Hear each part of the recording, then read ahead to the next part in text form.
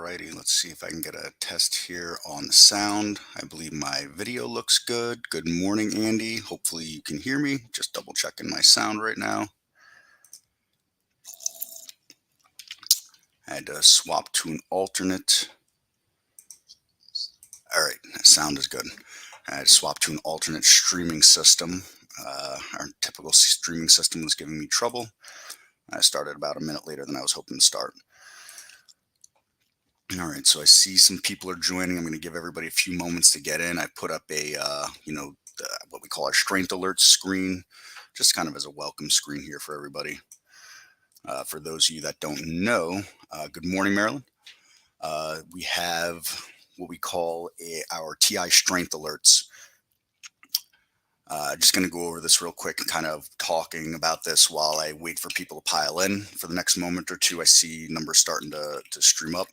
But our TI Strength Alerts is something that we came up with as an email product for people who, they don't want to sit in front of a computer all day. They're looking for just maybe a few actionable ideas. Welcome, Mark.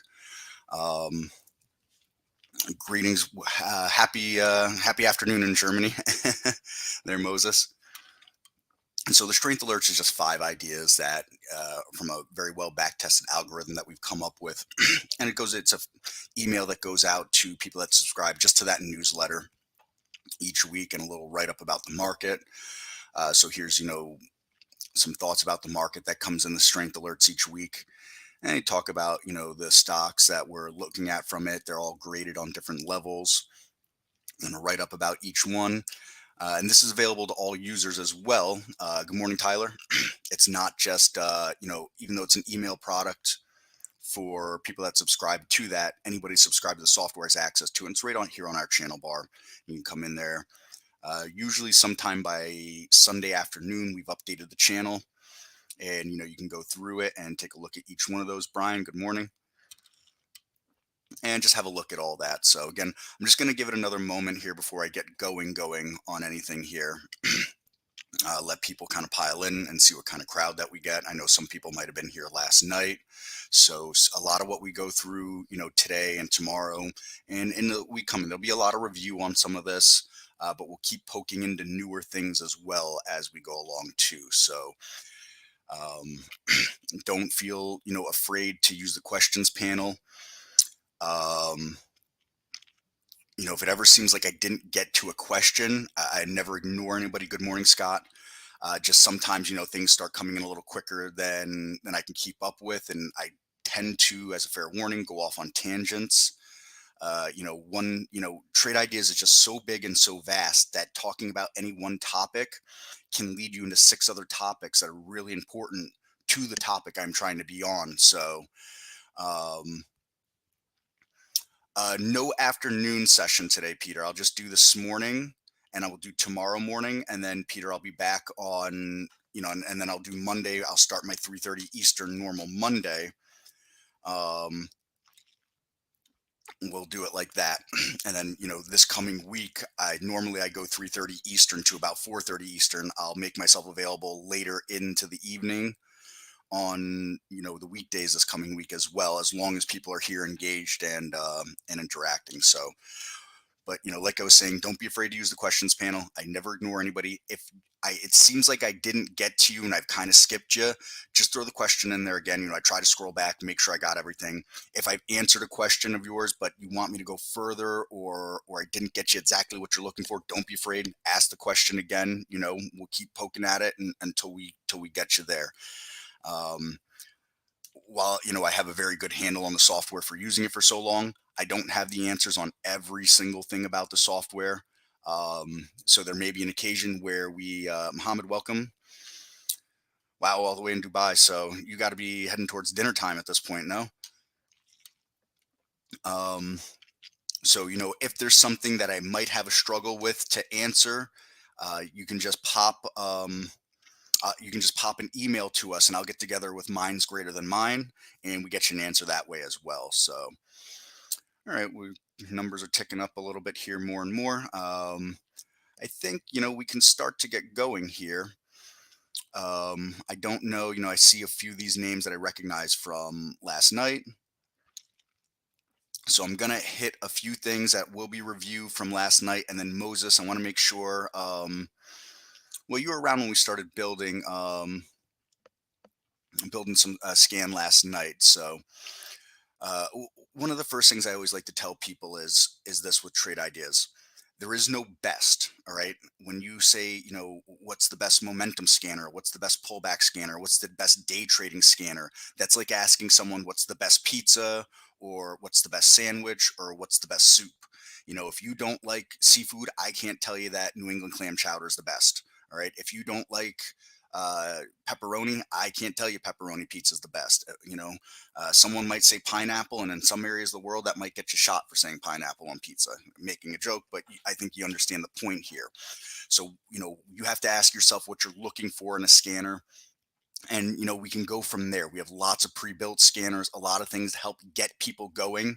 I think what people find most often is that they start with a lot of our channels, which are what we call layouts. A layout's a conglomerate of scans and charts.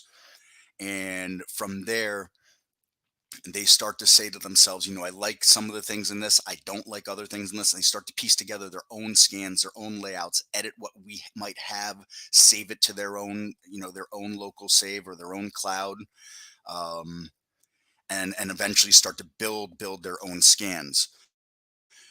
You're never going at it alone here. Good morning, DS. You're never going at it alone here with trade ideas. I make myself available at least 1 hour, normally during, outside of even test drive times, for an hour every day at 3:30 Eastern. At noon Eastern every day, we do a live Q&A as well. Same channel here, and we have a traders room. It's not a typical traders room, though. It's not a room where you've got someone that's the leader of the room telling people, we're buying the stock or we're doing this or anything like that. Barry, that runs the traders room, very professional. He'll never tell people what to buy, what to sell. Yusuf, happy. I guess same thing. You're moving into dinner right now, right? So thank you for joining. Thank you for joining. So, Barry, he shares a screen, he shares his scans, he talks about, what he's looking at and why he's looking at it, but he's never telling people what to buy or sell. He never tells you this is a signal, this is a sell signal, things like that. The idea behind our traders room is for traders to come together. And Tim, wow, all right, we're global right now. I'm feeling good about this. I like this. And so, the traders room is exactly what trade ideas is. Trade ideas. We're sharing ideas. I'm looking at this stock based on this scan. I'm looking at this stock based on this RSI. I'm looking at this stock on this pullback to this SMA. And people getting together and sharing those ideas with reason behind those ideas, not just people coming in and saying stock ABC, it's going to $100. Well, that's fine, but why is it going to $100? People come in and do things like that. Barry's gonna, ask you to stop, and you're gonna get the boot eventually. So you're never going at it alone here. During the test drive, Barry will be more available answering questions about the software specifically. As we move in and through the test drive, Barry does a lot more focus on trading and talking about trading and things like that. But again, he's never talking about what you're buying or selling or anything like that. So my point is, you're never going at it alone here with Trade Ideas. We're live in some capacity Monday through Friday. I'm doing these extra ones this weekend. I'll probably do some extra ones next weekend as well to really help you all get going. Um, and like I said, we're live all day. We've got our email that goes on all day. All right. This is the email anytime. Info at trade ideas.com.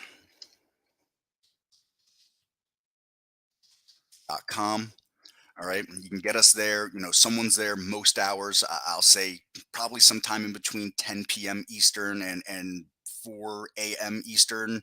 You might get a dead period there, but for the most part, one of us is going to be around answering emails there. On our homepage, all right, very important here. I want to bring over our homepage. On our homepage, it doesn't matter whether you're on whichever tab that you select here on any of these. At the bottom of every one of these pages, we have an orange questions and answers bubble. You're going to see it pop right back up again here. All right. Monday through Friday, 9 a.m. Eastern to 4:30 p.m. Eastern. All right. 9 a.m. Eastern, 4:30 p.m. Eastern. You can come here and click this and click ask. All right. And you're going to, whatever you want to put in here. All right. Your subject, what your email address is. All right. And you're going to start a live chat using this. Um, Good morning. And we have a live chat system. It'll drop you in and we can go do a back and forth in this live chat. Mike C, how are you? We have a live chat that we can go back and forth with you there as well. Okay, so there's a lot of ways to get at us all week long to have back and forths. The email, the live chat, the traders room. We have two different live Q&A sessions every single day as well that we're sharing our screens just like I'm doing now here on YouTube. All right. So with all those things, I think we've got an introductory moment here. We're about 11 past the hour, so let's get rolling with some stuff. So there is no one way to start off with trade ideas. Okay, everybody has different experience in the markets, different software experiences. All right. So what I like to generally do is the first thing I tell people is things live in trade ideas in a few different places. Okay. I'll go with the first place is within the software itself. All right. We have what we call our menu bar. All right. This menu bar here is where you're going to find a lot of the tools that we can use. All right. Get a drawing tool over here. All right. Up here, you'll have a snapshot of what the markets are doing, live during live market hours. All right. We have what we call in our idea surfing.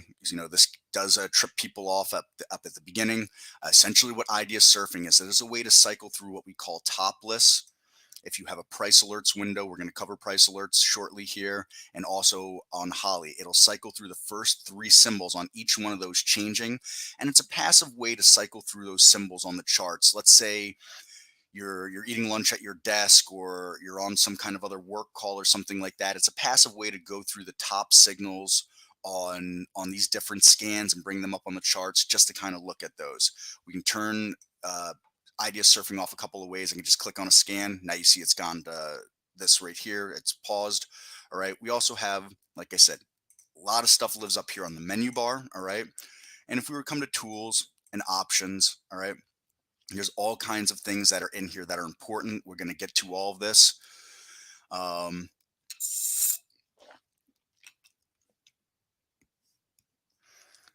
so, we can always turn idea surfing off in any of these here. We've got general, enable idea surfing. All right. As the week goes by, the days go by, don't be afraid to go through these tabs on your own. It's impossible. I could do this for 24 straight hours and not even cover half of what trade ideas can actually do and all the functions of it. So, my idea is to get you pointed in different directions and then let you go down rabbit holes. So, in this here, tools and options, you can go through each one of these things here and start to take a look at all those. Um, Something that I would really recommend to everybody to do is this. I always recommend everybody be on our latest beta build. Okay. I've always used our latest beta build since about 6 months in as my first time taking a subscription to Trade Ideas. I used Trade Ideas for years before I came to work for Trade Ideas. The beta build is always going to have our newest functions, our newest tech. Um, any updates that we're making, they're almost always very stable. Once in a while, someone might come into something where they click on a symbol in an alert and they get some kind of error. But generally speaking, it's super rare.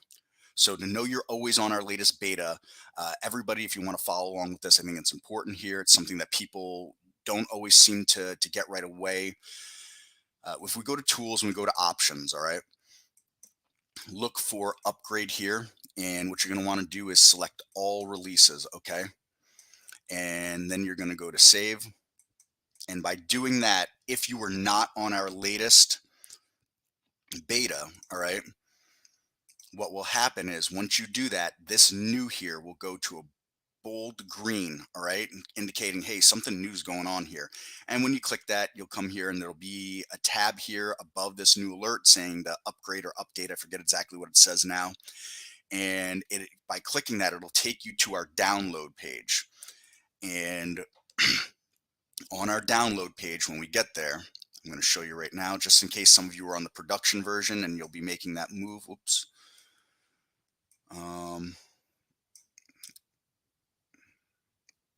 Here we go. When we get to the download page, it's important to understand that the beta lives below the production version, okay? So as we scroll down, the first thing we're going to come across is that we have the production version right here, all right? Release notes always come with every version. I really recommend going through them. Some will make no sense to you, like talking about Microsoft C++ and all these things like that. But some things may be important to you, like these different symbol entry features or different chart changes, different changes to our Brokerage Plus module where our simulator lives and our ability to connect directly to interactive brokers lives, things like that. So, and yes, this is being recorded. It'll be up on YouTube later once they do their rendering and processing of the video. So I also, I did this last night. There's a lot of, very beginner stuff from last night. You can always go back and look at that recording. Unfortunately, we don't, once recordings get to a certain length, it becomes harder for us to chop them up. So the recording from yesterday is 11 plus hours. It starts with Barry early in the morning, then moves on to me in the afternoon. But, you're welcome to, fast forward through stuff. I did some very, very basic stuff that you might find useful in going through that recording. I see that it's up there now. So as I continue to scroll down here, we're going past the production version. Then we find our beta, our public beta, and you can download that. Again, I recommend being on that. Moving forward, our release notes will look a lot more aesthetic to read.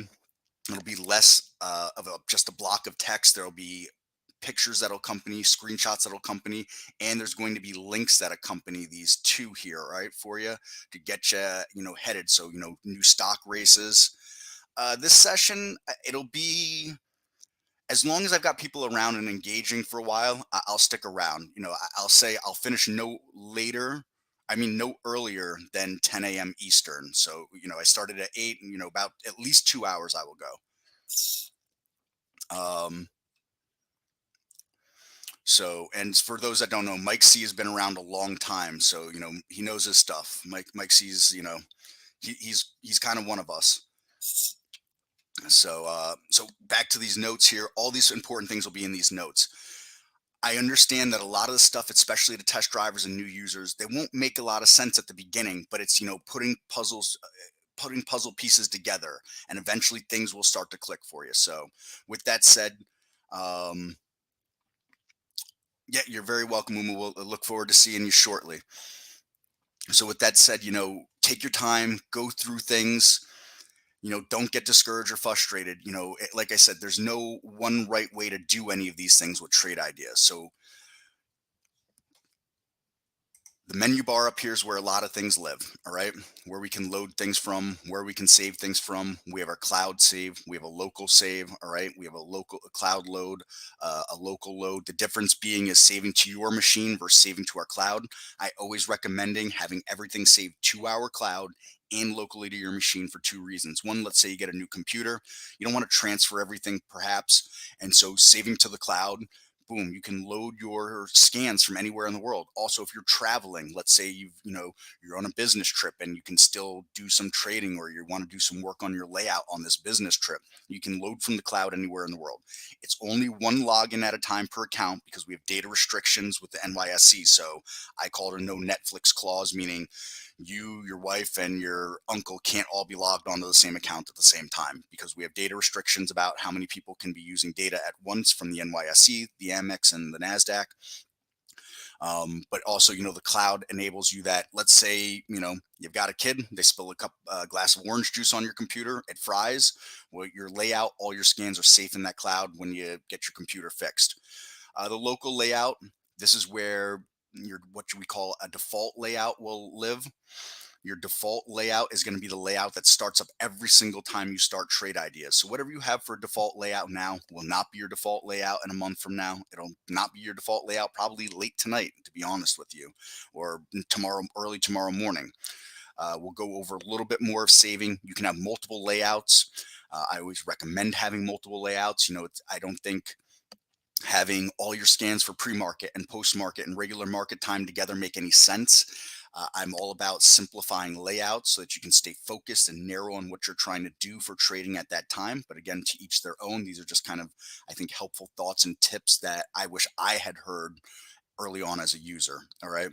As we go along the menu bar, we want to create a new chart or a new top list, a new alert window. All right. And these are all different types of ways to scan. We're going to go over what all these things mean, but anything new that you want to create exists within this new tab that's right here.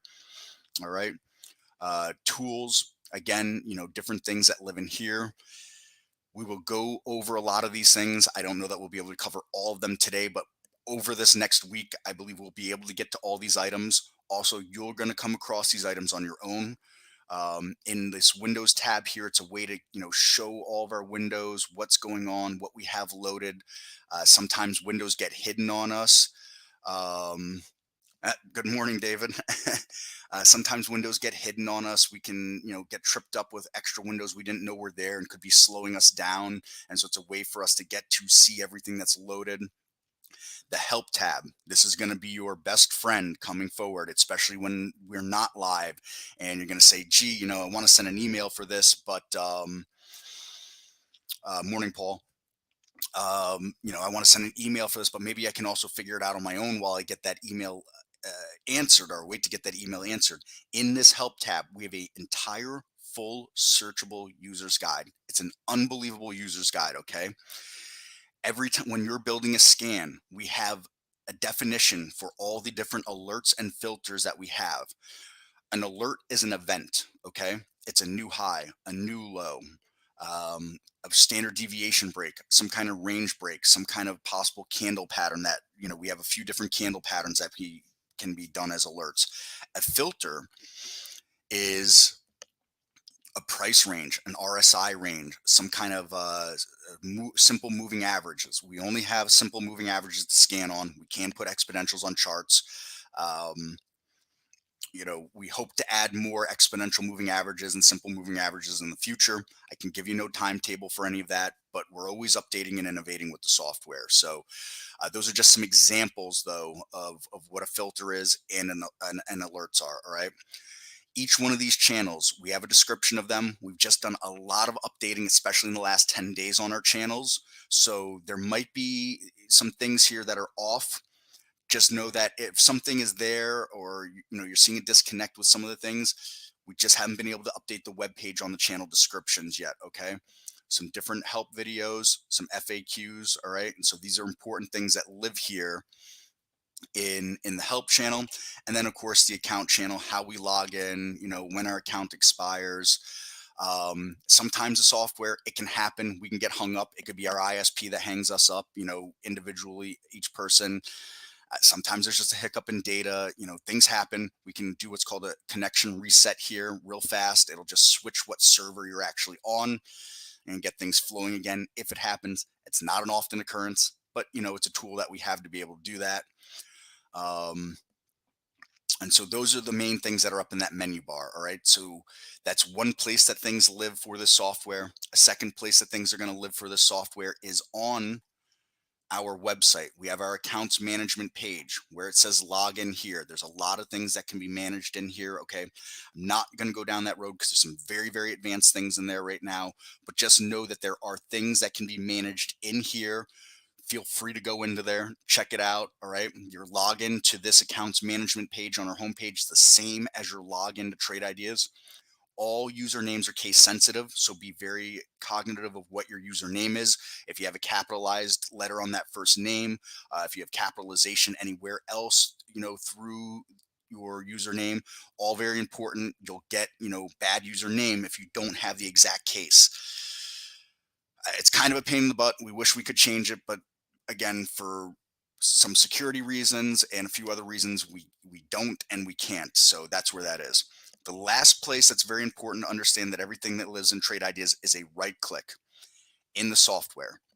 Everything in our software is a right click, whether you're on a chart here. All right, we right click, we're going to get all these different items, and not all of it's going to be intuitive right away, but eventually as you go forward, you're going to understand these things. All right, what they are, what they mean. As you go through each one of these, there's subsections in a lot of these. All right, but a right click gets you all these different options. So for example, on a chart, how do I change time frame? A right click. time frame. If we're on an intraday chart, how do I add pre or post market or take it away? It's right in here. All these things live within here. All right. Um,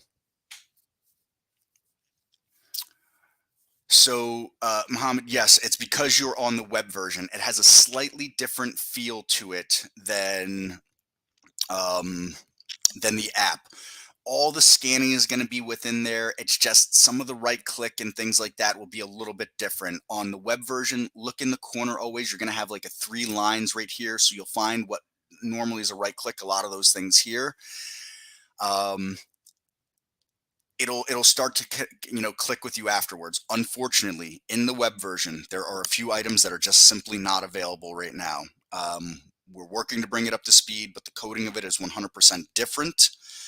Um, the stock market works on PC technology essentially, and that's where we put all of our eggs into that basket at the beginning of all this. And we're working to bring the web version up to speed, but for now it does lag behind on some things. We're aware. We're trying to do what we can to get it up to speed. And again, as far as development things, I can never give any timetables or anything like that.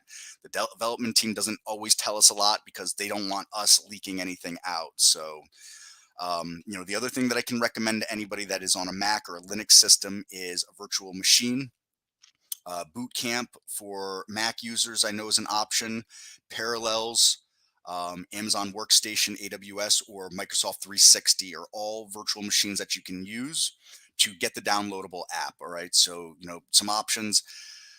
Parallels is a one-time purchase. AWS, is a subscription-based. Microsoft 360, I'm not sure. I think it comes with some Microsoft subscriptions. It doesn't with other ones. So you can check with those. So um, I those are the things that I can offer on the web. So again, back to a right click again on charts, all right here. We can save individual charts to the cloud. We can save them locally, and then we can save them as a default. And everything that I'm talking about here for saving applies to a chart, a scan, what we call boot camp. I think some new Macs unfortunately don't come with it, but boot camp used to come with some Macs anyways, and it's a way to run a virtual machine on your Mac. But what will happen is you can only be in the Windows environment, and that's it, from my understanding. I'm not a Mac guy, so I don't have all the details of it. I'm kind of parroting things that I've been taught from some different Mac people over the years. But I know that what's called boot camp did exist with some Macs, so I don't know, which version you're on, or what system. So back to this save here. Again, I highly recommend saving every individual thing to the cloud, and then saving total layouts. Again, we're going to go over this stuff. There's going to be a lot of back and forth and repeats on these things. And I know everybody wants to get right to building scans, right to building layouts, but I think having the basics under your belt will really help you leap forward when you're working on the software on your own. All right. No. Don't be sorry about the questions. Never be sorry about the questions, please. I can't answer the questions that aren't asked, is what I always like to say. So now this save as default is a little different. All right. Whenever we're building, we open a new chart, a new single stock window, a new scan, whether it's our scans are called top lists and alert windows. Those are the basic scans that we have. All right. They have a default that they open to. So by saving as a default, that's what it'll always look like when you open a new one. So for example, if I open a new chart, I have a default chart right now. So if I go new and I go chart window, all right, I have a saved default chart, what it looks like this. And I can always change that. So let's just say, every chart I want to open, I want it to be different. I can come in here and right click and go to indicators, and I can add indicators here. All right. And then once you've added an indicator, you can edit it here. You can edit the colors, what area the chart is, you save that.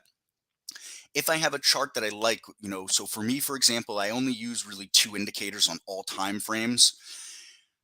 I have a default chart that's saved with those 2 indicators that I can always use, and as I load a new chart, if I want a new chart, boom, it's there like that. And all I have to do if I want to change the time frame of the chart is a right click again, and time frame's really easy to change 1, 2, 3, and I don't have to continuously edit indicators. So that's what saving as a default means. All right. The same is going to work for if I go new and I go alert window, all right, I have this saved so that every time I open an alert window, it opens just like this. I've named it so it always says new alert. All right. I have specific columns of data that will show every time I open a new alert window. I have my window specific filters are set so it's only these columns that are here that start off as filters. Again, filters are, a price range, a relative volume range. These are just some examples, all right? And I have it set that crossed above resistance is the alert or the event. And this is how my default alert window will look like. And how I did that is I set it up just like this, all right? I pressed OK. And these are things that are going to become more intuitive, but I want you to understand that you can set these things up so now every time I start an alert window, that's what it looks like. All right, and I did that by setting it up in that configure window, and then I saved it as default just like that. All right, and again, everything in Trade Ideas is a right click, so if I ever want to come back into that alert window and change anything, it's a right click and configure. I can find history here. All right, I can have it linked in different groupings of colors. All right, I can clear things out. I can duplicate it. So these are all things that are kind of basic early setup things that I wish I had known. The same is going to go if we come to new and we come to top list. Now top list is a different set of scanning here. We're only working with filters in top list. There are no alert. There is no event. So I want to get into the details now of the difference between a top list and alert window. Okay. So I'm going to have both kind of live here and hang out. I'm going to bring up a new one of each one. All right. And so they both scan, but in different ways. They should always have a T to indicate top list and an A to indicate alert list here or alert window. If you don't see that, that means you have what's called small borders enabled. If we right click and we come to properties on any scan, we can see small borders. If it's checked, all right, we'll lose that A here. All right. If it's unchecked, we'll come back to properties and I'll uncheck it. The A comes back. All right. So just if you ever see it and you're like, gee, what is this? All right. That's how we find that. Does your support and resistance lines we draw move during time zone changes? No, the support and resistance lines that I've drawn stay exactly the way they are, and they'll carry through every time frame on a chart, just how it is. So if I switch anything out, um, let's see if I right click and I come to time frame and I go to 15 minutes, I don't know that's going to be there because of the chart, how far above it is that those lines, but yeah. Maybe on a 60-minute chart I can show you. It's just I'm living so far above those lines. So there you can see them on the 60-minute chart there. And if I scroll in and out, those lines don't move. Those lines are right at the prices I decided them to be at. So but back to this here, the difference between alert windows and top lists. An alert window works in two functions. If we right click and we come to configure, we have an alert or event. So we have selected alerts. I generally speaking recommend only having one alert selected per window, two at max. Okay. The reason why is alerts act independent of each other, but they work codependent of the window specific filters, okay, of your filters of the scan. So the way an alert window works, I see your question, Moses, I'm gonna jump on in a second. The way the alert works is this: it's a time, it's an event saying this event happened. All right. And if we come to search, this is where we can find everything for building a scan. In alert windows, we have all these that look like this. These icons, single ones like this, are all single event alerts. Every one of these, and we can go through each one. You can go through each one, and you may get tripped up and say, what the heck does running down now mean? Or what does running down confirmed mean? We can click on any one of these and then we can right click and go to help. All right. And it's going to give us this page here and it's going to take us right to this definition sets. All right. If there's something you don't understand, that email address, you're going to, what was the first option? Fireback. What do you mean first option again? Oh, sorry, I got to that first option. We were talking about boot camp. All right. If there's something you don't understand in any of these here for these definitions, shoot us an email. We'll dive down further for you. All right. And this again, these things all live in our help in the help tab that's up here. Okay. You can also click here, and instead of just right clicking to get help, you can go help right here. You can right click and add it to your scan. You can also just click on it and add it to your scan here. All right. So these are all alerts or events, the first part of a building an alert window. The second item, again, is our filters. So these filters are indicated by the minimum icon and the maximum icon because we give filters values. Okay. And you can go through here and there's all kinds of different volume and RSI, average daily volumes, ranges, today's range, true range, position and range, consecutive candle filters. We have some filters based on NASDAQ, Dow, and S&P changes. We have different pivot filters. We have different distances from different VWAPs. We have up to a 5-day anchored VWAP here. If you want the VWAP to be at a specific price, we have these different prices for these VWAPs, okay? That you can enter the price, different change from different periods, close and open, change from previous days, change in 5 days, 10 days, 20 days. Do we have every single thing that you're going to look for? Probably not. But there's a lot here. And believe me, there's enough to build so many different types of scans. All right. There are so many rabbit holes to go down here. You're going to have your highs and lows on building scans, getting, really excited about building something and then, not having the one thing you might want.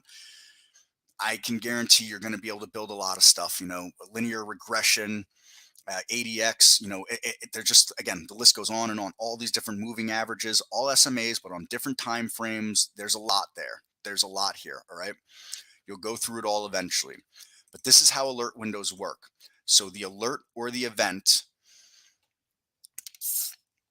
All right, if you can't get into the platform, send me an email here and say I'm in the live stream and I'm having trouble getting into the platform, and I can back look, or someone else will be able to back look who's watching over the emails. info@trade-ideas.com.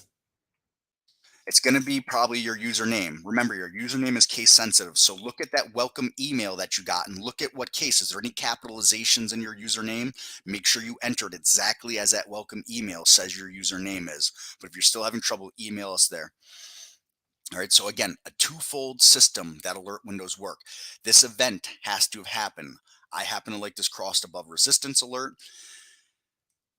Some alerts have kind of a filter attached to them. So this hours of trading for this crossed above resistance means how far back is the algorithm going to look for crossed above resistance. So what it's doing is, if I have no hours of trading put in there, the algorithm's just going to look back as far as it takes to figure out an area where price was, magneted towards a lot. So perhaps, on this, if this stock was meeting the criteria of the cross above resistance, it might be kind of looking at this price range right here, because we can see it's messing around in this range and then now it's breaking and crossing above that resistance. All right. But if I put a time frame in there, it might want to look back X amount of hours on that time frame. Okay. Again, these things, if we come back into the search and we come to cross above resistance, and I want more explanation, I can click help. It's going to bring me here again to this page. All right, it's going to give me this definition of what's going on here. Then there's a second place when it comes to the alert filter section. The alert filter section again is this right here. Many alerts have these, it's going to be hours of trading or days, things like that. We're going to scroll down here past all the definitions of the alerts themselves, and we're going to get the alert specific filters. Again, that's what this field is here, and it's going to give you a description of what these fields mean and how they affect the scan when you put the different values into those. Okay, and so that's essentially how this twofold system of alert windows work. And again, there's a lot here. You can start to go through these things. One other example, eventually we'll get to these filters here, as we scroll down. If you click something specific, it'll take you to that part of the web page. All right. Again, something I like to show that I think is important here, because new high happens to be, I think, one of the more popular alerts. So if we were to add that alert here, all right, and I were to put a 365 here, that means I'm looking at a new 52-week high, basically, okay?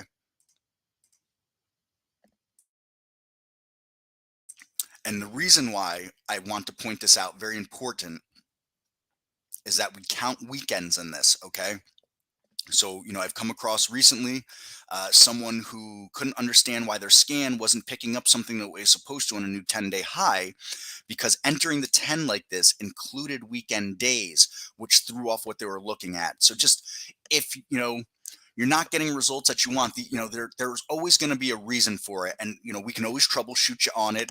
But these friendly tips, I think, might go a long way to save you waiting for an email response, perhaps. So again, this is how an alert window works. So we have the alert or the event, whichever that uh, you know, I'm going through all the features of the software, starting with the most basic stuff. And over the next couple of weeks, we'll go through everything. Um, we do live sessions every single day, basically, at least for the this 2-week period. We will. Generally speaking, if you happen to become a subscriber, we have live sessions. Even if you're not a subscriber, you can come to our live sessions Monday through Friday that happen multiple times a day. But I'm kind of walking through everybody through some basic stuff so that when we're not live, you've got tools to go forward with. Um, with the entire software, because some people are going to take subscriptions and they're only going to use the standard subscription. Some people are going to use premium. So on everybody that takes the software, we offer everybody the premium to start with here on the test drive.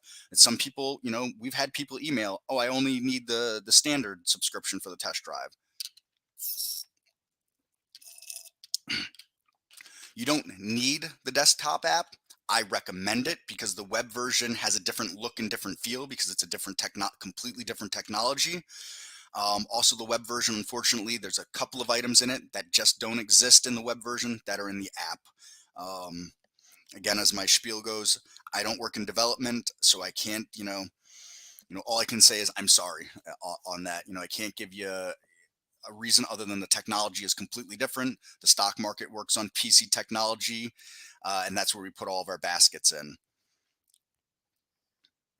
That is correct, DS. The days on the new high will include weekends, non-trading days. So again, the end function of the alert window here is a twofold system. These filters must all be met, whatever we put in here. If we put a price range, for example, $8 to $100 for a price range, right? And we know that that's our price range because we can click the show me function in the middle, show me stocks with the prices between these prices, okay? And we can do this with any of these filters here. So for example, just a quick, building something out really fast. So if we had built this scan and we said we were looking at stocks between this price range, they have this relative volume ratio, and they've traded at least this many shares per day, because look, we have a minimum, maximum column. Here's what the filter is, and here's the units the filter works in, okay? It's a twofold system. These filters must be met at the same time this event is happening. And then what we will get is this. We will get a time-stamped alert here. If we come to history, let's go to last trading day. And this says at this exact second here, 7:51 and 18 seconds on the 11th of February, 2022, my local time, this stock met that scan's criteria. All right. And that's how an alert window works. And then it'll tell you at that exact second what the metrics are that you're displaying in your columns. And you can add columns, you can take them away. Again, all a right click, all in the configure here. All right. This is the columns that are selected. You can always add certain columns here from here. If you don't see a column that you want in this section, if we come back to the search, we scroll down to the filters, we can always show that column by selecting it, okay? And that's how an alert window works, all right? Top list is a little different. If we right click and come into the top list configure, there's no alert here. That's just filters. If we search, all we have is filters. And a top list is going to cycle back and forth to the server every 30 seconds and give us every stock that meets the criteria of that scan. And that's it. It's just going to, as long as the filters are met, you're getting that stock. There are some other items here in the top list that work a little different. We have a sort. So essentially, it's going to sort the items coming in a certain order. So for example, if we were using change from close as a sort, we have it that the biggest change from close is on the top, okay? So that's our server sort. We have the view sort, so you can see how this is indented, all right? So it will have these sorted based on that view order, and we can change that by just double clicking, all right? Where can I use Barry's scanners? Yes, Barry's homepage. I'll drop Barry's homepage in there. Use the cloud to do that. And these are some stuff I'll go over in more detail later, but I'll give you that for now, and you're welcome to take a look there. That's Barry's homepage. Scroll around in there, you're going to find his scans. All right, so those are the basics of the two main scanners that we have. All right, everything is a right click. All right, now I want to go over our single stock window real quick. For those of you that may have been a baseball card collector or Magic the Gathering or basketball or Star Wars cards or Pokemon or whatever's out there, all right? I equate the single stock window to the stats that are on any of those kinds of cards. Again, a right click, everything is in here, brings us to configure. We can add any of these filters as data to look at in the single stock window. And so a single stock window updates, it has about a 8-second refresh or so. So every 8 seconds, it updates itself with what's going on live here. So how many shares were traded. We have a relative volume here, what the change is from the previous day. All right. And then down here are all the filters we can add or get rid of. All right. So these are all the things that we can look at. We can have, we can look at what the float is, what a short float is, when the earnings date is, a current debt. And so, some of these things we may be interested in, some we won't. With a right click again, we can configure, we can search, we can add things. We click on it. Show column means that it'll now be part of it. When we come to columns, the selected side is what we are displaying. If we ever want to remove something, we click on it, we move it left to right, and now it's back off the display. And then our column order is how these things will live here. Please understand that depending on the size of your window, real estate is limited. So don't try to have 100 items in here and have that window completely squashed. It won't work like that. Try to be realistic and practical. Everything has limitations, all right? You can change the orders of the columns. You want something left to right, so on and so forth. And again, how big or how small you have this is going to make the difference in how these columns look and are displayed. Again, you can start to go through things that you want to look at today might not be what you want to look at for data, in the coming days. But again, my point being here, everything is a right click. We come to configure all these things. All of what I'm saying, is going to be recorded. It'll be up, I don't know, later today or tomorrow. So you can always come back through all of this again. Also, again, help user guide. All right. Use this user guide here. I haven't really gone over the user guide. We're going to jump into it real fast here, and then I'm going to start to get to some questions, okay? And then we'll circle back to some basics again. In this user guide, you can use that arrow or we can scroll down. We have sections for everything. A window, alert window, T, top list. M is a multi-window. A multi-window we didn't really go over, but essentially you can take, let's say you have 3 or 4 alert windows. You like those 3 or 4 alert windows, but you have limited screen space. You can put those 3 or 4 alert windows all into this M window, and they'll live together to save you space. There is no multi option for the top list. There's a few reasons for it, but the biggest one is because of a server refresh. There's no way to isolate that server refresh like that. The S window is your single stock window, okay? Our charts, price alert windows. We'll get to those eventually too. Those that want sound alerts, all right? Indicators, how to create a watch list, one-click trading, all these different things. There's a guide on Holly here, all right? Our Brokerage Plus module where our simulator lives, how to connect to IB, how to connect to E-Trade, all right? All this stuff lives. There's sections on all of this. If you're having trouble figuring out any of this stuff, you can click on full table of contents, all right? and we have a search function right here, and you can start to plug in whatever you want to search for in here, and it's going to take you to whatever relates to what you just typed in. So for example, if I was looking for what we call our Market Explorer, this is getting into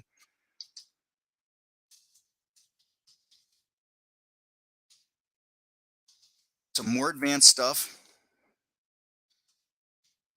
We can come in here and here's the results, and you can figure out these different items that are in here and go through all these things. All right. I want to try to stay as much focused as I can, because I could do, like I said, I could do this for 24 straight hours and you still will have less than half of what Trade Ideas has in it in 24 straight hours. So having gone through that, I see some questions that have come in, and I'm going to start to get into some of these questions. So let's jump back. I know that um, okay, I see Stephanie's getting into some of these here. So Stephanie will be replying to, I see Peter here is having trouble getting in. If you're in the live stream, Stephanie's looking at that right now. She'll probably be taking care of you in a moment. All right, so, and T055, we're going to call you. Let me know if you still having trouble getting into the platform, because I'm not sure if that was your email or someone else's. All right, now I know, let's see.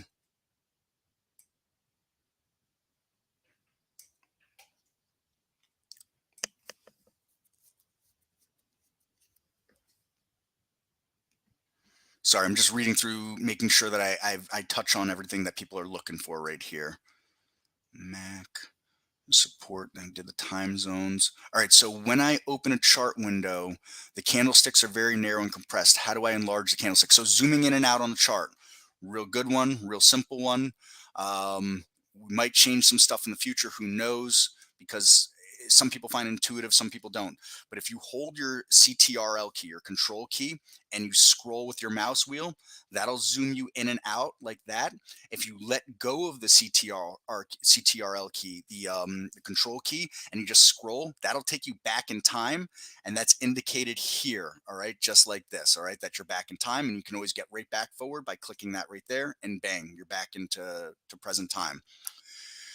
I know that a lot of people want to just go back to a specific date. It's not great to scroll back like this, and it can take a long time to get back to where you're going. We recognize that. We know that we're doing an incredible amount of work on our charts. That will probably be something that comes at some point. Will it come next week? Probably not. Will it come in a year from now? I hope before that. But I just want to show you a few things with charts really fast. If we right click and we come to chart style, we just added all of this stuff here. We never had this before until about a week ago. We now have the traditional candlestick that we've always had. We now have a line chart. We now have bar charts. We now have area charts.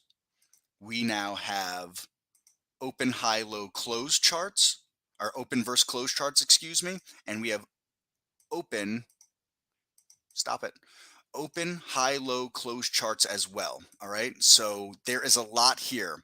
You can customize the colors of your charts now, the gradient, the background, the watermark, all this stuff is in here. And again, every bit of this is in that user's guide for you. Okay. So this is all stuff that was just added. All right. Our Market Explorer was just added. The real-time stock races was just added. Last summer, we added our docked windows feature so we can put things in container windows. Our dev team has been reorganized. We've brought in a lot of new people. It took a little bit to get the ball rolling on a few things. We had maybe a couple of stale years on some stuff. There's a lot coming. We get probably a few hundred feature requests a week. We cannot obviously be everything to everybody. We mark every feature request that comes in. It gets archived and graded and grouped together. So please understand, we're looking, we see things. All right. So that was to help you there, Moses, with the charts, and just to go off a little bit on that. We talked about that. We talked about the web version. We talked about the new high thing again. I gave you Barry's link. We can go over that a little bit later.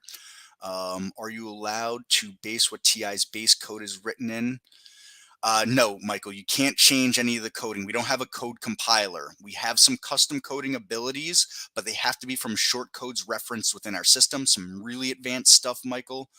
I'm going to give you a couple of things real fast here. Hold on. Um,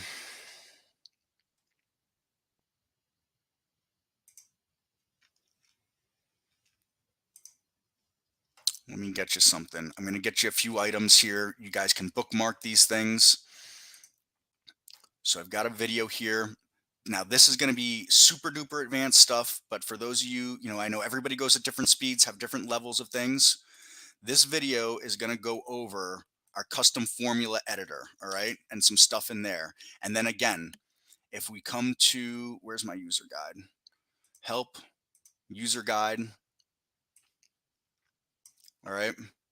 For anybody that wants to get into some of this stuff, all right, I'm not going to go down this lane other than this here because this is super advanced stuff on the software. Actually, let me check first before I do this if we have a section on it. Custom, custom, custom, custom.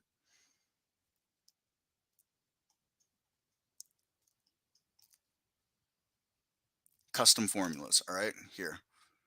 It's right here. I'm going to copy that link address and give it to you. It goes with that video that's there.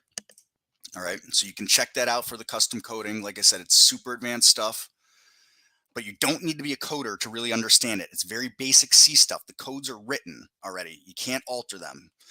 Do my criterias and indicators in Python. She's already done, so that's a lot of time. Is it a matter of assembling? Yeah, it's just a matter of assembling exactly K2. It's just figuring out what we have within here and putting it together. Last evening, you saved a layout to the cloud and created a URL. How can we find that?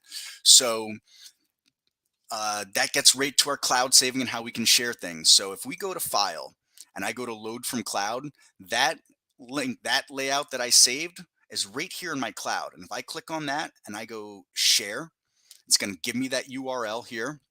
I can copy that URL and I'm going to paste that URL here. All right. And now if you click that URL that's down there, all right, what will happen is you'll get a web page, all right, that's going to look like, let me get down here and click it so I can display this. And just so you all understand, I'm moving, I'm moving down that line of questions that had come before. So you're going to get a web page that looks like this when you click that URL, all right? And the type of window that this is, it's an entire layout. Remember, we can only have one layout at a time. So if you have a layout open and you go to open another layout, it'll close everything you're doing. So make sure you don't load another layout unless you're ready to move away from the layout you're on. We can see the window count is 9. We can see the name of its test drive layout 1, we called it. Now we take this URL, we'll copy that URL, all right? We can get rid of that page now and we can go File, Load from Cloud, and that URL should be pasted here for you already. In the event it's not, simply paste it there. And if we click Load, that's going to bring up this layout right here that I created last night in that tutorial that I was doing similar to what we were doing last night with everybody, right? And there it is. That's that layout that I created there. All right. Let me scroll back up and keep getting through these questions. So last thing, thank you. Just to clarify, filters like changing days, position days also include, no, your filters will not include those days. All right. So a position and 5-day range DS for a filter will not include the weekends, only the alert, only the filters based on the alert. Like I showed you in that selected alerts tab there, the Windows specific filters, those will have nothing to do with weekends. And that only looks at actual trading days. All right. DS. Does alert window scan the entire market? Is it possible to run alerts against specific lists of symbols? Yes, Matt. So here we have an alert window, this A window. If I right click and come into configure, here's all the markets we scan. So if we come to exchanges, we've got the New York Stock Exchange, the NYSE ARCA, the Amex, the NASDAQ. We have pink sheets, OTCQB, OTCQX, the BATS, The small exchange, all right, if you don't know what these items are, do a Google search. You'll get them returned to you right away. No worries on that. All right. You've got the Toronto Stock Exchange, you've got the Toronto Ventures, and you have the indices. Okay. And so you can choose what you want to scan here. And those are all the markets we scan. So if it's a stock in New York Stock Exchange, if it's a stock that's in the US equities market, we've got the info right there. To answer your question about scanning for specific lists, yes. I'm going to give you a video. You're going to open this video and then you're going to um, bookmark it and you're going to look at that later. Or you can, you could leave now and look at it too if you want. I'll leave that up to you. Sorry, let me grab this video, but it's a video that I did on doing a symbol list to create an ETF sector watch list. All right, so we're going to right click. We're going to copy link address here, and I'm going to drop this video. And this is for anybody that wants this. All right. But essentially what we do here in this video, what I do in this video is I come to the tools function and I come to symbols lists. All right. And I can create a list of symbols here. Let me widen this out a little bit. All right. So I can go create a new list and I can give it a name and I can call it, watch list 1, for example, and I'll press OK. And now I can come into this list and I can start putting symbols in here. Okay. All right. And once I'm done, I press OK. All right. And then whenever you edit anything in symbols list, go ahead and click refresh from server just to make sure they refresh right away. And we get out of here. All right. And if I right click a scan and I come to the configure and I come to symbols list, we can see here there's a drop down menu on the left and we can go, we're looking at all symbols. Or we can do it to the following list. We're only looking at the following lists, or we can exclude a list, or I can telescan to even look at a single symbol also. So the way it works is twofold with these drop downs. So I would add a list and I can go to watch list 1 that I just created, right? And I click that and now we see it populated here. And I can put check marks in what lists I want to follow if I want only the following list. So now my scan will only look at the stocks that I told it to on top of the filters and the alert set that I said to tell it to look at too. So I actually utilize this in a lot of my personal trading. All right. So that's there for you as well, like that. Again, in that video, I go over linking it to a top list, but we just did it in an alert window here, but it all applies. It's the same concept across the board here. So we did that. How to go to user guide link. Again, to get to the user guide, we can go to help, user guide. Also, a very underutilized page that we have on Trade Ideas. And we bring over on our home pages here, or our sets of home pages, our education page. Click on this education page, okay? Scroll down. User guide is right there. Scroll down. We've got this quick 20 lessons in here, right? It's just very short videos, point and click videos. There's no sound in them. Some people find them useful. Some people don't. Just give it a quick look, if nothing else, all right? When you've got time. This here will get you to where we are right now in our YouTube channel live, all right? For those of you that don't know, every Monday through Friday market day, I do this during our regular times aside from test drive. I go an hour each day. You don't even have to be a subscriber. If you decide I like Trade Ideas, but I need some more training and I don't want to spend any money on it yet, awesome. I totally get that. That's how I did it for a long time before I became a subscriber. Go here. Come to my live sessions at 3:30 Eastern. Hang out with us. We also do the same kind of thing at noon Eastern every day. Come and hang out with us. Watch, observe, ask some questions. It's free. You don't need anything. All you need is an internet connection and YouTube access. That's it. All right. All this stuff is on our education page. All right. The trading room with Barry. So our trading room is broadcast from 2 sides. Barry has a more kind of inclusive room, plus he's doing the live stream at noon. He gives up the live stream for an hour on the YouTube side while he takes a break, okay? And then he comes back at 1, and then he gives me the live stream on YouTube at noon, excuse me, at 3:30 Eastern, and he closes the official other part of the trading room, all right? Again, this free trading room is free to anybody. If you decide, again, I like trade ideas, not for me yet. I need to do some more research and more work. Hang out in the trading room. It's free, all right? The reason why these things are free is we know what we have for a product. We know that if you really want to learn trading, you really want the best tools, you're going to come back to us. We know this, all right? We have weekly webinars, so they happen, every other week. It's Monday and Wednesday for a webinar, all right? And then the next week will be Tuesday and Thursday for a webinar. These webinars, I knew nothing about trading 5 years ago. These webinars and the traders room is where I learned everything. I'm a career restaurant person. I worked my entire life as a bartender and a waiter. I did odd construction jobs. It took me a few years to really get a handle of trading and everything like that, but I kept at it. I kept at these webinars. I kept at the trading room. All right, sign up. Come to these webinars when you can. Every one of these webinars is recorded. They're all put on our YouTube channel. We've got all kinds of educational videos. And if you don't even know what a stock is, Michael Noss did a back to basics where he taught his wife how to trade stocks from literally what is a stock. Come watch the back to basics. All this here, free, costs you not a thing. Some different trading books that we wrote, all right? All there for you. So that was, kind of going back on the how to get to the user guide question. All that stuff is here for you. Please, please, we're giving you, understand that this is a marathon, not a race to get into all these things. What is the quickest refresh rate for top list? Right now it's 30 seconds. There's no editing that. You can't make it 45 seconds. You can't make it 25 seconds. 30 seconds is it. There may or may not be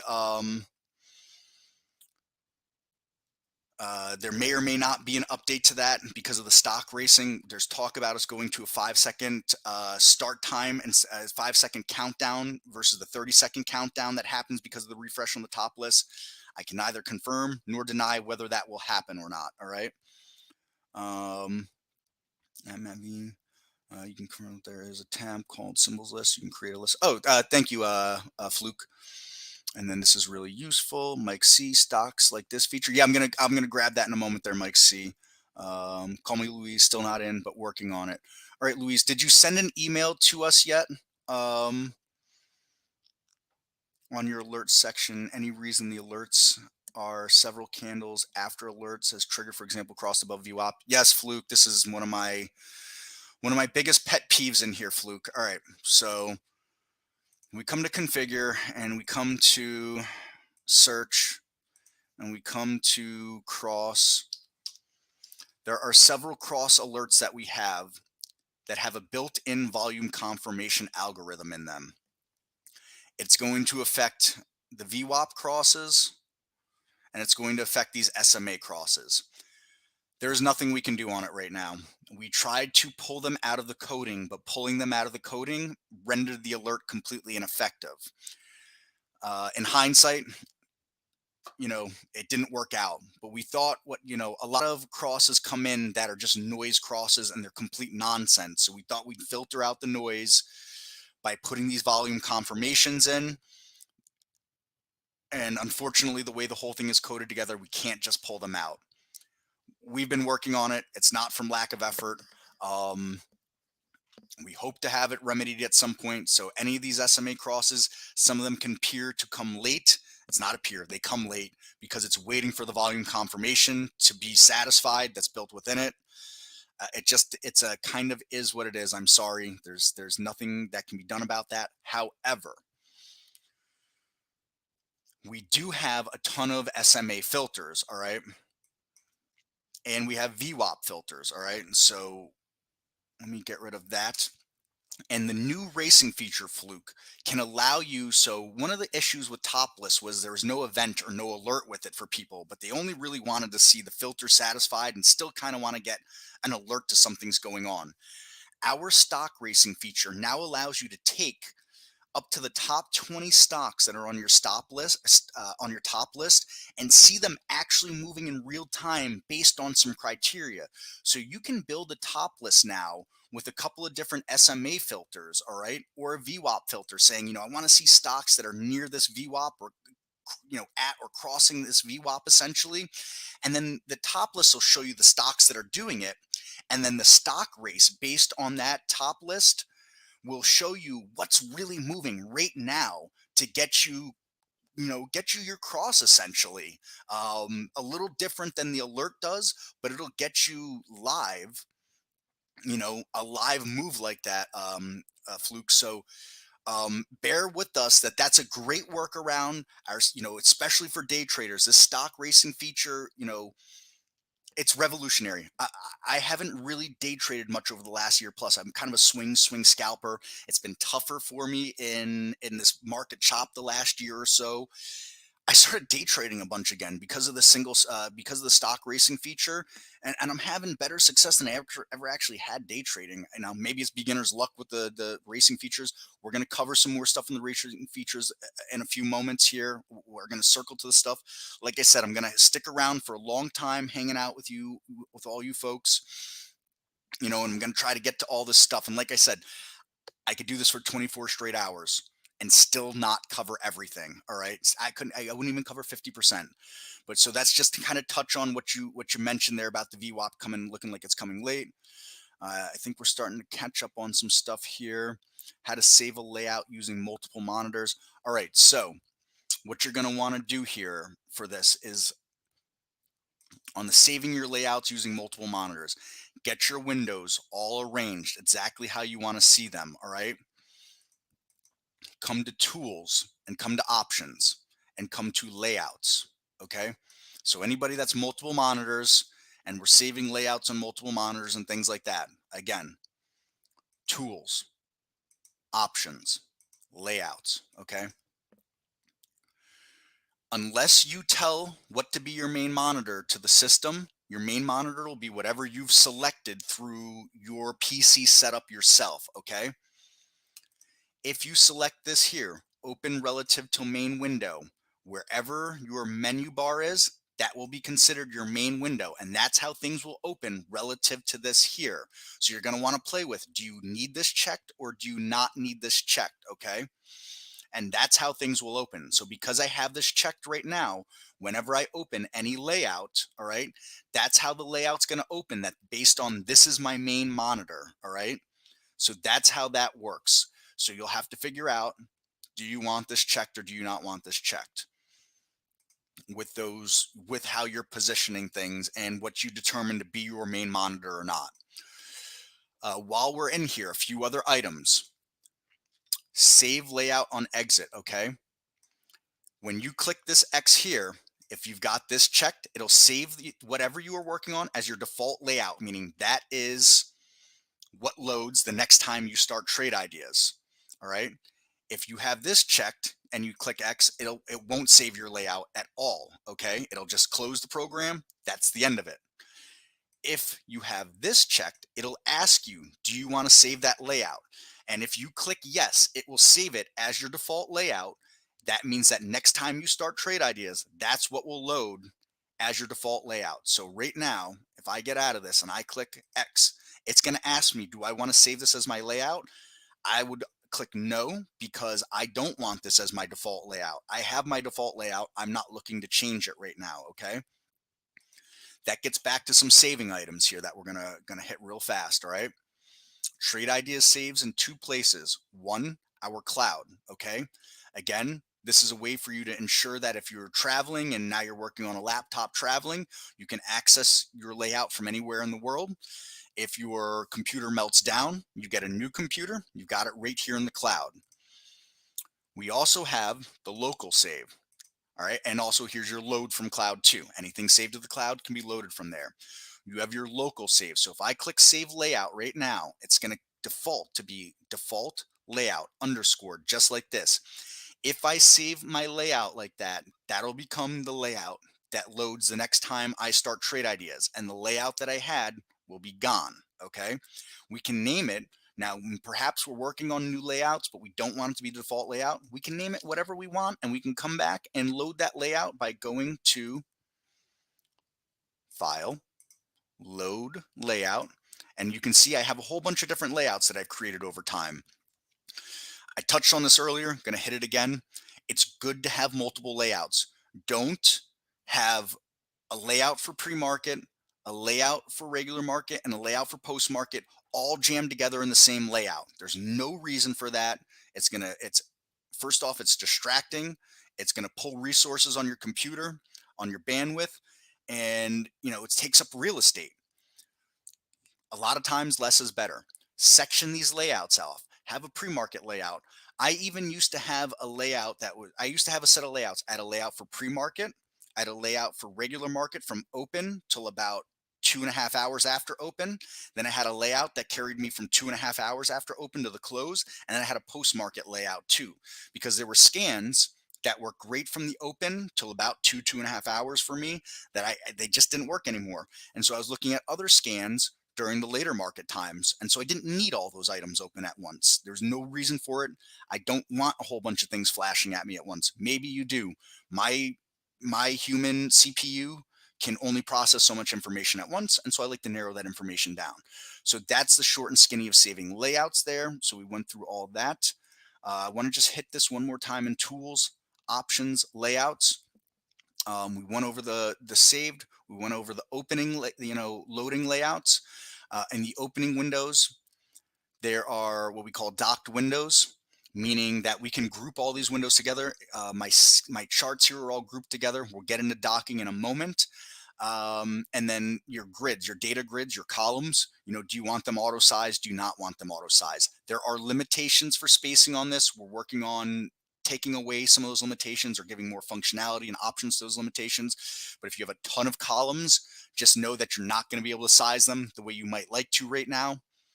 In an upcoming version that's going to be released soon of the software, we will be able to make some swaps like that. Okay. So that just kind of covers all that in there. That goes with the saving. I don't have a user guide under the help menu. That means you're on an old version of the software. You need to update your version of the software. This is what I want you to do. Two things. Again, we did this right at the beginning, but I want everybody, if that hasn't done it or didn't see it, I want people to go to tools. Everybody should always be on our latest beta version. There's no reason to not be on our latest beta version. Go to tools, go to options. I want you to go to upgrade. I want everybody to check all releases. All right, select that. And you're going to press save. Okay. And when you do that, if you are not on our latest beta version, all right, this new is going to go green, bold. And up here, when you click it, there's going to be update or upgrade to our latest version or something like that. And that's going to take you to our download page. All right. On our download page, the first thing that happens is you're going to come across the production version. All right. Right there. And then there's notes on it. Please always read the notes on everything, production and beta. But you're going to scroll past this production version and you're going to come all the way down here to download the newest public beta. All right. The 6.3 is out. Yes, even better for everybody. So this just came out, folks. So perhaps people that were with me when we started this a little over an hour ago are only on 5.5.60. Please go right ahead and update to 5.5.63 whenever you're ready. All right. You don't have to do it this second if you don't want to, but please update to this. Okay. And then you're going to download it. You're going to install it. You don't need to uninstall your previous version. It'll install right over it. Okay. And everything that's changed since 5.5.32, the production version, is right here in these notes with visualizations, links to the changes, all kinds of visualizations, talking about all these chart things that we just added that you're all going to have access to now. All right. Performance monitor, some important stuff like this. About docked windows, all these different things like this are all going to be right in here for you on this. All right. So that's why you don't have the help guide there. All right. And that's why you need to go to, you need to update. And also, it is on our education page on our homepage, the user's guide as well. All right. Let me get rid of that. I'm trying to get through all these questions and I'm going to have to take a quick break here. I'm going to put myself on mute for a moment as I pile through the rest of these questions.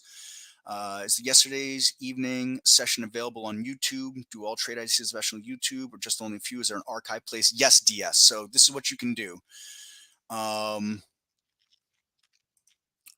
Anybody that wants to see it, come to our YouTube channel. All right.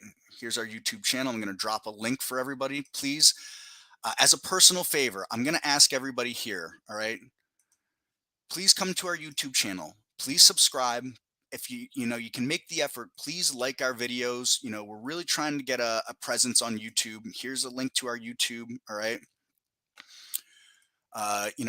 We've got a lot of subscribers. We don't get much traffic, and I can't understand why. And we want to promote this community to people, whether people are subscribed or not. I'm a believer in what Trade Ideas changed my entire life. I as I mentioned, touched on before, I was a career restaurant person, shaking drinks and serving food, and now here I am, working for Trade Ideas and successfully trading. My successful trading took a few years to happen, so don't kid yourself about any of that. And I'm not lighting the world on fire, but I do pay bills with trading now. On, but back to it, come to our page. Please subscribe, okay? To see everything that we have archived, you got home, videos, playlist, community, come to videos. Everything is here. So look, yesterday's that I did yesterday was streamed for 13 hours. So if you click on this here, you're going to start with Barry in the room that morning, and you can scroll through and fast forward all the way up to when I was doing stuff yesterday. All right. So, this is how this all goes. All right. Going right into all the stuff that I did yesterday. All right. So for anybody new, I would suggest popping in here and taking a look at when I first started, when I came on. Let's see, when did I come on?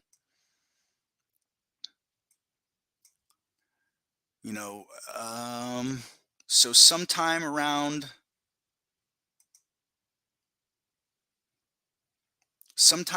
the 8 hour, just after the 8 hour mark, maybe 8 hours and 10 minutes, you'll find some really great stuff in there. Okay. I really recommend heading in there and taking a look at that. All right. Let me get rid of that. And again, as a personal favor, I ask for you guys to please subscribe and like videos. It'll help us, and we would greatly, greatly, greatly appreciate that.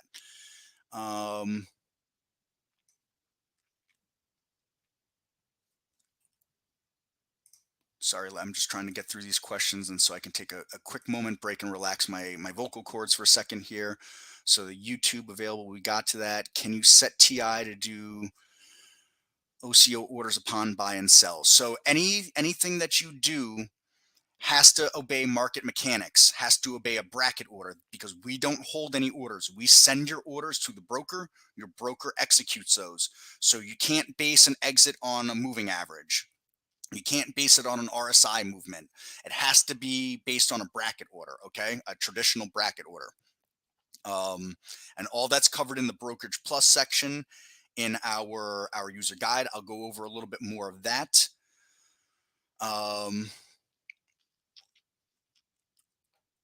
We'll check that out, all right, together in a few moments here. Like I said, I'm just trying to catch up on the last of these questions so I can take a few moments here.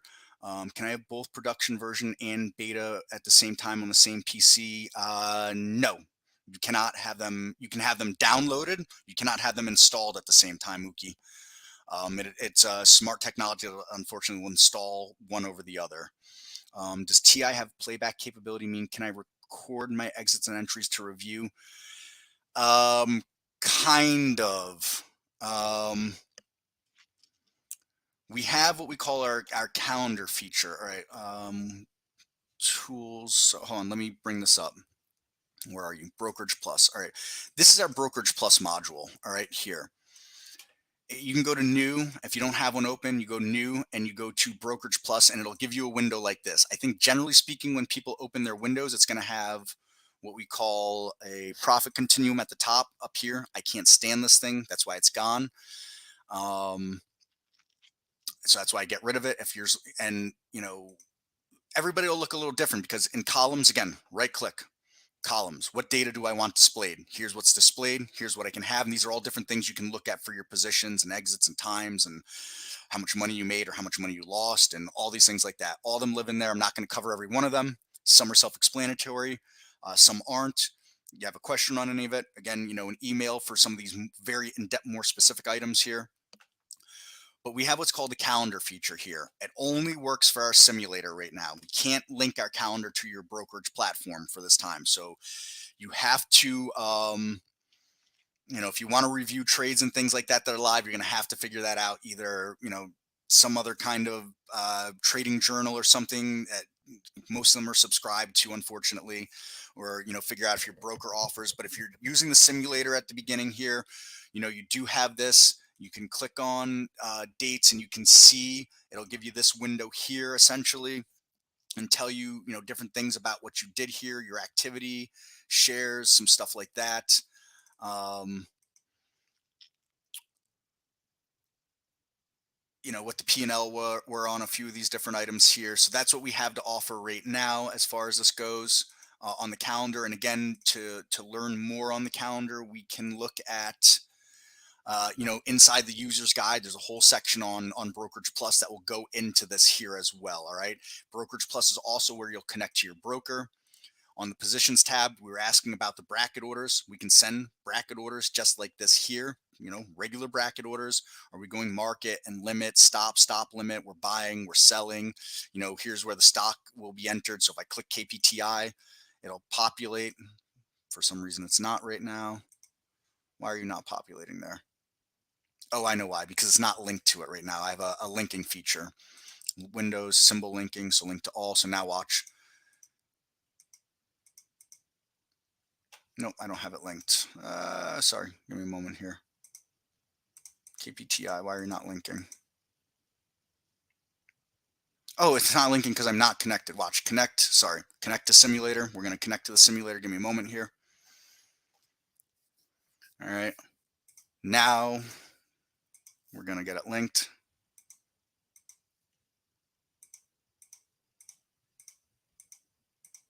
Connect simulator. There we go. See now how it's changing symbols with me here. So I just didn't realize it wasn't connected. It wasn't connected to a broker. So we can see, I can click and it's going to load the symbol that I'm clicking on. And I can say I'm buying, I'm selling. Here's my quantity of shares, or I can switch it to dollars. All right. We're going to have a bid, last, ask there. And we're going market limit. This here is our broker connect. This connects to the account. You have to select the account on top of connecting to your broker. All right. Our time in force, things like this. And then, once we've got our order set up, bang, we send it. All right. There's a lot of functions in here. There's a lot of tabs to go through in here. So that covers that. You guys just keep piling these questions and you're not going to give me a break here.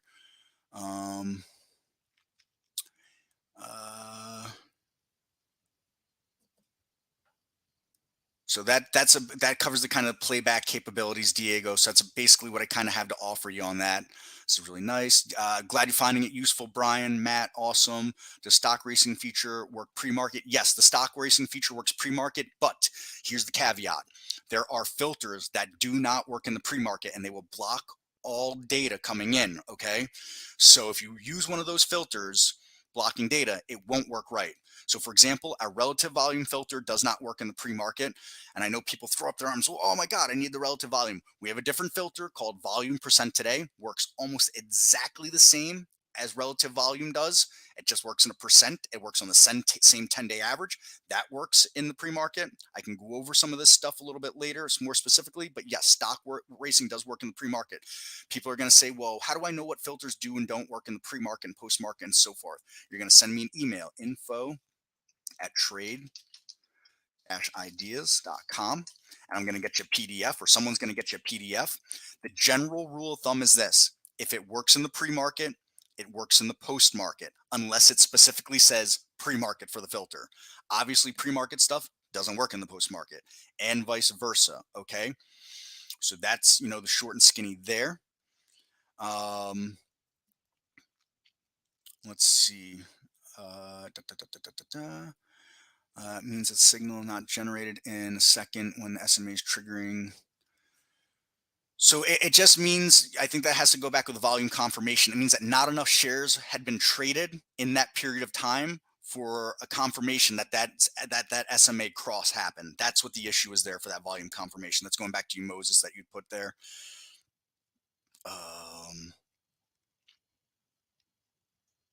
Yeah, I was a lot of people's therapist for a long time as a bartender. Yeah, I used to do construction work too, any odd job that could pay some bills. No bouncer. I'm a small dude and I walk away from every fight. I don't like fighting. Which platform do you use to operate? I'm guessing, Daniel, you're asking my who I use for a broker. I use IB currently for a broker. I've used IB, Fidelity, um, TD Ameritrade with Thinkorswim, and Robinhood just to play around with it. Those are the brokers that I've used. I currently use IB. Just downloaded the update. Just a heads up, it auto restarts the computer. Yes, Andy, I forgot because the .NET update that's in there does that. Because that .NET update, we were having some sluggish issues on our charts recently, and now our charts are snappy. I mean, bang, these things are snapping up. It reminds me, I got to email Sam. Sorry, I got to write a note. We have a user for a long time, really great user.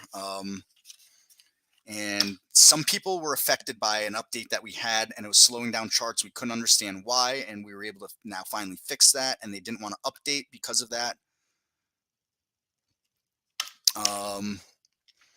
So there we go. That catches that. So, all right, everybody, if you can bear with me just a few moments here, I just need to take a moment break here, rest my voice.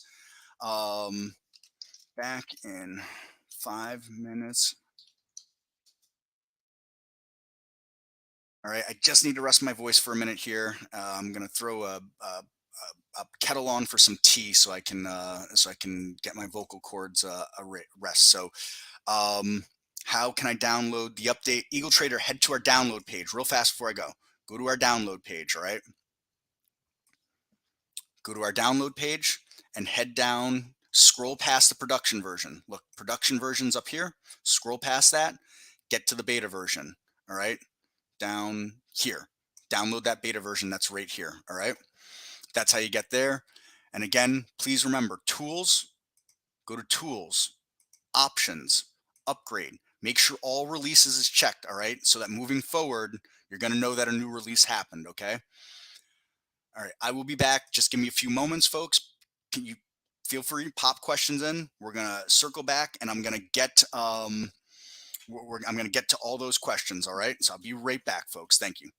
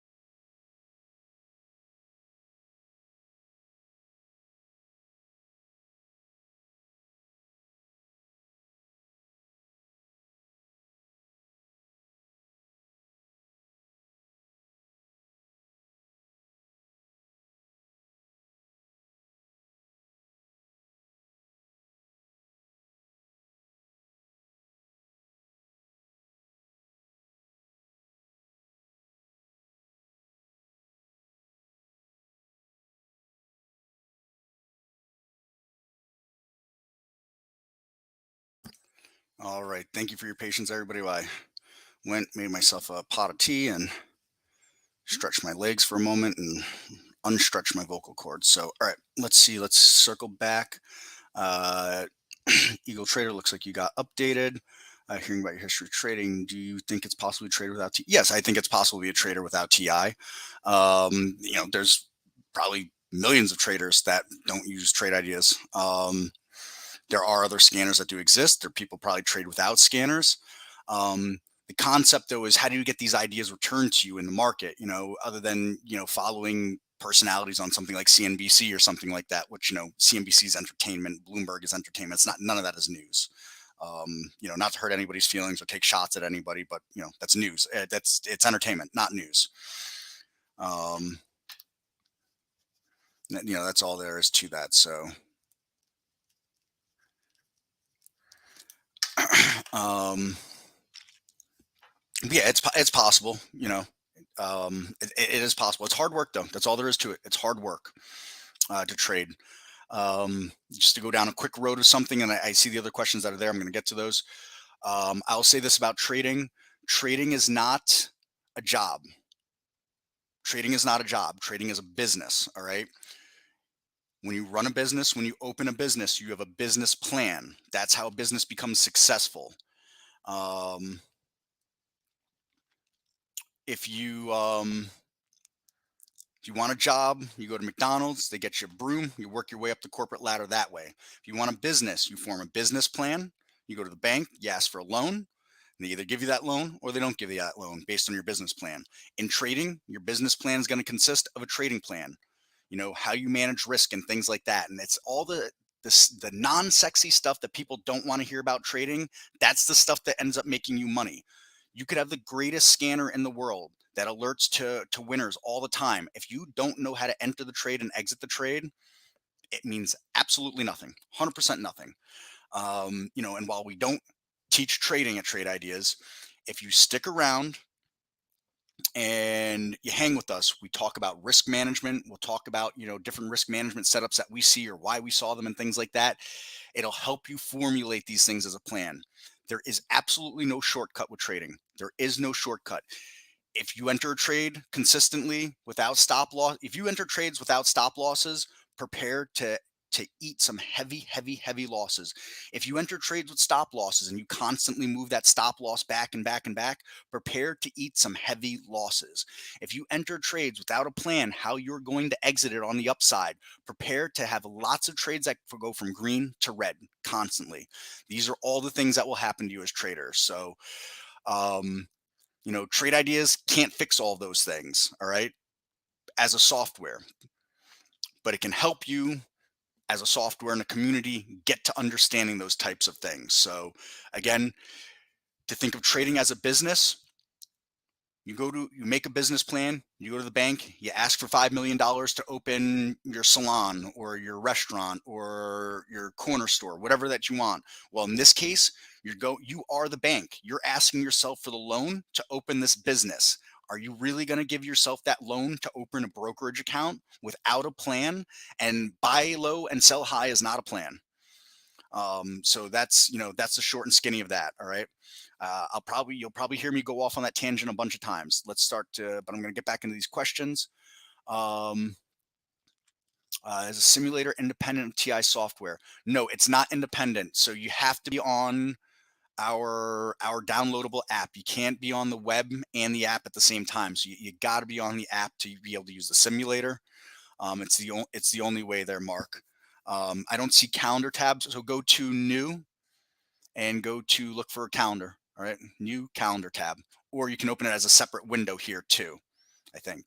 Can you? Yeah, right there. So like if I go to Windows and open calendar, it opens it as just a separate window right here. If you don't want it tabbed up here, all right. That should cover you there, K2. I'm confused about the $11.11. So I thought it was to allow me to test premium. Does it apply to complete newbies? Is it too late to have my friends try it if they are not a base subscriber? Um, no, the $11.11 special gives, if you're not a Trade Ideas subscriber at all, you get access to premium Trade Ideas till sometime after market close on the 28th of this month. We absolutely cannot extend anybody, no matter what. We have rules with the exchanges. We cannot go into next month with the data, so we'll get fined, and that's all there is to it. So we cannot extend anybody. Your friends can join up. Do me this favor here. If you want your friends joining up, um, if you can share with them this link, I would appreciate it. Hold on one second. Anybody that isn't signed up or wants to sign up, this link here, all right, and get you it. Now, if you are already a base subscriber, you'll be able to access Holly, you'll be able to access back testing in the odds maker, all right, and RBI and GBI windows. Um, those are the things that you get access to as a premium subscriber that you don't have as a standard subscriber. So I know there are people that upgraded to those things, to the test drive to try those items out. All right, so you have access to that. If you go to new, and we're going to get to Holly, like I said, I could do this till 9 o'clock tonight, and I won't even scratch the surface of trade ideas. But if you go to new and you go to Holly, you have the two windows for Holly here. This just talks about her strategies, what the strategies are for the day. This talks about the trades that she took for the day, this window here. And we're gonna dive down that shortly here. Can I use TD Ameritrade as my broker? You can use anybody as your broker, but we only connect right now to E-Trade and Interactive Brokers. And then there's our simulator, obviously. We're very close on TD Ameritrade, but the issue is this. Their API data is total junk. It's late, it's faulty, it's delayed, it's unreliable. It took us 2 years just to get TD Ameritrade to open their API to us. 2 years of talking and negotiations. And after they opened it, and I was actually the beta tester for it, one of the beta testers. And I said, hey, the data's no good, to the developers, all this stuff is like this. And they went to them and said, listen, your API is all these things wrong. And they said, okay. That was the end of the conversation. And we said, do you have any intention of doing anything with it? And they said, no, absolutely not. You asked for it to be open. That's what we have to offer you. That's the end of it. And TD Ameritrade does not care. We had the same issue with E-Trade, but E-Trade, we were able to work our own kind of fix around most of it. We're doing it with TD Ameritrade, but it's, one API is not the same as the next API. Interactive Brokers, they offered their API to us long, long ago. Their API is reliable. They update it constantly. To give you an idea with E-Trade, E-Trade has made 0 updates to their API in 9 years. 0 updates to their API in 9 years.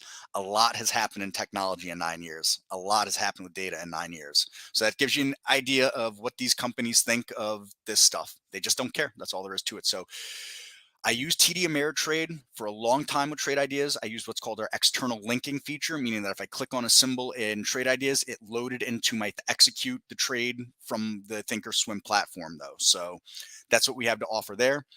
I just happen to like our Brokerage Plus interface so much that I ended up making the switch to IB eventually, and that's how that worked. Careful on CDV. I got my hand slapped up. Stock goes down. Yeah, there's a few like that, David, that I've come across on I'm real big on oil and gas right now. How bullish I am on that. I've had a few oil and gas plays that went the opposite way on me. I'm like, man, come on, give me a break. So, Brokerage Plus only, yes, it only works with E-Trade and Interactive Brokers. Can external link that does ticker. Looking at things and trade ideas selected in TOS. Yeah, exactly. The external link goes like that. So can we do paper trading? Yes, you can do paper trading with the standard subscription. The only thing, all right, so the test drive gives you access to everything. The only thing you can't do with the test drive is live automation. My spiel on this is this: trading is hard. Trading is so hard. Automation is even harder than regular trading. And I know people are like, well, I don't get it. Well, if the bot does everything for you, the bot doesn't do everything for you. Not in that regard.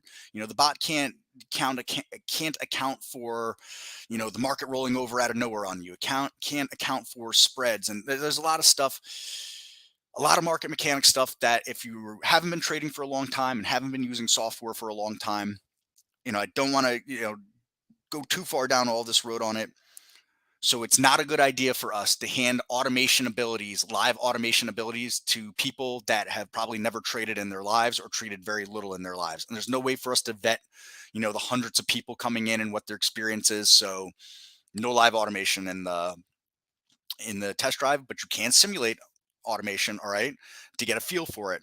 And you can do that right here with this. And if it's something over the next few weeks you get to, again, it's super advanced stuff.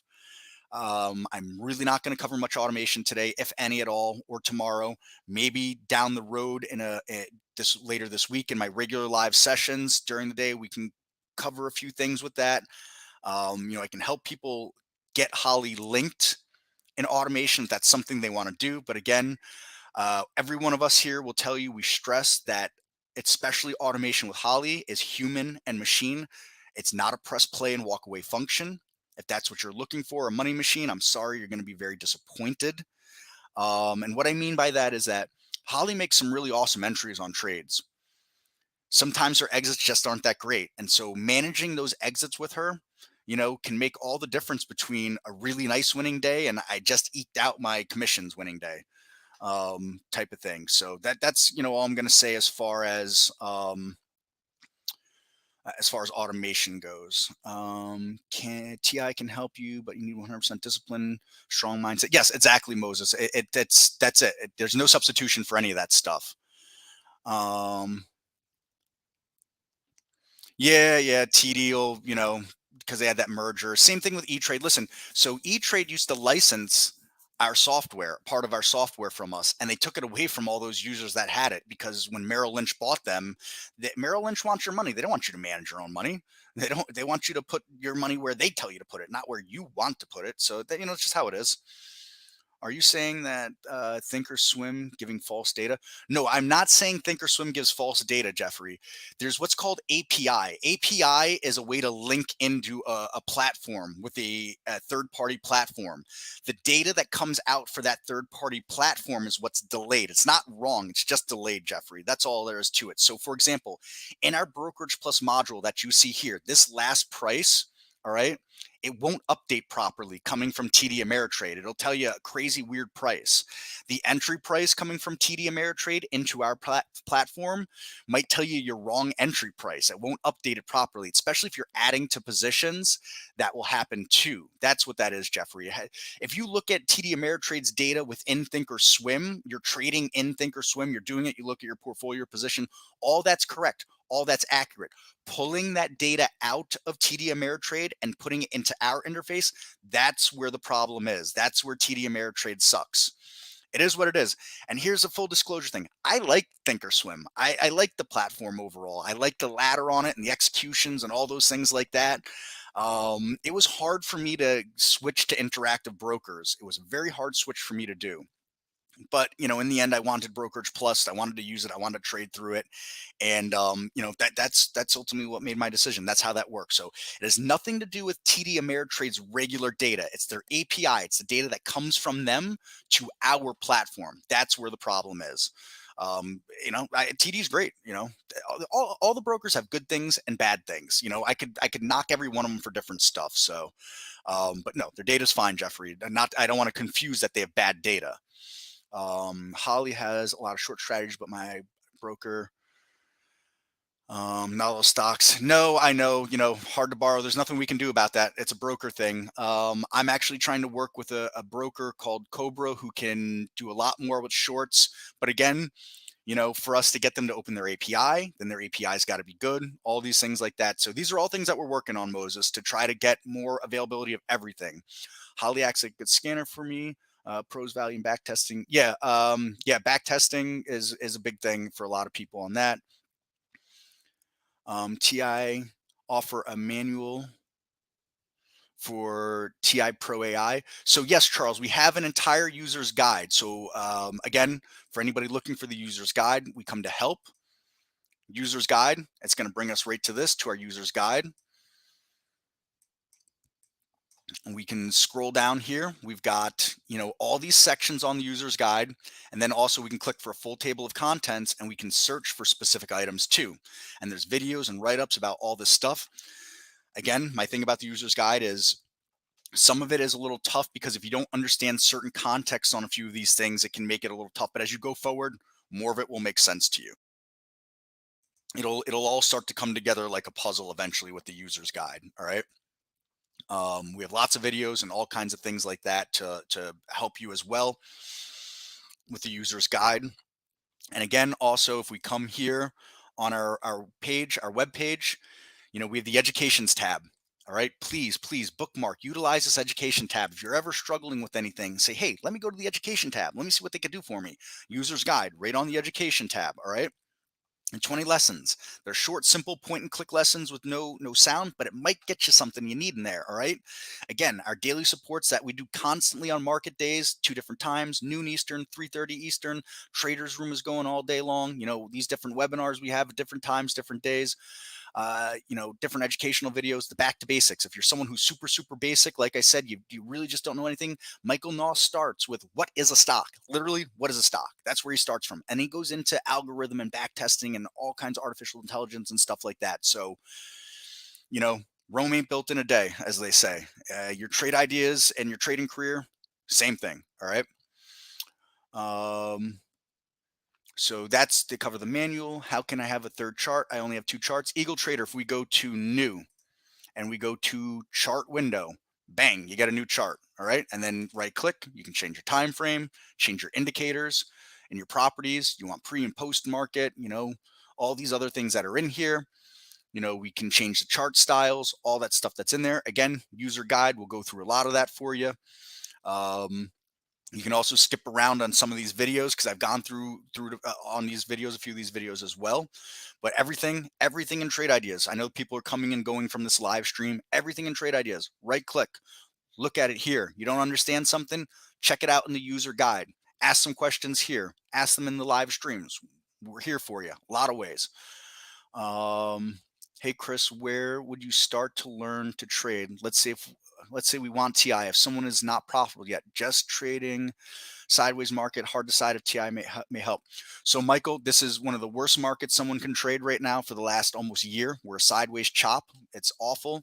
And people say, what do you mean by sideways chop? Let's talk a little trader stuff for a moment here. All right. We got the SPY. That's your S&P 500. Look at the SPY here. All right. We had this beautiful, nice trend for so long, and that trend broke. And we looked like we were going to pick it up, but nope. We just started chopping and slopping around real bad through here. All right. And now people, crash and things like that. That stuff's ridiculous. Don't listen to bulls. Don't listen to bears. Listen to the price action. Listen to the charts. All right. But we got this chop and slop. But the S&P doesn't tell us the full story of what the market is doing right now because the S&P is market cap weighted. All right. RSP is your S&P 500, but equally weighted, not cap weighted. Now look at this. We came here last year, April of last year. We ain't off that right now from April of last year. This market has gone almost nowheres. And every time we look to break out, we're breaking out. No, we're breaking out. No, we're breaking out. No, we're breaking out. No, we're breaking out. No. That's months and months and months. Imagine trying to trade that. That's hard as heck. I have had trouble. All of us, here, uh, you know, smaller share size, closing winners earlier, closing losers earlier. It's the ebb and flow of trading. All right. If that isn't good enough to show you chop and slop, MDY. Oops, MDY. This is your mid cap even trust. All right. This is even a sloppier, longer range. We make that range back here in March. We take it out. We have gone nowhere. We even went negative from it just a short while ago at the beginning of February, the end of January. All right. Look at that. That's not fun to, there are some range traders that are probably finding it great. Range trading, contrary to popular belief, harder than trend trading. Trends are your friends right up until they're not. Whole big thing, all CMT stuff. So, Michael, I would suggest this to you. You don't want to shell out the money for TI right now. I totally understand that. Come to my live streams, 3:30 Easterns. Come to Barry's free trading room all day when you can, whenever you can. Hang out, take notes, check stuff out, learn about markets, trading through there, YouTube videos. Do all that stuff while you're not a TI subscriber. Look at Michael's back to basic videos that I just went over. What is a stock? All those things like that. And eventually, my hope is you will become a TI subscriber. If you're not, I understand. That's all there is to it. This is tough right now. So, but that's where I would say start like that. Go through charts. When I was first learning to trade, I went through literally thousands of charts a week, just looking at it, drawing lines, support and resistance, trying to find trends, trying to understand what moving averages were doing on them, Googling what moving averages meant. And I was working a full time, I'm a single dad, and I was working full time at a restaurant, and I had a very young child. And I would come home and I would literally fall asleep at my desk going through charts at night. Just, it was what I did. It was what I had I'm not going to fail mentality. And it took me 2 years to become a profitable trader. 2 years. And I started in a very easy market in 2017 and through a lot of 2018. So that's how it is. It's hard. That's all there is to it. All right. Hopefully that helps you there, Michael. What about DOS Trader? Um, DOS doesn't play well with other softwares at all. So, Sunil, that's going to be a tricky one for us. We want to link to everybody eventually. It's our hope, but DOS, they make it hard to use their software with anything. Even our external linking has trouble with DOS because they constantly make updates, and all these people make updates. They don't know us. They don't care about us. It's irrelevant to them that we exist or that they have people that use us and them. In a grand scheme of things, we want everybody. We're talking to everybody. When these things can happen, I couldn't say. There's not just development relationships, business relationships that have to happen with these people, taking phone calls, meetings, all these things like that. We're a small company of about 30 people. Many of these companies have thousands of people that none of them know each other. I know everybody in Trade Ideas. Basically, there are a few developers that, I just kind of talk through our internal Slack and things like that. But, we communicate with each other and Trade Ideas. There are people in DOS that they don't know each other exist within DOS. Can I have Trade Ideas with TOS DOS traders all linked together? Sunil, again, only with our external linking function. I'm going to share a video that goes over external linking for Thinkorswim. Here's this video. All right. From my YouTube channel. I do have a YouTube channel. I post some stuff once in a while. This goes over for Thinkorswim, but this applies to everything for external linking. Okay. And the biggest important part about external linking is this. I'm going to bring over, here's my TI icon. All right. Whatever you're using for your icon, whatever, I can't get out of my way. There we go. Whatever you use for your icon, first off, never start TI from the taskbar. Ever, ever, ever, ever, ever, ever. Never start TI from the taskbar. Always start TI from the icon that was created upon installation. The reason why is all the startup files don't transfer to the icon, and it'll look like you're connected. You'll have the green bar, you'll have the MS, and instead of help, you'll have 3 asterisks, and you'll be like, why aren't I getting data? Because you didn't start it from the right spot. With Trade Ideas, external linking, not external linking. Every time you start Trade Ideas, right click it, run as administrator. If you're linking to another software externally, right click that other software. So I still have Thinkorswim for testing purposes. I don't use it as a broker currently, but right click it, run as administrator. Okay. If you are going to be externally linking to Trader Workstation from IB, as well as be linked through Brokerage Plus, right click, run as administrator. You must run all the programs as administrator for external linking. All right, so that's the short and skinny there on that. And that's your only linking as far as that goes. Even TD Ameritrade can not do custom indicator scans on paper money. You have to use a real account for scans, but cannot play on paper. Yeah, I know they have a lot of limitations like that. So are you going to start adding more data to scans in options other than volume? Warren, I'm not sure if we'll ever add more options filter. I think you're asking about options filter. I can't say yes or no to that, Warren. I know there's a lot of feature requests about it. Again, it comes to what data, our data, we get our data from somebody as consolidated data feeds, and we turn that data into the filters that you see. So like, our relative volume filter, we didn't pay for that data from someone. We get the volume, and price metrics from a feed, and then we run it through servers, and we have algorithms and formulas that we created that puts that stuff out. So I just can't say whether or not more options will come out. I'd like to say yes, but I can't promise. Looks like Charles, I got you answered. Are you using Holly for real money trading? Do you give Software control about your money, Moses. So I have dabbled in automation. Every single time I go to start automating, uh, anything that I've tried to automate has to do with trending markets. I swear to you, the 4 times I have gone to automate, this has happened in the market, something like this, and it ends up not working out for me. It's just, it is what it is. Again, automation's hard. I don't automate Holly because I only will automate things that created, because Holly wasn't created for my trading plan and my trading strategies. I just, I can't give up that much control. It's, it just doesn't work for me like that. Um, I use Holly in a twofold system where I look at, is she getting stopped out of trades a lot? Is she entering trades that fit some of my criteria with price and some volume metrics? I might take those as manual trades in that sense. So there's a few ways that I use Holly, but I don't use her in automation. Yes, I do use real money if I take a Holly trade, manually. I've taken hundreds of Holly trades over the years. But giving up automation to Holly is just not for me. Just a personal thing. That's all. I have 4 charts and a broker one in monitor, and then everything else in the second monitor, YouTube here, and another one. Nice software. All right, cool. Glad we're liking it so far. Eagle Trader, we're looking good still for what we've been asking. Am I missing out on anything by using the web version? Yes, Cell Phone City. You won't have the Brokerage Plus module. You won't have what we call our Market Explorer. And you can't get text to speech, like you can't have a voice shout out the ticker symbols in the web version. We would like to bring the web version all the way up to speed, but we're limited. We only have X amount of developers. The technology is completely different. When Trade Ideas was first being built, everything was PC technology as far as the market goes. Yes, there's a lot more Mac OS stuff going on, Linux stuff going on, but we put our eggs in that Microsoft basket essentially, or that PC basket.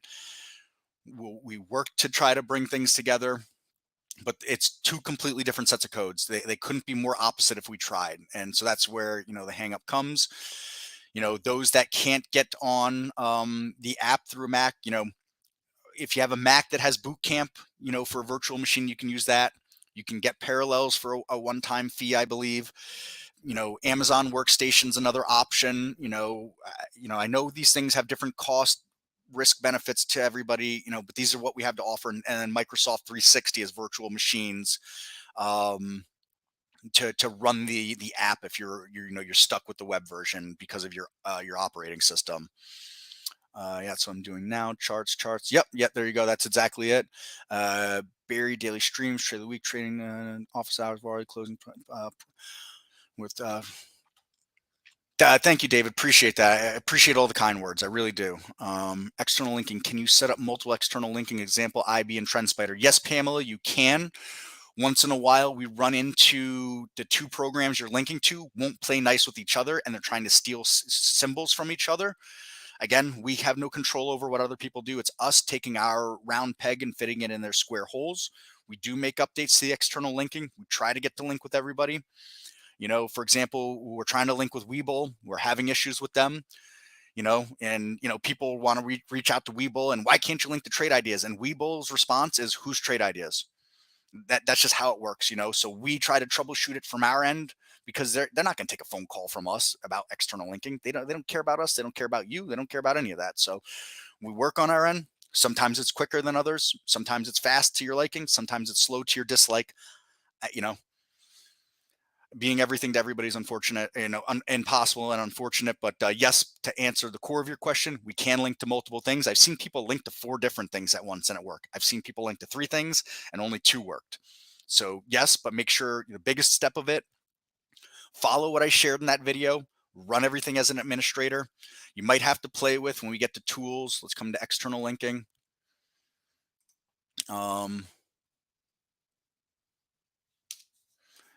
You might have to play with some of these things in here. Beginning is cut off, use alternate method. We have all these rules. The rules apply to some stuff. They don't to other. For Thinkorswim, I go over it in that video. Don't use the Thinkorswim rule. It doesn't work anymore. don't bother. But I found that some of these rules work for some other brokers as well, or other charting platforms as well. So you can play with these things. We have a Trend Spider rule that works specifically for Trend Spider. Interactive Brokers Live, Interactive Brokers Paper, those work right. NinjaTrader works right. So some of these work, some of them don't, because of these people make updates to their software and they don't send us an email saying, hey, we updated our software. Like I said, with the exception of probably Trend Spider, none of these people know we exist. All right. So that's that on, quick little thing there for you, Pamela, on the external linking. Grail 2.0 and Neo all can be controlled, stuff like parameter settings such as stops, protections, amounts. No. Holly is a complete black box. You cannot change anything within Holly. Also, don't think of it as Grail, Neo, and 2.0. It's all one Holly now. The reason that they were separated is they came online at different times. Different people had different hands in building them, so we put them out separate like that for a period of time.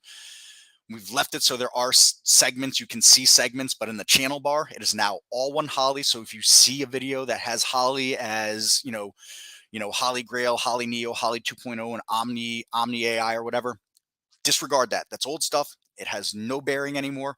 All one Holly, all one Holly. That's all you need to think of Holly.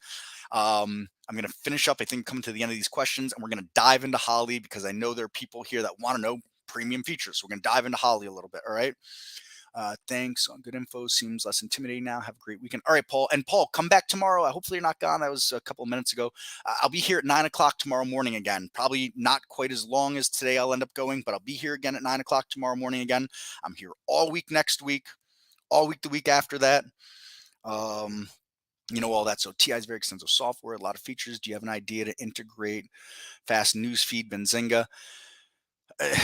No, Moses. There's been talk of we're going to integrate with other news features and stuff. I have a feeling for now it's not going to happen.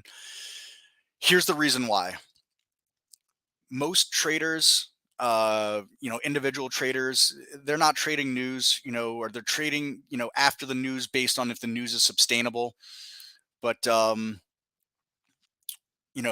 there are algorithms out there reading news headlines faster than they even hit any news feature whatsoever, and it's just impossible to keep up with those. And so we're not trying to play with the algorithm game in that sense and trying to beat those people. The same like high frequency traders. We're not competitors of those people. People are trying to create and back test and optimize automated strategies of high frequency trading and micro scalping. Trade Ideas is not built for that in automation. If you have, good hot keys and you're fast on your keys and you've got some stuff going on like that and you're using our scanners to find ideas like that, great. If you're trying to send orders back and forth to your broker with micro scalping and tight stops, 1 and 2 cent stops, it's never going to work. Never, ever, ever, ever, ever going to work. It just kind of, that's just the way it is. And here's why. These high frequency traders, these big hedge funds and all them, they literally pay tens of millions of dollars to have picoseconds, quicker information than you do coming in and out of the exchanges by being closer to them. And how do you expect to compete with people that are paying tens of millions of dollars for something like that? You can't expect to compete them. So it's a world we're not involved in. We're not trying to get into that stuff. So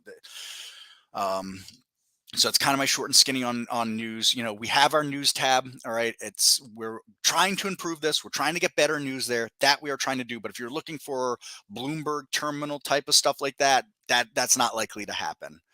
We also have the send to function. We could right click on a chart, send to, and I can send to the web, and it'll give me, bring up what I feel like having it. I have it set to go to Yahoo, and I get news like that. And you can do that off a scan too. Right click here, KPTI, send to the web. So we can do it like that too. Do you post schedules for your YouTube talks? There was an email that went out that I was doing this. This is a special one that I'm doing for the test drive, but on our education channel, Charles, we have it posted here. Let me bring that up. So daily support sessions, here we stream all of our stuff. So here at noon Eastern, Monday through Friday market days. Again, here I am, Monday through Friday market days. That's generally our post that's going on there. That's our regular schedule. There'll probably be an email that comes out in the next few days that says I'm doing something again, probably next Saturday. I won't be able to do next Sunday though. That'll do it for weekend ones for me for the time being, anyways. And we'll see, what happens moving forward. If I do decide to do anything extra on a weekend, we'll send an email out to users. Yeah, see, and Moses, if you talk, I know that's a big thing for a lot of traders, but like you talk to any of the traders here that work at Trade Ideas, not one of us cares why a stock is moving, especially Sean McLaughlin. He is a pet peeve of his that with news. All he cares about is price and volume. He doesn't care what moved the stock. I'm the same way too. I don't, I just don't care about news at all. But I get it. We're improving news feature, Moses, in the sense of that it is more pointed news. But like I said, if Bloomberg Terminal is what you're after, we just, it won't probably likely be something we're doing, at least anytime in the very near future. All right. So I've pretty much, I think, caught up here on the questions. I want to dive down real fast on Barry, really fast, and his webpage. So here's Barry's homepage. For those that don't have it, Barry's homepage. Let's get you a link to that. Copy, paste. All right. Barry's our trading room moderator. He'll never tell you what to buy, sell, hold, do, anything like that. You say, hey, Barry, what do you think of stock ABC? He'll say, hey, you, what do you think of stock ABC? He might pull up a chart and say, it's above this average or above this, and just kind of talk about some trader talk about resistance or something like that. But he's not going to say that's a buy level or that's a sell level. He's not going to say anything like that whatsoever. All right. But he shares the scans. He goes over, can I download layouts from Barry? Yes, that's what I'm going to go over right now. So on Barry's homepage, you have some different things here, especially if you're newer to trading. Subscribe to his videos. All right. Take a look at his videos daily. I still watch Barry videos 3, 4, 5 days a week. I watch Barry videos.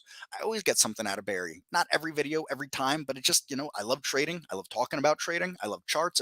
I've never had a passion for something that I've done in my life. This is not work to me. All right. Do what you love for a living and you never work a day in your life. Well, I haven't worked in the last year and a half or so since I joined Trade Ideas. I really haven't. It's pretty special. So with that said, watch Barry's videos. I recommend it anyways. You got the trade of the week. If you haven't signed up for that, Steve Gomez, mostly the architect of the trade of the week. Sometimes they work. Sometimes they don't. Sometimes he goes on a great run. Sometimes it's a tough run on them. Steve puts himself out there doing these trades of the week every week. He gets some very nasty emails from people. It's a free thing. He isn't telling people what to buy, sell, hold, or do. He's just trying to share an idea based on some scans and things that we're seeing there. Please take it for the free product that it is, and that it's just an idea generation to, educate you, showing you why we saw some stuff on a chart and how it may work out. It may not work out. All right. Now to Barry's scans. You see, click below for a list of links, Barry scans. If we click here, it brings us to all of his scans that are right here. Okay. And this goes back to saving and sharing to the cloud. We can go ahead and click any one of these scans here, and it'll bring us to this URL page. And we can click and copy. All right. And we can go file, load from cloud. That's right here. And if I click load, here we go. There's moving higher with unusually strong options, right? Moving higher with unusually strong options. There's the scan that's there. All right. And you can do that with all of them. You can click back. All right. It'll bring you back to the page. Again, you can click here again, and you can go through each one of these here. You can also just right click, copy link address. You don't even have to go to the page where it is. File, load from cloud, load. All right. Don't repeat. 10-day daily breakout. So that's all there for you. All of Barry's scans. There's no special magic scan that Barry has that he's hiding from everybody. Barry creates a scan. He shares it with everybody. He holds nothing back ever. There is nobody with more integrity or more of a class act that I've ever come across or more professional than Barry in the finance world. Uh, you know, that's how I feel about Barry. Very strong feelings I have towards Barry.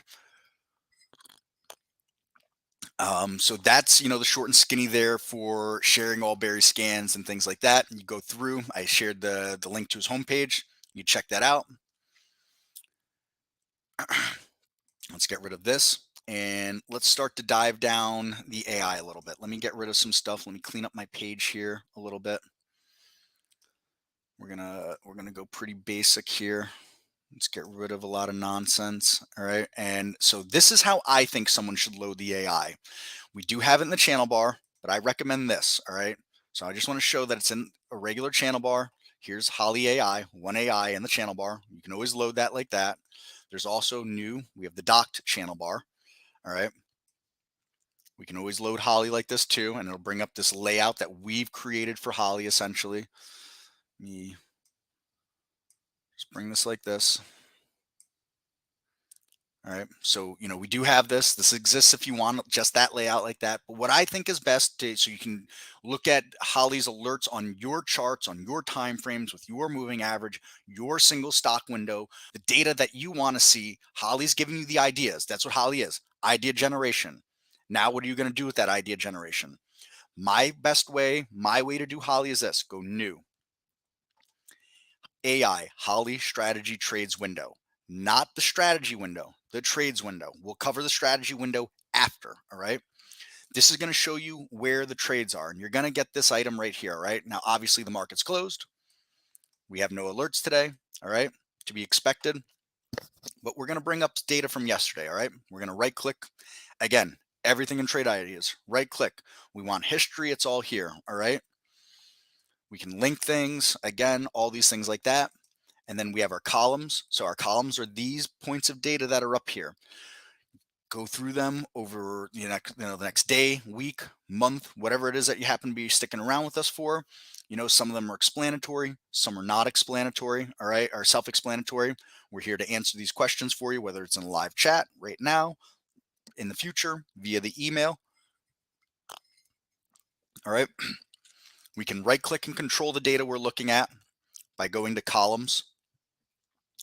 The left side is the selected column, meaning this is what we display. This is what we're looking at. The right side's the master list, things that we can add. We want to add something, we click on it, send it right to left. We want to take something away, we click on it, send it left to right. All right.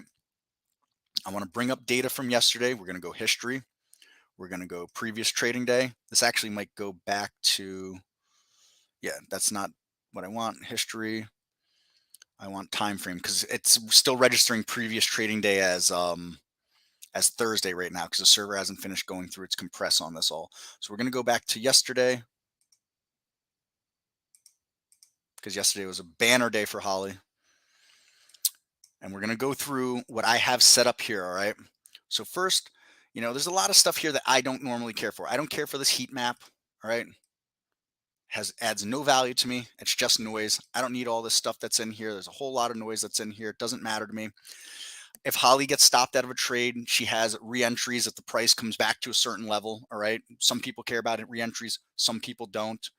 All right. So I'm going to cut down on some of these and we're going to go over in depth a lot of stuff. There's a lot to cover from Holly here. We're going to go columns again. And I don't care about today profit, moderate profit performance. That's that heat map. That's going to disappear when we finish this here. For right now, I'm going to get rid of the re-entry stuff. I want to stick to the basic stuff on Holly. Re-entry is just going to be exactly what it says, a re-entry price, a re-entry time, re-entry exit, all those things like that. Let's see, symbol strategy, profit, percent, max, minimum profit. No, we're not going to cover that. Okay, bang, here we are. A little nicer to look at this table now, okay? The next thing we can do is we can organize these columns how we want them. We just grab it, we move them around. So for this exercise, the way I like to have this is I want to know, are we long or short? What's the strategy? What's the time entered? What's the symbol? What's the entry price? What's the last price or current price? All right. I like to look at moderate profit in dollars here. Then I like to put the moderate profit in percent here. And then I like to look at the max profit. All right. Now, all of these profit numbers are based on a hypothetical portfolio. This will have absolutely nothing to do with automation or anything like that. This is just basing it off of a hypothetical. If I got Holly's entry price and the last price currently, And what I decided to set up for risk, and I'm going to go over that in just 1 second. Let me just finish up what I'm doing with the columns here, and we're going to get where these numbers actually come from and how you can modify it to what you want. All right.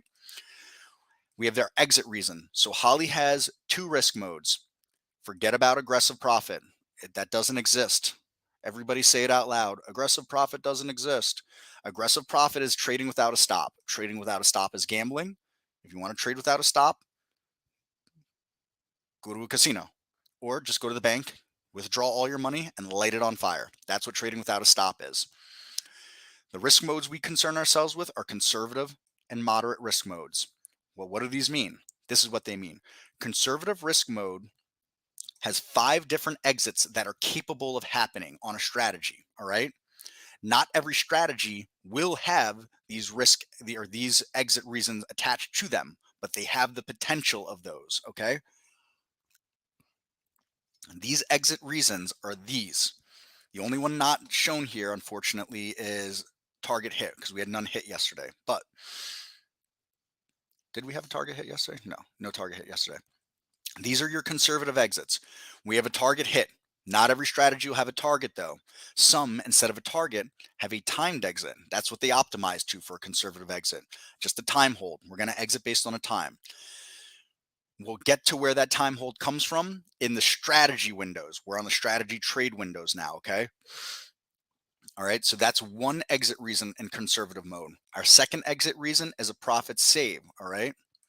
Profit save is a trailing stop, meaning that the trade was working out, we're looking good, but all of a sudden the trade started to reverse. And we're not going to let that, this was a short trade here, and we're not going to let that winner turn to a loser. So it's like a trailing stop. Boom, we're exiting in conservative mode, all right? Then we also have what we call a reduced risk, okay? And I'm going to bring up a chart of this reduced risk from yesterday. So what we have here is Holly makes the entry right here, all right? And here's our stop down here. But we can see we're just kind of grinding down on the day. And Holly says, you know what? Her algorithm says, this trade isn't working out. We don't see it turning around. And we're not going to stick around for the stop. So we're exiting the trade as a loser early. And that's our reduced risk. And then, of course, we do have a stop loss because stop losses happen. And even the most successful traders have stop losses happen a lot. And she made the entry and boom, got stopped right out, it looks like. So she made that entry at 9:39 Eastern. She got stopped out at 9:42 Eastern. Just kind of how it happened, unfortunately. It's the way it went.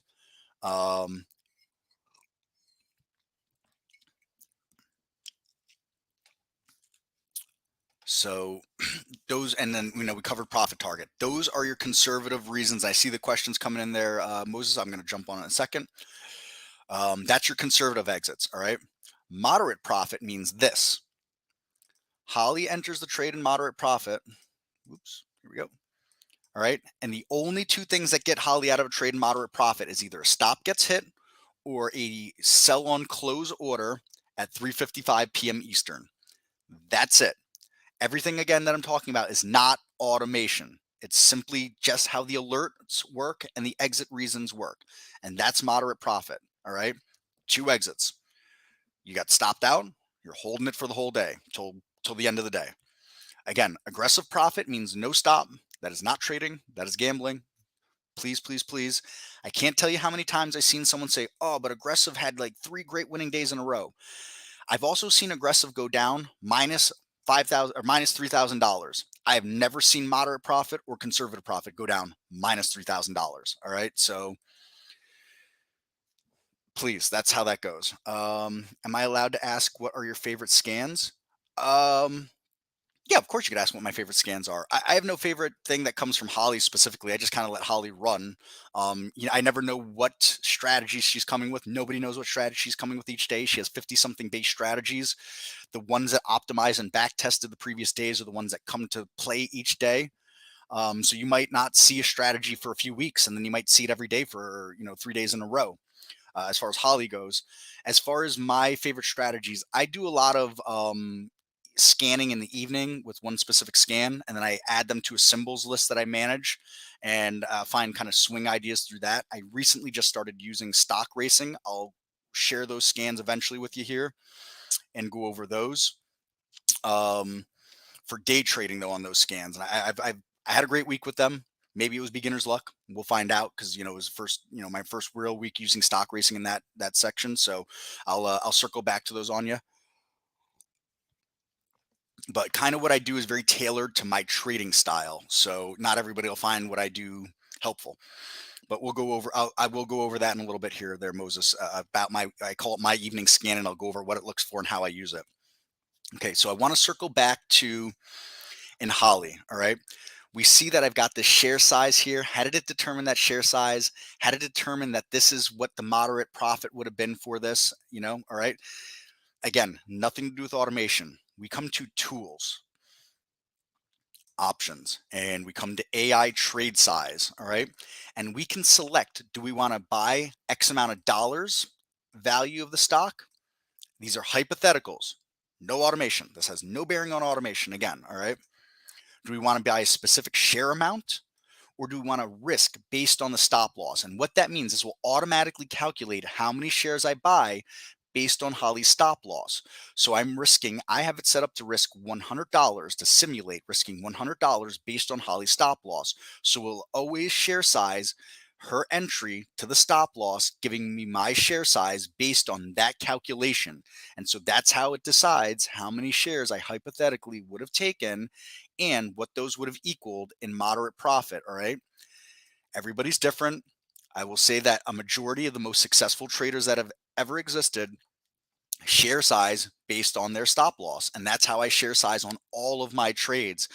Before I enter any trade, I have a stop in mind and I risk the same amount of money on every single trade I take.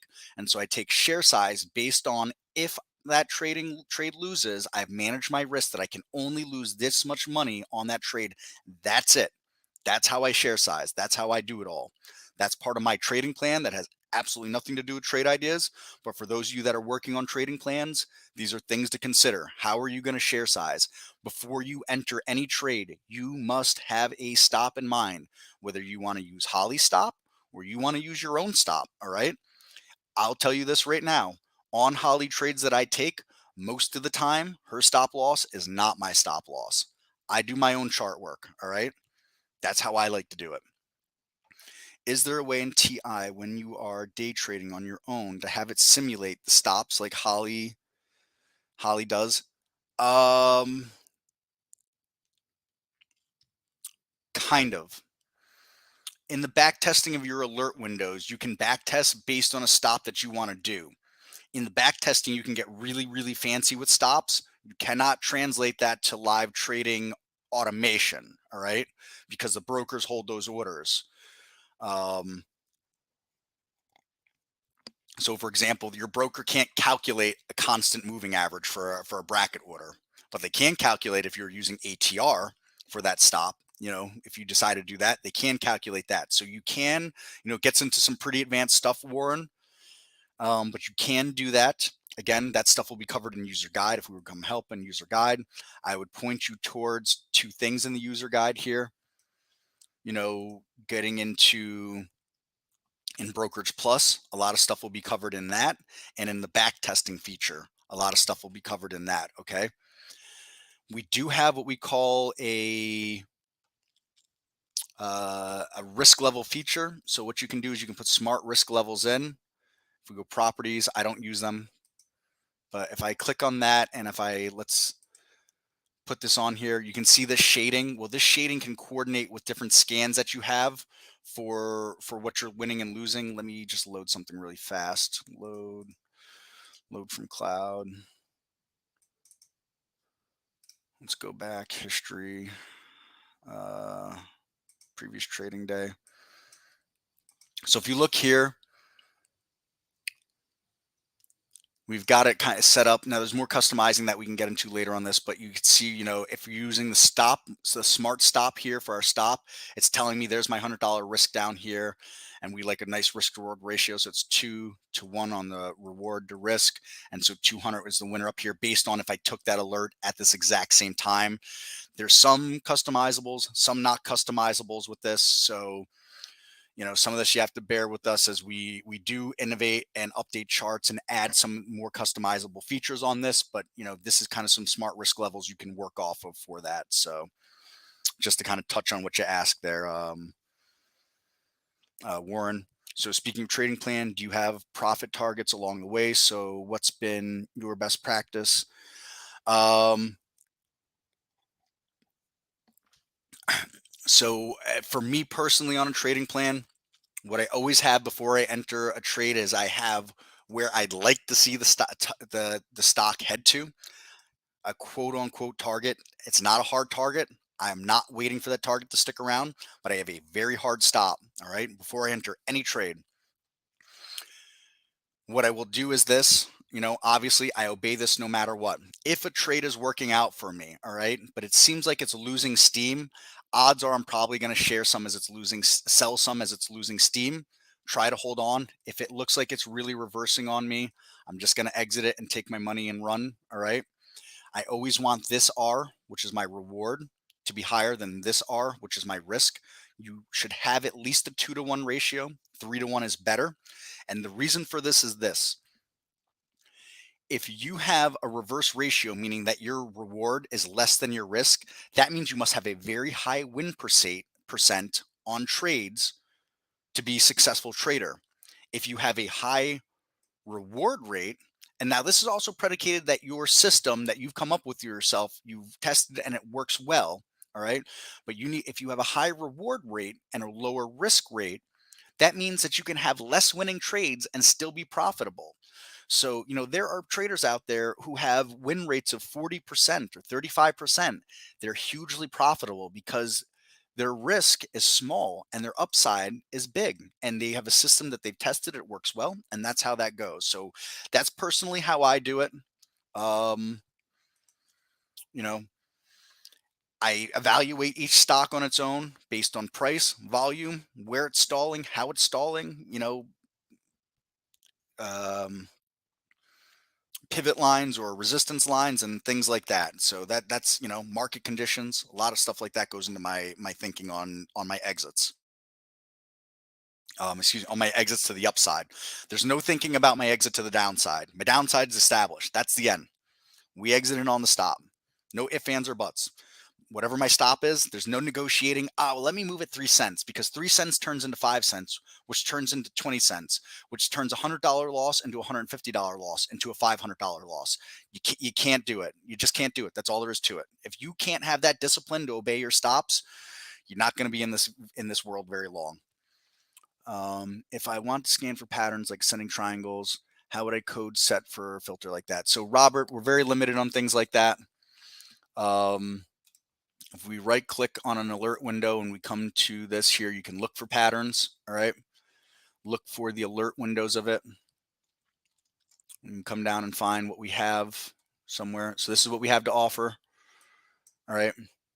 These patterns, that's all we have to offer on pattern recognition right now. The hours of trading filters based on how far back you're trying to look to find the pattern happening based on 15-minute candles. Okay. There are outside the box ways to do things though with trade ideas. My number one way that I share the outside the box way is we don't have a bull flag scanner, or well, we didn't. With our Market Explorer, we do have one now, but we didn't have one. Okay. And I'll touch on Market Explorer later, but Andy Lindelof, who's one of the first users of Trade Ideas, works for Trade Ideas. He came up with a bull flag scanner using position and range filters. So I'm going to go ahead and I'm going to load this. I'm just going to show you real quick. Load from cloud. Probably there's not going to be anything on the scan recently because the market was got crushed yesterday again, and crush is a relative term, but get into that. So this scan, it's looking for bull flags on daily charts, and it's trying to find, and what it probably found here is this move up and then the sideways move afterwards. It's what it's finding. All right. And how Andy did this is this. He came in here to configure and he took these different filters and he gave the filters a price range, right? And he said the stock's got to be up from the previous day. He put this EPS hack in here to keep out ETFs, and he gave it a 5-day range here like this. And you get a change in 5 days. So it's got to be up 1%, maximum only 1% in the last 5 days. So we're not seeing it run away. We're seeing it made a move over the last 10 days. So it's got to be up at least 3% in the last 10 days, but kind of flat-ish in the last 5 days. So, the 10 days gives us our pull. The 5-day gives us a flag. And we put a volume metric in here. He used our score composite rating to get stocks that have a nice nice composite rating that we're trying to look at more quote unquote quality names. And that's how he built the bull flag scanner. There's no bull flag recognition. He just thought outside the box, and you can do the same thing. We have different range filters, position and range filters, and change filters. If we come back to search, all these things exist on a lot of time frames here. Again, as I'll always say, do we have everything for everyone? No, but we got a lot of stuff. There's something in there you can make it work. All right. I'm sure of that. There's plenty of stuff to make profitable scans in here. So, you have all these different range and things like that. So for those ascending um, triangles and things like that, Robert, I would say, think about what you're trying to accomplish, the time frame you're trying to accomplish it in, and then look at all these different filters, the time frames that we have them in, and seeing how you can implement them as close as possible to what you're looking for to do as an outside the box way of thinking. I know we're getting away from Holly a little bit here. I'll try to circle back, but I want to make sure I get your guys' questions too. It would be nice to be able to change RR to substitute your plan. Um, well, in the back testing, I don't know how it will translate, but you can do this. We can go to back test on a strategy. We can go to the risk management, and we can create some different stuff here. All right, on these exits here. You can do things like that. And then look, we allow you to, with the profit target and the stop loss, that gets in some very advanced stuff, but you can use different filters, okay, to do these things. It's just that these things here won't translate to live trading, most of them, because like I said, your broker holds the order. We don't hold the order. So your broker can't use a moving average, can't use VWAP for a bracket order. All right. But if you want your strategy just set up because you're manual trading it, and you want to back test it based on these parameters with your risk, your risk parameters on this strategy that you're manual trading, you can do that with the odds maker. And then you'll know, Warren, that look, any alert that comes through here, this is the win percent it has, and how it works with the profit target and the stop loss and all those things like that I put in here. This is going down some very, very advanced stuff.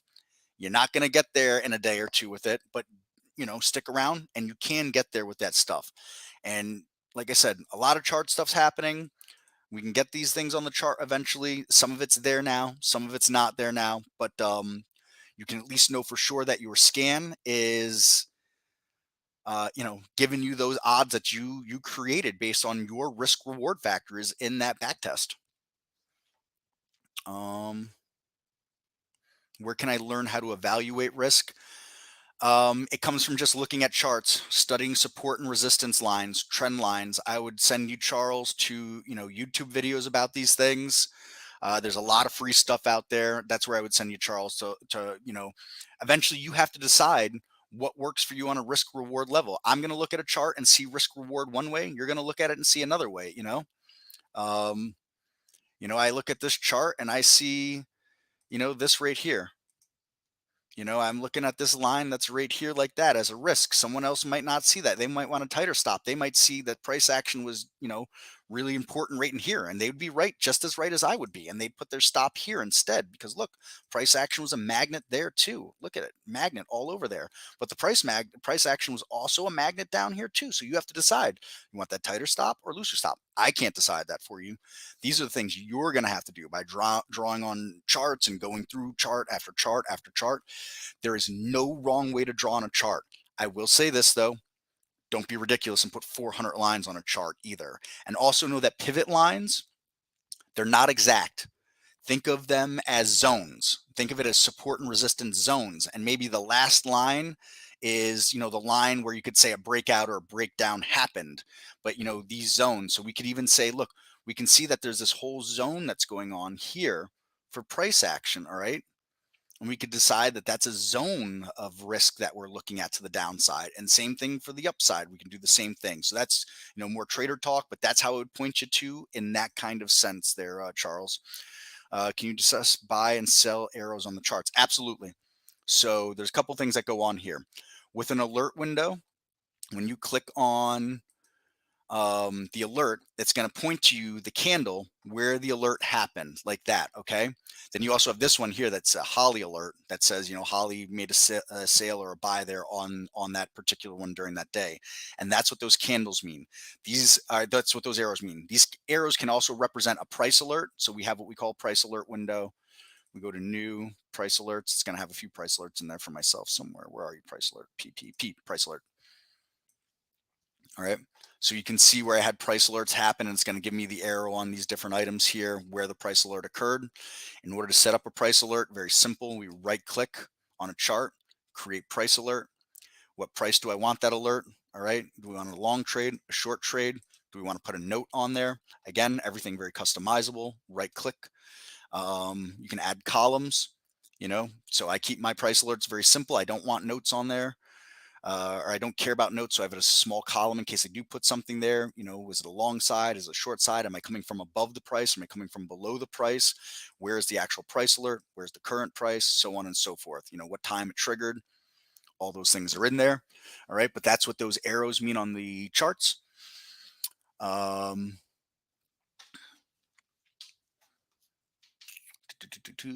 we discussed that. So is Holly. So Holly is a strategy, but also brings a list of candidates. There's no list of candidates. Holly, she starts off technically by looking at the entire stock market, okay? And then she breaks it down from looking at the entire stock market to her filter and alert sets. So she's just a window, an alert window like anybody else or any other alert window. The magic that happens with Holly is that we created base strategies. And then those base strategies go into an optimizer that does thousands of simulations each night and makes tweaks to each one of those base strategies and spits back out the base strategies that back tested the best and had the best profit factors as the strategy she comes to the table with for that day. And so then she looks at all the stocks technically that can meet the criteria of those strategies. And if a strategy meets all the filters and whatever alert is involved in it, it triggers the entry price, the alert price. That's how Holly works. Black box, there's no getting in there, no looking at no looking at any of that.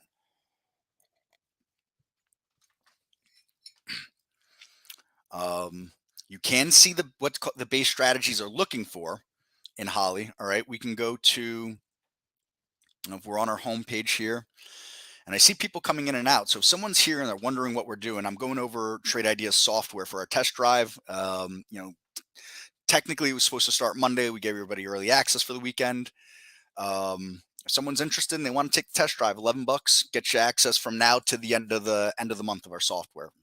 But all right, if we go to, we're on our homepage, all right? You're on trade-ideas.com and you come to support, all right? And we come down here to traders area on the support page, and we look at AI strategy descriptions. You will get a description for every single Holly strategy, what it's looking for. All right. Every single one of these will give you at least so you understand the thought process behind what we were doing when we created each of these scans. Again, please think of Holly as one Holly. I know there's stuff about Holly Neo and 2.0 and Grail. Just please think of Holly as one thing. All right. So that's where that lives. If anybody wants it, you want to bookmark it, copy, paste, send. There we go. And just, to circle back on something here, I suspect at least a few of you have been here since I started at 8 o'clock Eastern this morning. We're approaching 3 hours that I'm doing this, and I haven't even scratched the surface on half of anything, but I'm trying to give you a lot of basics to set you down rabbit holes, because there's so many rabbit holes on this: back testing rabbit holes, alert building rabbit holes, top list building rabbit holes. It never stops. I haven't even talked about compare count windows yet. There's just so much, and I can only do so much, but I'm going to keep doing it. We're going to keep getting at it with you folks. All right. So we got that. We covered Holly with the candidates. Thanks. Is the earnings, what did I see in your chart, a feature in the current? Yes, you should have earnings on your charts, current version. I'm just going to call you Griffin instead of R Griffin. We update the software all the time. Now, I know there's people that have taken test drives in the past, and they're probably logging in with the old software from the test drive then. We've made lots of updates since the last test drive even. Again, anybody that wants to make sure that they're always on our latest version of Trade Ideas, two things. One, you can always go to help. And if you go to about version, there's we are. I'm on version 5.5.63. All right. That's the newest beta version. So I'm not on anything different than what you folks are on. Okay. To make sure, if you're ever wondering, did they update? Did they upgrade? Go to tools, options, upgrade. Make sure that all releases is selected. I personally think everybody should always be on the beta version. I always use the beta version. I have never had an issue with it. Yes, individuals once in a while come up with an issue. It'll happen. We'll get you addressed right away if something happens. All right. If there's 13 or 14,000 reoccurring subscribers of Trade Ideas right now, we literally see one, maybe two issues now and again. It's not even every release on a beta. All right. Just now and again. So pretty good win rate for us, to say the least. Anyways, tools, options, upgrade, select all releases, save. All right. Then moving forward, when you load the software, if we've ever made a new update, what you're going to find is the new tab up here on the menu bar will be a bold green, indicating that there's an update. You could click here. There'll be a section up here about upgrading the software. By clicking that will bring you to our download page. Give me 1 second. Let me get that up.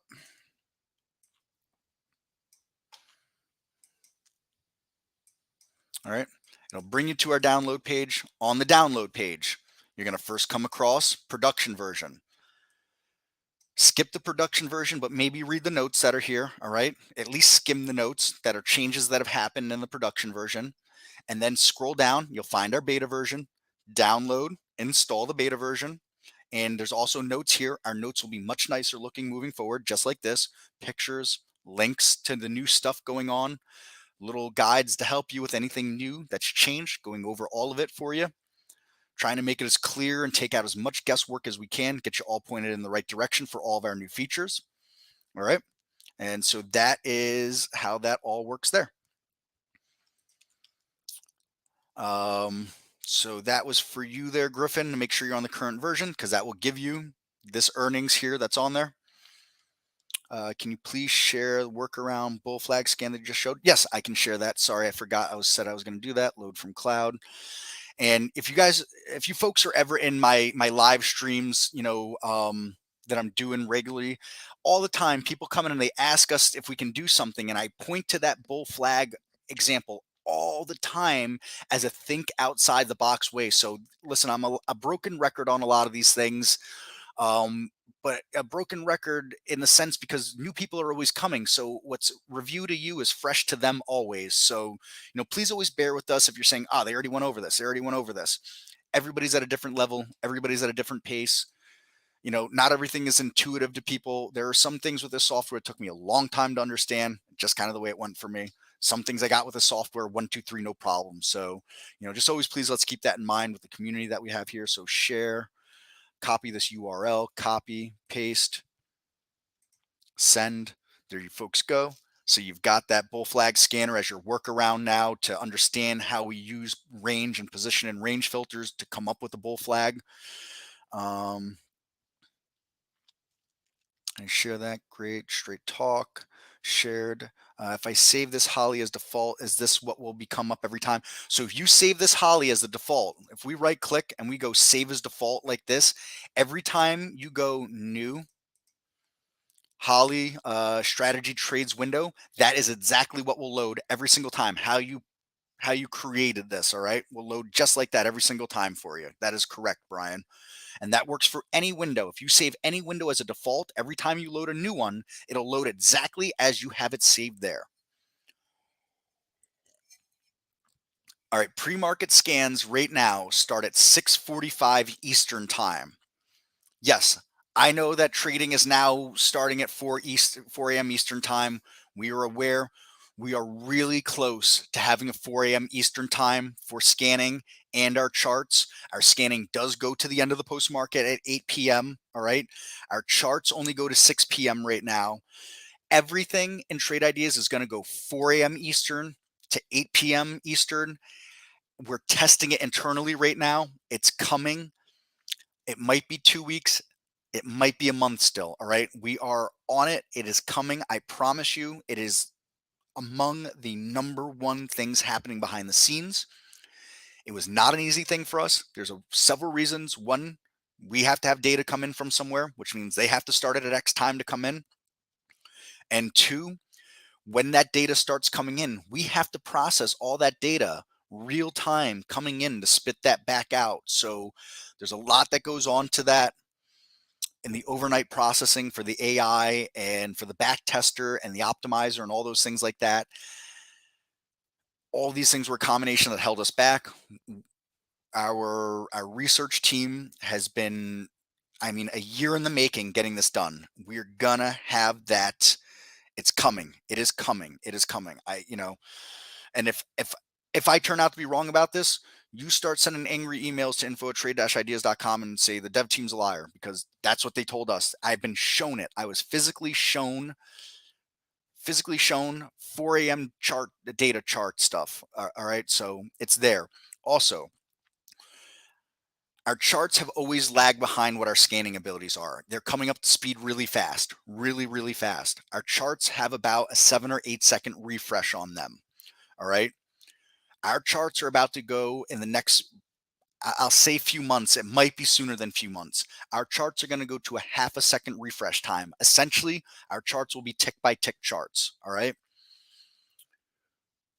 We are hitting on all cylinders internally with the develop team. It's unbelievable what they're doing. It's you're going to see a lot of stuff in the next several months. So, um, that's where we're headed. So, it's going to be awesome. Many years waiting, David. Yes, I know, David. I know. Stock racing. We can cover some stock racing in a moment. Let me get through these questions here and let me finish up some stuff on Holly there, Steve, and then I'll cover some stock racing stuff. All right. Sorry, just joined this late. Not sure if this has been discussed before. Can we say doji candle chart where volume of that candle is higher than the last 20 candles? So no, we cannot compare candles in any way. Unfortunately, it's just everything is on a time frame for us right now.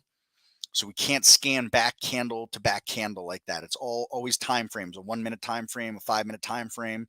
So it's just how that works in technology like that for us, unfortunately. We do have, some candle patterns that you can use from symbol lists that we offer. But creating just a doji in a scan, I'm going to I would point you to in the configure, you're going to have to use range filters. If we look and we start searching here, looking at, nope, not alerts, filters. We'll have to start looking at filters of different ranges on time frames and things like that, and position ranges to try to get those dojis. We do have some alerts from some different candle stuff here going on. So I'll scroll down to what we offer outright with that. Where are you, my candles? So here are the dojis that we offer like this. And then, so these are an alert saying this doji candle happened on this time frame. And then you can always add volume filters to it based on those time frames as I discussed. Hammer candles, hanging man candles, bullish engulfing, bearish engulfing, piercing, dark cloud covers, bottoming tails, topping tails, narrow range bars, up and down, green bar and red bar reversals on time ranges, 1, 2, 3 continuations, buy, sell setups on all of these, and then opening power bars. And then we have some narrow range stuff that goes on here. There's a ton. I can't possibly go over all this. And I promise you, there is nobody, no Trade Ideas user that knows every single little thing about every single filter, alert, definition. But we have it all there for you if you decide that you want to be the first person to do that. Click on any one of these. You can click help. It'll bring you straight to our help page definition of what it is here, how they work. If it doesn't make sense to you, you're having trouble putting it together and understanding it, always send us an email, info@trade-ideas.com, and we can get you some more help understanding what any of those things that they are that work. Please understand this. There are a lot of things that people, were you around for the bull flag? The bull flag item that I talked about, how we don't have bull flags as a pattern recognition, but we have capabilities of workarounds for scanning for bull flags. Let me know if you were here for that. If not, I'm going to circle back on it. And again, I know people just heard it, but I want to make sure people get all this stuff.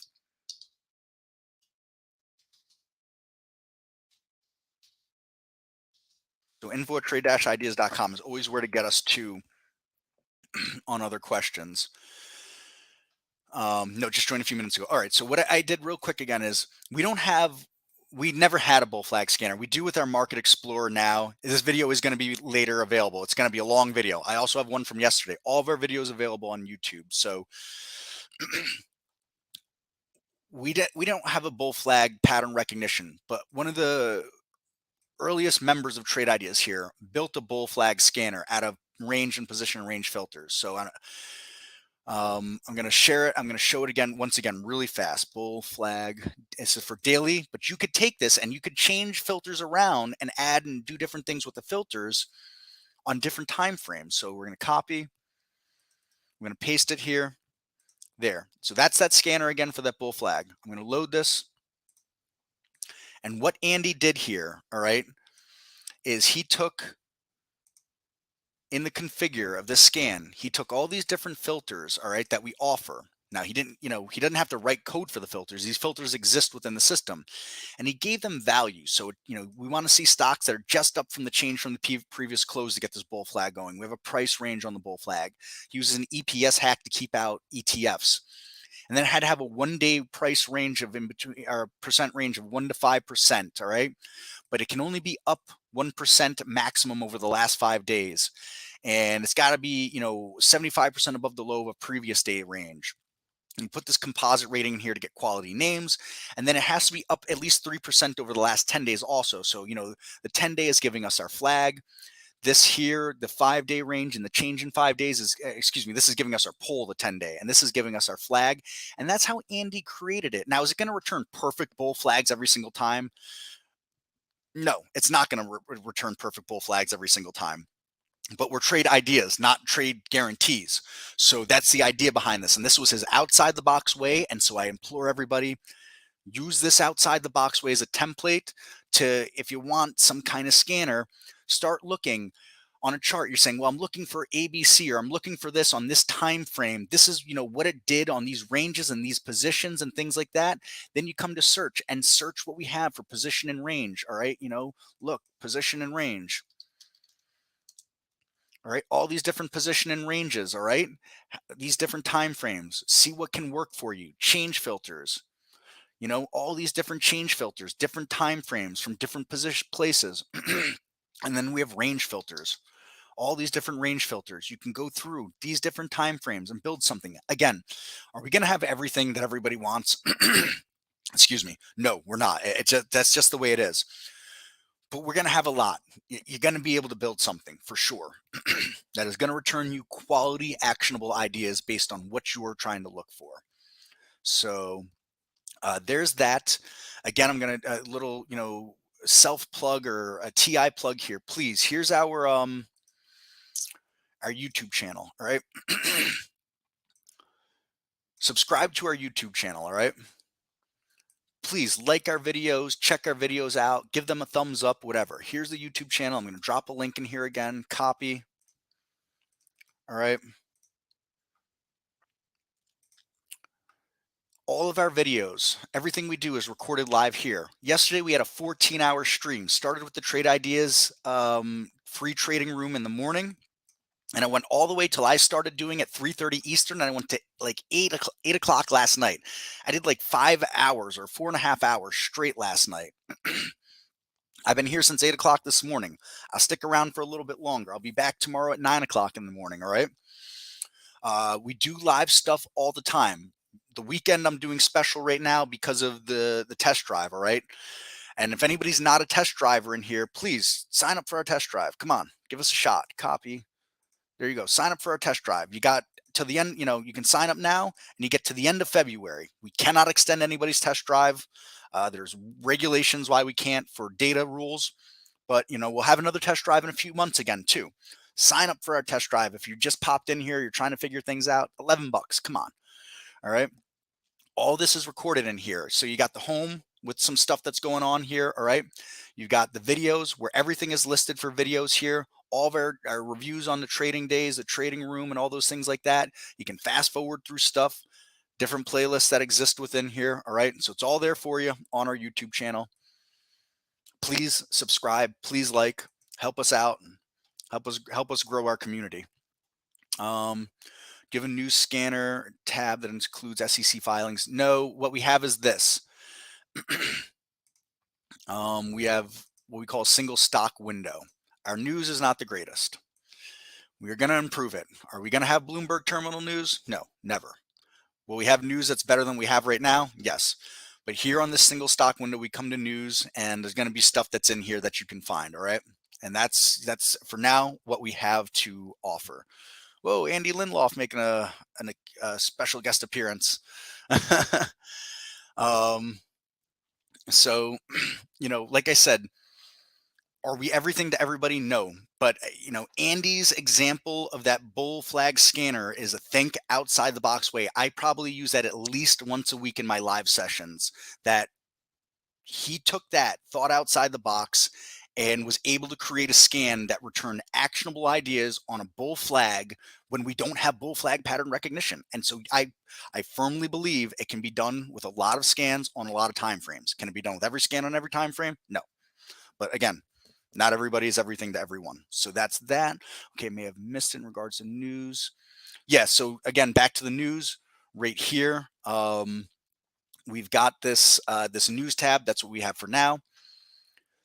Internal discussions go on, what kind of news we may or may not do to add or whatever. But this will become one thing that we improve on. Our first improvements that we're working on is that earlier data, our tick by tick charts essentially, and a few other items that we're working on with charts. Those items are our top priorities. Then things like news and some other secondary items, those will become the next things that we start to put focuses on again. Okay. Chris got to go. Thanks for informing. All right, very good. Thank you for popping in. Hopefully I get to catch you again tomorrow morning and through the next 2 weeks. So if I am not too late, can you please explain how you guys set up relative strength search? Thanks. TE for relative strength.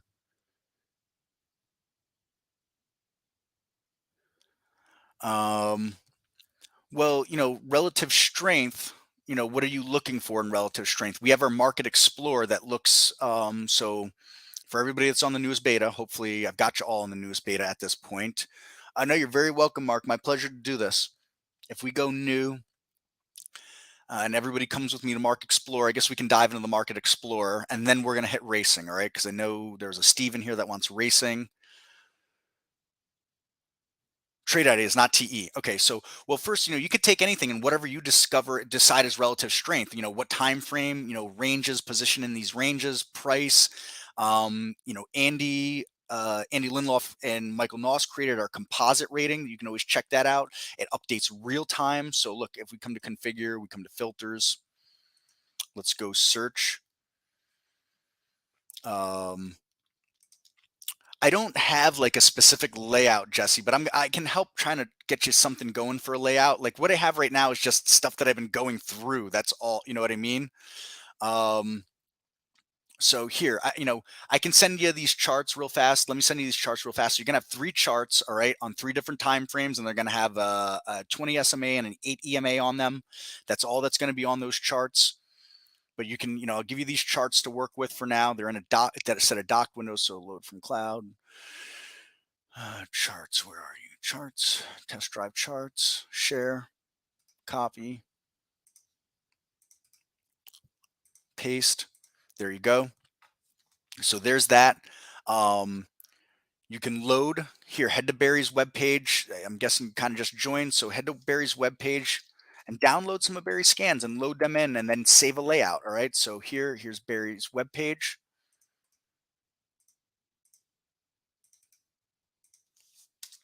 All right. Barry's webpage looks like this. Again, sorry, I know this is a review for a lot of you here. I'm going to circle right back into talk about relative strength. Then we're going to get to the Market Explorer and the racing. Scroll down on Barry's webpage. Here's every scan that he shares. You can right click, copy the link address. Each one has what they're talking about. All right. After you've copied that link address, you're going to go File, Load from Cloud, break down. Jesse, this is what you're going to do. All right. This is your homework. All right. Take no more than 5 scans, put them together as a layout. All right. And then you're going to create those 5 scans with a few charts or something. And you're going to go File, Save Layout, and you're going to name it Test Layout 1. And then you're going to take 5 different scans and make a new layout and save it as Test Layout 2. And you're going to make a bunch of different layouts, Jesse. That's what your homework is, And then you can come anytime and you can start to, file, load layout, and you can load up those different layouts and go back on history on those layouts and the scans and see what they did. And maybe you can start to narrow saying, this scan and this layout wasn't doing great. Let me just get rid of it completely. And then all of a sudden you can go from a whole bunch of scans to less scans, because I'm totally all about less scans during live market hours. All the scans in the world during after hours, going through thousands of charts, I'm all about that stuff. During live market hours, you want it narrowed down. So that's my recommendation. I always recommend having a layout specific, have a layout for pre-market, have a layout for regular market. You might even have an early regular market layout and a later day regular market layout. And then you can have a post-market layout. Don't have your pre-market scans mixing with your regular market scans. It doesn't have any sense. There's no value added to it. It's just a distraction, just noise. That's kind of my 2 cents there for you, Jesse, on that. So, all right, we did that. There's Barry's stuff. It's all right there. Again, I was talking about the composite rating here that Michael Noss and Andy Lindloff did. If we go search and we go score, score. All right. This is a real-time alerting composite rating. It's mostly technical analysis. It has some fundamentals in there about market cap and debt ratio and some things like that. I don't know the exact formula. That's something Andy and Michael wrote together, but it updates real time. It's a good way to knock out some noise, especially you're trying to find some fundamentally strong / technically strong items too, updating real time. All right. So you can use that as something for relative strength. And then again, back to relative strength, like anything else that has the word relative in it, it becomes relative to what you're looking for. So,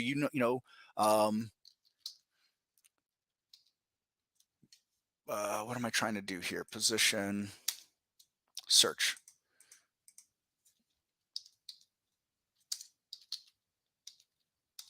So you might be trying to look for, if I could ever type, that would help. You might be looking for relative strength on a weekly basis. So maybe you're trying to find relative strength on a 5-day range or a position in 10-day range or, a lifetime range, things like that, That's where I would send you to look for relative strength, is what is it that you're looking for in relative strength?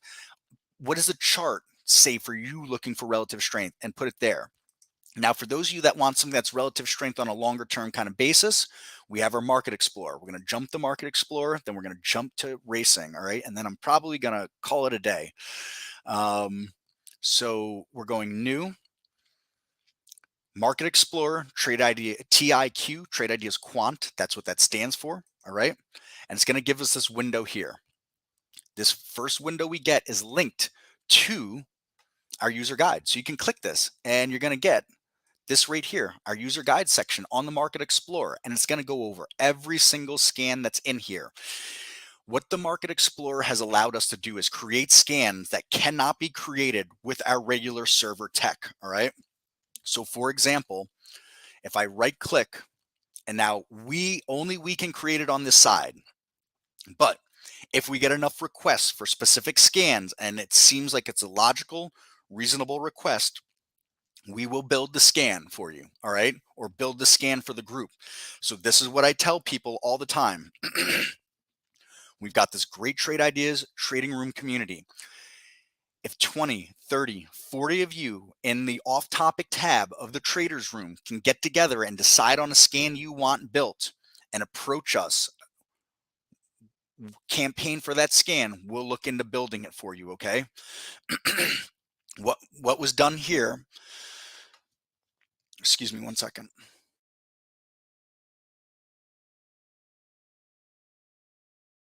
So what was done here is that we created these specific scans based on some really popular things that were asked for and going through. So we have this 80-20 cross on gappers, all right, or 820. So we're looking at an 8 EMA crossing 20 SMAs on gappers.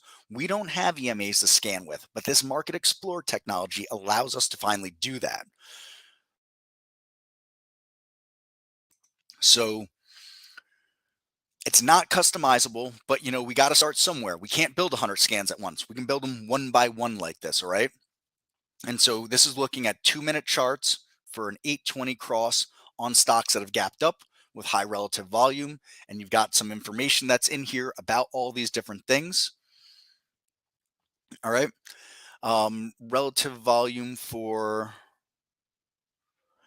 we don't have a way to do like compare charts, Salvatore, in like that, but we do have a way to scan sectors. We have a whole channel on sectors that we can do. So again, with the Market Explorer, we have all these server windows, and every one of these is, every one of these has a scan and a bull and a bear version of it. Bear flag, bull flag, RSI shorts, RSI long, divergences, short and longs on dailies. All right.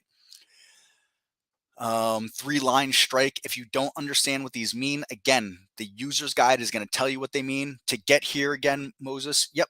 How do we get here? We get here by going to New, Market Explorer, Trade Ideas, Quant, TIQ.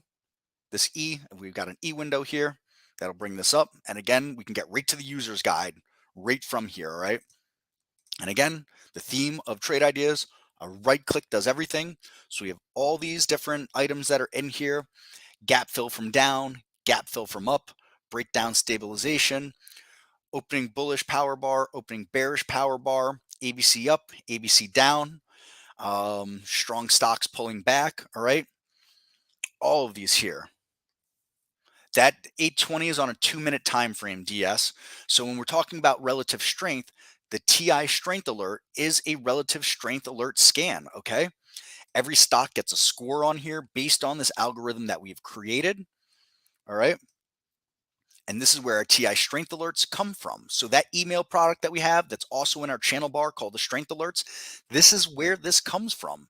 And so you don't have to just look at the 5 stocks that were top rated in it. You can go back, look how much history we have on this. Look at that. You can go back to September, to the end of September, and history of this window right here. All right. Just by scrolling down. All right. So, that's what we've got.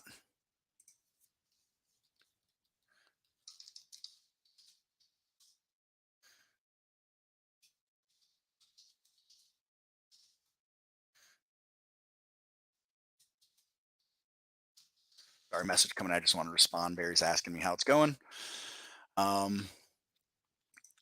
So this is all the stuff that's in here. Again, we get hundreds and hundreds and hundreds of requests every week. We can't just build everything for everyone. It's just physically not possible. But if a group of you can get together, I can't promise anything, but if a group of you get together the realistic scanning idea, present that to us as a formed group together, we'll see what we can build for you out of the Market Explorer. Okay. And what we want to build out of the Market Explorer are things that we cannot build with the regular the technology and trade ideas. So I don't think there's a whole lot else for me to cover as far as the Market Explorer. The rest is, it's just going to be understanding what these windows mean. All right. And again, those windows are all described in the user's guide. All right. So let's see. Let me just make sure I'm catching up on questions. We repeated opening, assume these scans refresh. Yes, these scans will update. They'll go. It's an alert essentially. It says, if it's a daily alert, it'll alert, as a daily alert when it comes through essentially. If it's a timed alert, so if we look at the, the crossed on gappers here, we've got a time when it happened here. So that's how it works. Whether it's a timed or daily, that's where it's going to be here like that. Just want to say best software. Oh, Jesse, really? That's amazing. Thank you. Oh, I got to screenshot that. Thanks. you know, Look, I know it's hard. This stuff is hard. That's all there is to it. So hearing that stuff means the world to us. It really does. Um,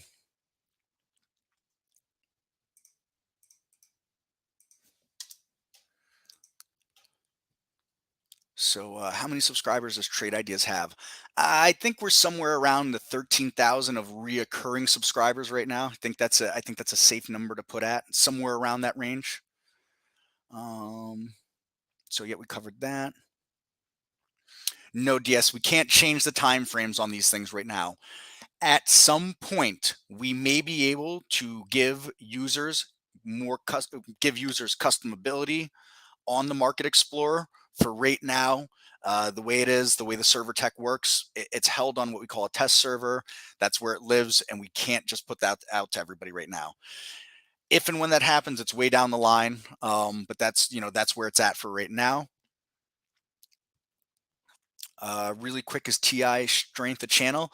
Yes. Well, we have the TI Strength channel. So we come to new, and we come to let's go with the doc channel bar for this.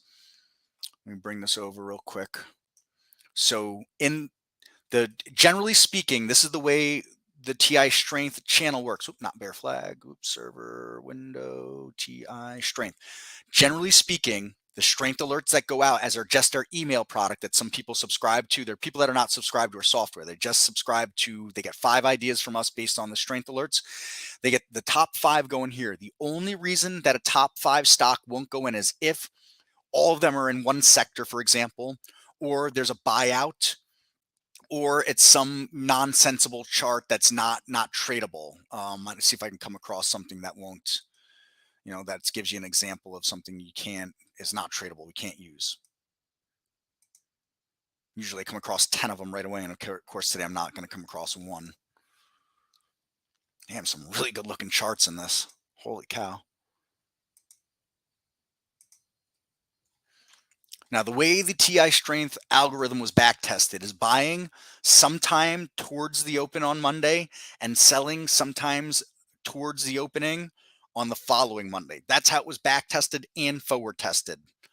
That's the idea behind it. We're not telling you to manage your trade like that. We're just telling you how it was done. Wow, I can't find one bad example. All right, well, I guess we're all good examples this week. So I suspect that all of these will be the strength alerts coming this week on the channel. I don't know if we've updated the channel yet. Probably tomorrow. All right, let's bring over the strength alerts channel. So here's the strength alerts channel. Somewhere, there we go. And we get this whole thing with a welcome window. My welcome window populated somewhere else. But, here's the strength alert scan. Here's a top list pointed at just the strength alerts. So yeah, this is last week's alerts that are still in there. We haven't updated it yet. It'll probably get updated later tonight or tomorrow sometime. And then this is what the email people see. All right. But only if you're subscribed to the software, we can't put you on the email list. There's whatever. I don't manage emails, but there's a technical reason behind it. But you have this right here that you can click at any time. We give you a market thought, some resistance, some thoughts, what's going on here with the SPY.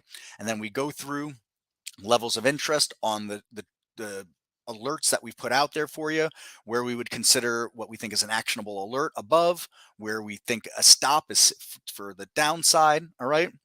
And that's what goes into the strength alerts. Nothing fancy. We're not saying buy here. We're not saying sell here. We're just saying these are levels that we're looking at based on some technical analysis. That's it. All right.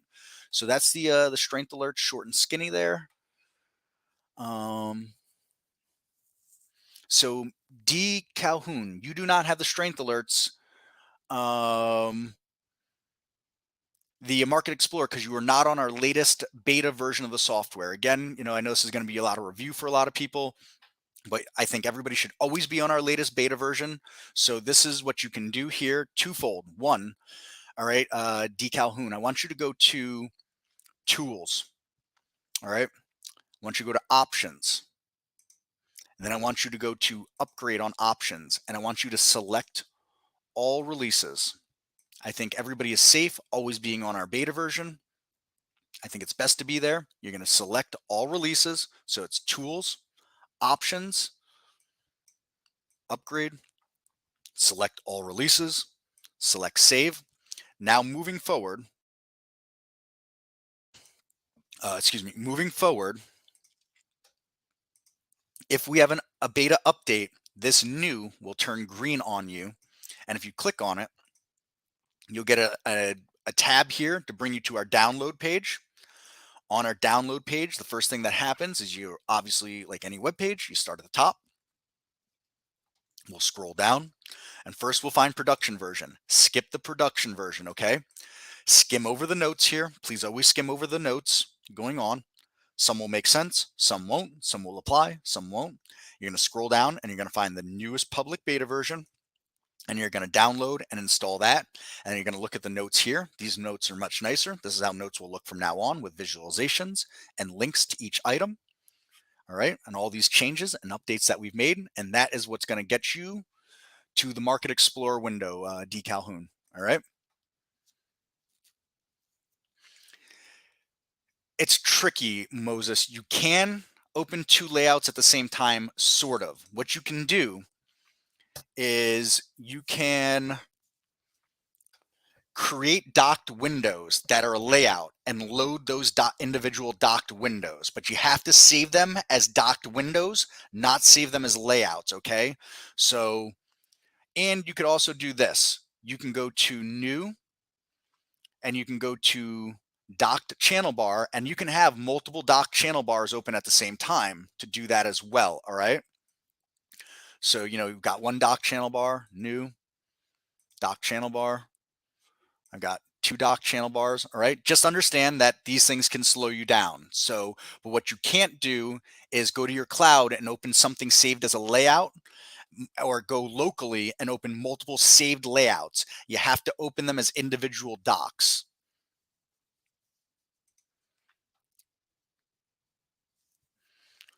So, all right, we're looking good.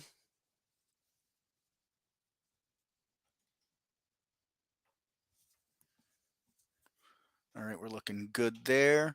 I'm going to hit racing because I know there's a lot of people that have been asking about racing, and then I'll do another thing on docks. I did a lot about docks earlier. I did a lot about docks last night.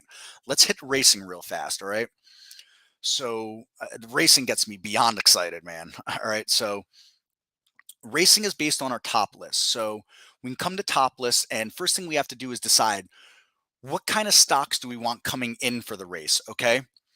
What do I want to see? And then we decide, we take it further. How do I isolate the stocks on the top list into the race? So it's a twofold. So we're going to build a basic race together here. All right. And I'm going to share that race, and maybe it's going to be great. Maybe it's going to be trash, but we'll find out. If anybody wants to use it in the week coming, they'll find out. All right. So the first thing we have to do is, decide how are we scanning. All right. So we come and we're going to build a scan. All right. And first thing I'm going to do is I want a price range on this. I'm going to go with $8 to $50 on that price range. All right. And I like relative volume for the racing. So relative volume works in a ratio, and we have this beautiful show me function in the middle here. And this relates to any scan building also. So whether we're building a top list or an alert window, this can carry over to just building the Windows specific filters of any of those scans. So keep that in mind. While this is going to tie into racing, this is just scan building 101 right here. And I'm going to go over some definitions that are very important of some of these filters. So first one we're going to talk about is relative volume. Our relative volume is a 10-day average, all right?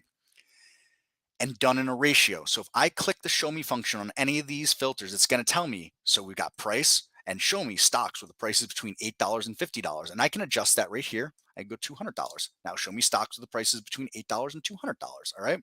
For this, we're going with 50 for this exercise, and we're going to click OK, and it's saved. Now relative volume. All right. Again, relative volume, and we're working in a ratio for units. Okay. So minimum, I want a minimum of 3. Now, what does this mean? All right. There's a lot that goes on with relative volume that I think gets very misunderstood. A stock could trade 10 shares for the entire day and have a relative volume of 10. Because if that stock averaged 1 share a day trading for the last 10 days, and all of a sudden it did 10 shares that day, it did 10 times what it's normally doing, right? So relative volume, like everything, think of Einstein, relativity, it's all relative to what we're looking at. Throw some physics out there for us, all right? So I want a relative volume because I want to know, first off, that the stock is doing more than what it's normally doing on a 10-day average ratio. So 3 means it's doing 3 times what it normally does, all right? So here we have that. I press OK. But I also want to make sure, it's doing 3 times, but I want to see something that did 30,000 shares that's normally doing 10,000 shares. That doesn't help me. So that's why we have a volume today filter, and that's why I'm going to use that. Cutting out some noise, and my arbitrary number that I'm using recently for scanning is 125,000 shares. So 1, 2, 3, 1, 2, 3. And so again, show me function tells me, show me stocks where the volume today is at least 125,000 shares. So now not only does it have to be doing 3 times its regular volume over the last 10 days, but it has to have traded at least 125,000 shares today. So yeah, you can use any of those. Here's why I stick with the 125,000 shares and the relative volume the way I'm doing it, especially for the races. And this comes from Barry. All right. And it opened my eyes on using the relative volume and this altogether instead of using average daily volumes of 5 days or 3 months. You never know what stock is going to have its day. A stock might only be trading, 50,000, 100,000, 120,000 shares a day. And all of a sudden today is that day's stock and it's going to trade 10 million shares today. It's going to be doing 25 times its normal relative volume. And so I don't want my average daily volume of 5 days to cut that stock out. Like, oh man, I missed that because it doesn't trade that much over the last 5 days. So that that's where that comes in that sense, how relative volume works. Now I think that those average daily volume filters are great, especially when we go back to we're looking for relative strength again, and how does relative strength get defined to you in scan building? All right, so that's where these filters become, what does the filter actually mean to you? Then what does it mean to the scan? What does it mean to what it's finding me for stocks? So we're telling these scans, find me stocks doing these things specifically. So again, now we've told the scan, find me stocks between $8 and $50. Relative volume, I got to be doing 3 times what I'm normally doing. I can make it 10 times by putting a 10 there. All right. I could also cap it and say, I don't want to see stuff doing more than 50 times normal relative volume too.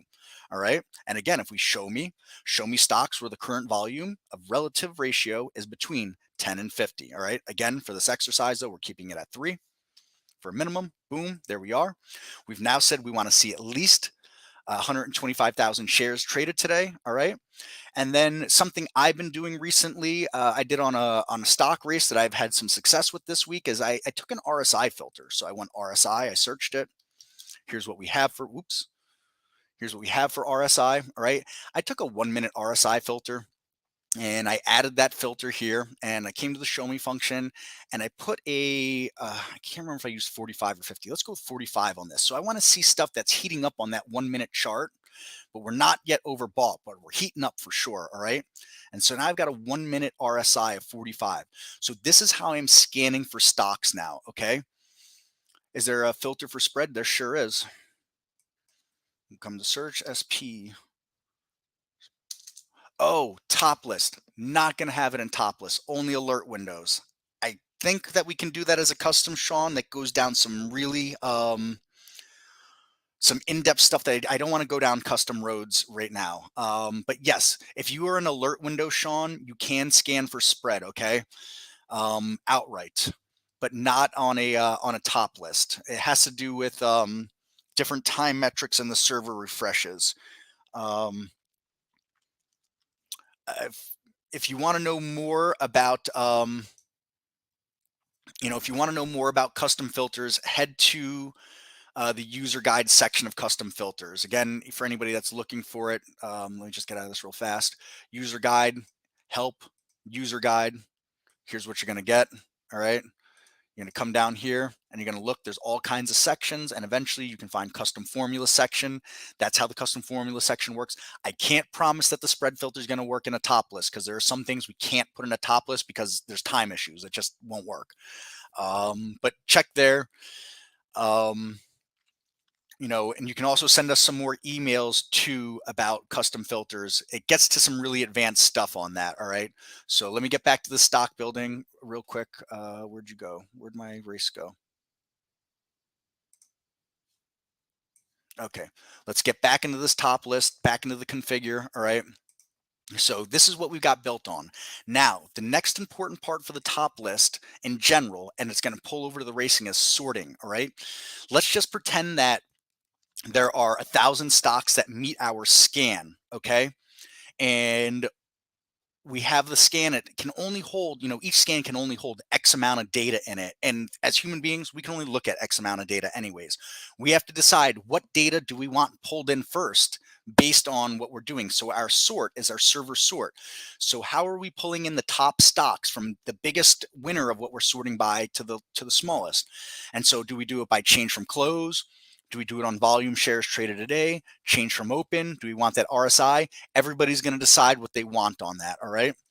For this exercise, I'm leaving it on change from close. If there's a sort that you want that you don't see here, we come back to search.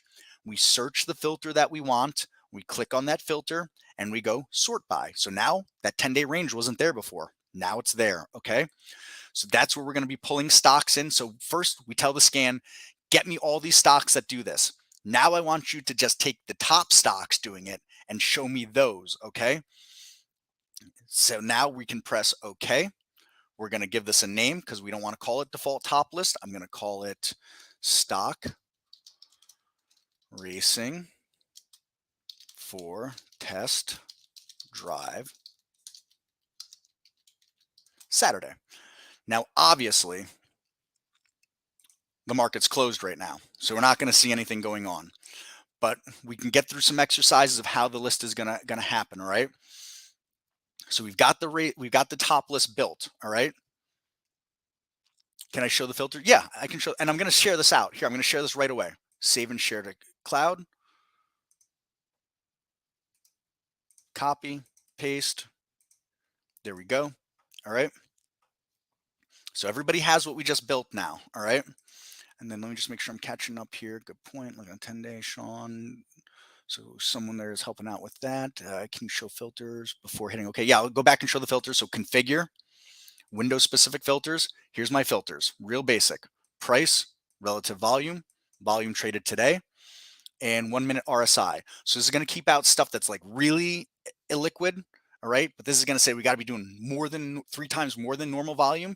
And this is where I'm looking up. I'm looking for stuff that's heating up. All right. Want to screenshot the settings. You got it. And now you have also the scan there. I forgot one important part. The race is not necessarily done on our filters. The filters just bring us the stocks in, but we can race on a column that has no filters. So, yeah, I figured that was you, Barry. I appreciate it, Barry. And it's your Saturday. Don't, stick around if you want. And if not, I understand. So, but thank you, Barry. Oh, we got Stats Edge in here too. Everybody's jumping in. So we race on columns. So this is the column I've been racing on recently, and there's a lot of good columns to race on, but this is where I'm having success. So I search for columns, and I've been racing on this one. Change 2-minute percent. All right. So I take this, and I'm not going to add it as a filter. I'm going to go show column. All right. And now here are the columns of this scan that I'm only showing this data in the top list, and this data I can race on any of it. Price, change from close, shares and volume, relative volume, change from open, and 2-minute change. These are all the racing options that I have here. All right. And this is how we're going to separate from the pack on the stocks that are coming in. So I press OK. I press OK. I'm going to reshare that scan. You want this scan instead. So if you took the first one, get rid of that first one. All right. Copy. OK. Okay, and Michael's telling us that the The trade idea strength was just updated, so we'll circle back that in a moment too, because that's awesome, Michael, because we're just going over the strength alerts channel a moment ago. All right, so now we've got this is the scan we're racing on. The scan tells us what stocks are coming in. Now the race is going to show us separating from the pack. So if I right click and I go to launch real-time race, we got the race set up here. All right, let's expand this out. Nice. How many lanes do we want? I've been racing 10 lanes recently. You can race up to 20 lanes. Our goal, you want it based on time. We're running it for a length amount of time. You can, if you want to, do it based on the value. I suggest time. I think that's where people are going to find the most success. But also, look, play with these things. You might find something that works better for you. All right. There's no right way to do this. Again, what's the best pizza on earth? People get in fist fight over what's the best pizza on earth. What's the best race? Same idea. There is no best race. Okay. Some obviously are going to work better than others. Obviously, if you're taking, um, marshmallows and putting them on a regular pizza, probably not so great. Same kind of concept, but there's no best. Some things will work better than others. I've been racing for 3-minute time periods. I see other people do it for 5, 15-minute time periods. Again, experiment with these things. All right. I like to replace my cars on the race, meaning that all of a sudden, if a stock no longer meets the top list, because everything's based on this top list right here. If stock no longer meets the top list criteria, I want that car out of there. I want a new car that come in to make that. Okay. No, you can't go back and race previous days. It's all live real time on this one. I don't know if some sort of going back history function on the previous days will race. I mean, you can race on previous days in the sense that you could go with like a 5-day change if we added that column. So, if we come back and configure and we go with, change 5 days, we could do that, racing on this 5-day change in that regard, Jesse. That's what we could do. And, you can look at other filters that are longer time frames and do that too. But that's what's there. So that's the replace cars. And then I like to auto run my list. So every time I race ends, it just restarts. Boom. That's why I'm running 3-minute races. It has a 30-second countdown right now. I believe we're going to get that to a 5-second countdown. But if and when that happens, no gun to my head on it. I'm just telling you what was, teased to me. All right. Now, here comes the sauce of the race. Remember, we added this 2-minute change column, but we didn't do anything with the filter. We just added a column. I'm basing this race on 2-minute change. So now we're scanning for 1-minute RSI, relative volume, and we're going to race on a 2-minute change. And that's where my sauce has been coming in. So this is very similar to a race I've already created, I've been using, and I had really good success with it this week. Maybe next week it's total garbage. I don't know. Could be beginner's luck. But this is where we're based on. We're basing on a 2-minute change. Then we sort on, this is the next real important part, the delta value. That means what's currently changing 2 minutes right now, moving up. We're not checking biggest losers win because we're going long on this trade. If you want it to be short, you would change the top list around to bring in, if we right click and come to configure, we would go into the sort. We want smallest on top, and we would be looking for biggest losers if we were trying to go short. All right. And that would change what we're doing. Descending means that the order that the cars are in. So essentially the ones with the biggest delta value change are up at the top and then down in descending order. That's what that means. And that's it. And now what I'm going to see when I press play, unfortunately won't be there because the market is closed right now. But what's going to happen is we would have, if there were stocks right here, right now, the top 10 stocks on this list that are filtered this way to this way, all right, are going to be here just like that, all right? And whatever has the biggest change in 2 minutes going to be going this way on us, and the other cars will be further back that have less of a change in 2 minutes, and the cars will juggle up and down what's going where, they'll replace if they need to. And so here's my biggest thing that I came to this epiphany, I think last weekend. So remember, we're talking earlier, at least for some of you, how our cross alerts aren't the greatest because of the volume confirmation that's built in it. You could take a top list and build essentially looking at stocks that are crossing or close to a cross with any of the SMA filters that we have. And then you can race them and you can see live what's moving that's near those crosses. And that eliminates the need for an alert list for crosses. So you can make these different crosses. Now I'm going to give you some disclosure. I built a race based on some crosses. It was horrific, this race. Absolutely terrible. And I made mention of it. And of course, Michael made mention afterwards, because we all know that crosses really don't work anyways. Crosses are funny how they work. A lot of crosses come from junky looking stocks because the price is just not moving anywhere. So it's going to make a lot of crosses, you know. Finding crosses that are like this and going to move like that, that's not easy. There's a lot more that goes into these kinds of crosses that we're looking at. Can you do it? Absolutely. Are you going to find a scan that's only going to return you crosses like this? Not a prayer on this earth, are you? But with this top list, you could find some stuff that's doing some things like that. All right. Add some volume metrics, create a race, and now you're going to return stocks that are at that cross. And then you can see how they're pulling away or not pulling away in the price action from the race. So now instead of worrying about, I need an alert for the cross, you don't need the alert. You have the race to tell you the cross is, this stock is crossing and the stock is moving or it's not moving. And that's where some of the real innovative outside the box stuff that happens in trade ideas. Again, think outside the box. That thought randomly came to me as I was, I don't know, building scans and building races last week. And I see it as something to, you know, show people that really want crosses moving forward, and people ask for crosses. Probably maybe try to build a cross scan or two and then share them out, and it'll highlight that crosses, you know, a lot of ideas that are crosses don't work out, unfortunately. And I, believe me, this comes from someone that I thought that an 820 EMA cross was magic. I learned it's really not as much magic as I thought it was, to be quite honest. So, but either way, the race gives you another way to work around a quote unquote shortcoming that people think trade ideas has. That shortcoming now no longer exists because we have a way to show you crosses and the stocks that are moving on that cross now. So hopefully that all made sense. Again, you know, it's tough not being able to show the race this moment like that, but you know, come Monday morning, you're all going to see that. So that's you know, that's that. Now here's a race that I created, very similar to what we just did. I'm going to share that with you, race with you all. Let me find it. Stock racing.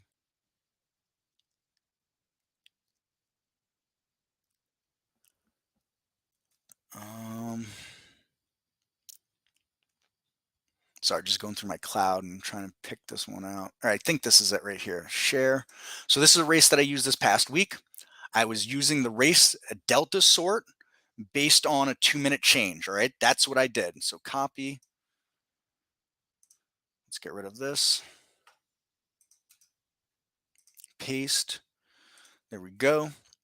All right, so that's a scan that I've been using for racing, really. All right, and I've kind of breaking a rule of mine. I entered a few trades about 9:40 this morning Eastern time. Those mornings Eastern time, and I had some good winners, man. I'm telling you. Um,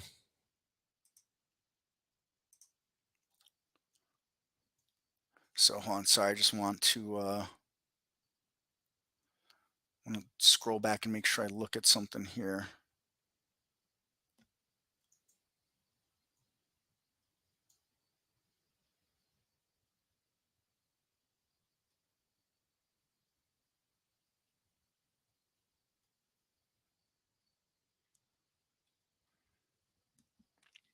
So again, if you folks have some questions, start firing those away for me. We've gone over a lot of the basics, and remember that the biggest important thing, right click. Right click and trade ideas. You don't understand it, head to our user guide.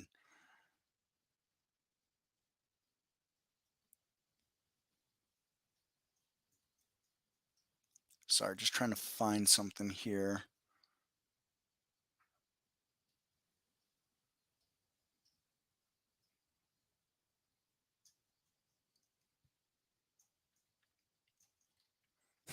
Can't find what I want.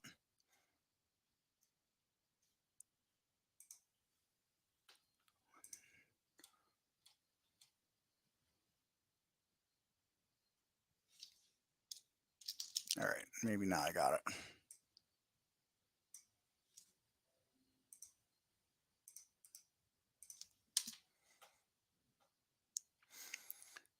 Sorry, it was something I was looking for a screenshot. All right, very good. Let's scroll back down. I see new comments are coming in. Should we have access now to our account and configure? Yeah, you should be able to log right in there, Daniel. You should, usernames are case sensitive. So please look at the welcome email you were sent and note, is there a capitalized letter in any of your username? Is it all lowercase? Is it half lowercase? Our system is case sensitive. All right. So very important for logging in that you recognize that it's case sensitive.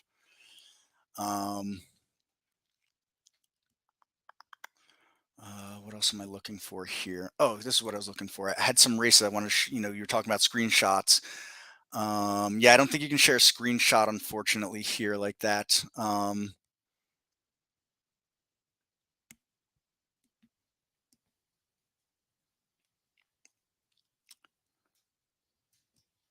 But I want to show, let me see if I can find a screenshot that I had from yesterday.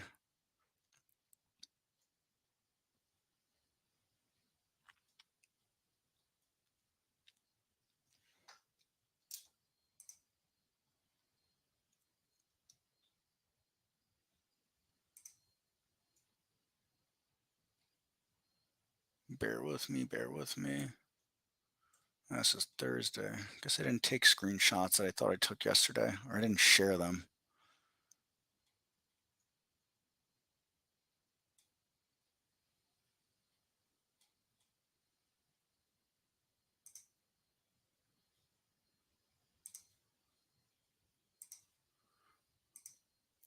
I apologize. I know I'm talking to myself halfway here. I just want to show this screenshot to show what a live race kind of looks like.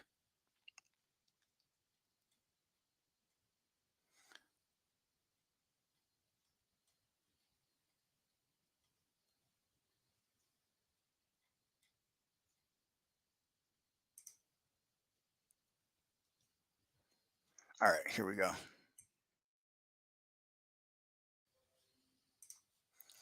So this was a screenshot of a race I took. You can't really see anything on it.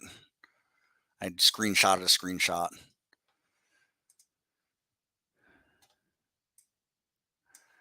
What I'm trying to illustrate here is you have these cars and now they're all racing across, and looking at the change percent value on these different races that I was running here. All right. And this is how you start to find things separating themselves from the pack, and the cars are going to move up and down. Also here, it's hard to see, I know, but each time you have a winner, it goes over here and there'll be a count next to it, how many times it's won. So all of a sudden you see, hey, this stock won 3 races today, in my 3-minute races. I might want to keep paying attention. The next step you might want to do is, you don't just click on a race and you say, yeah, buying that stock. You might click on a race and you might say, all right, that stock's interesting me.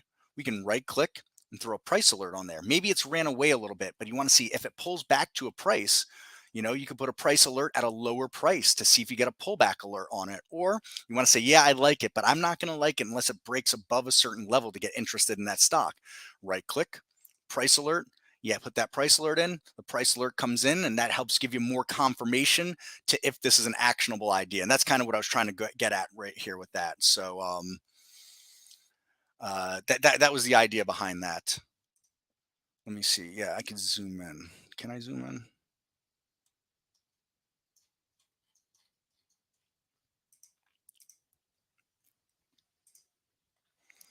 Try this again here.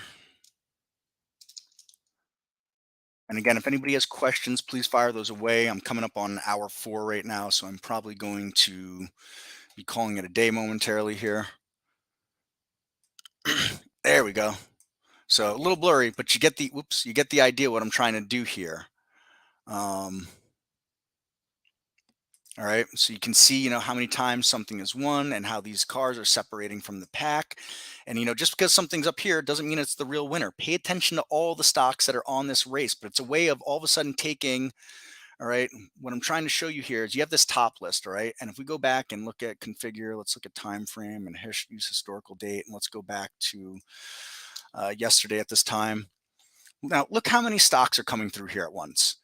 Are you really going to start going through each one of these and like, all right, what am I doing here on the top list? And all right, this looks like this. And I'm setting price alerts for each one. And, What if all these meet the data of the scan, all right? But on the 2-minute change, one might be making a real move, but it's not going to show here on this top list. That's where the race comes in. Now you're going to see that stock is making the move. That's how the race works, all right? So you're taking this bigger data set, and again, I keep talking about narrowing data down, and you're going to narrow that data down. Not only narrow it down, what is actually moving this moment, and that's how that goes. So, all right, Zoom. All right, new TI. Do not have anything outside of Weeble. What the fastest way to get up and running with TI without being overwhelmed with all of this stuff? Um,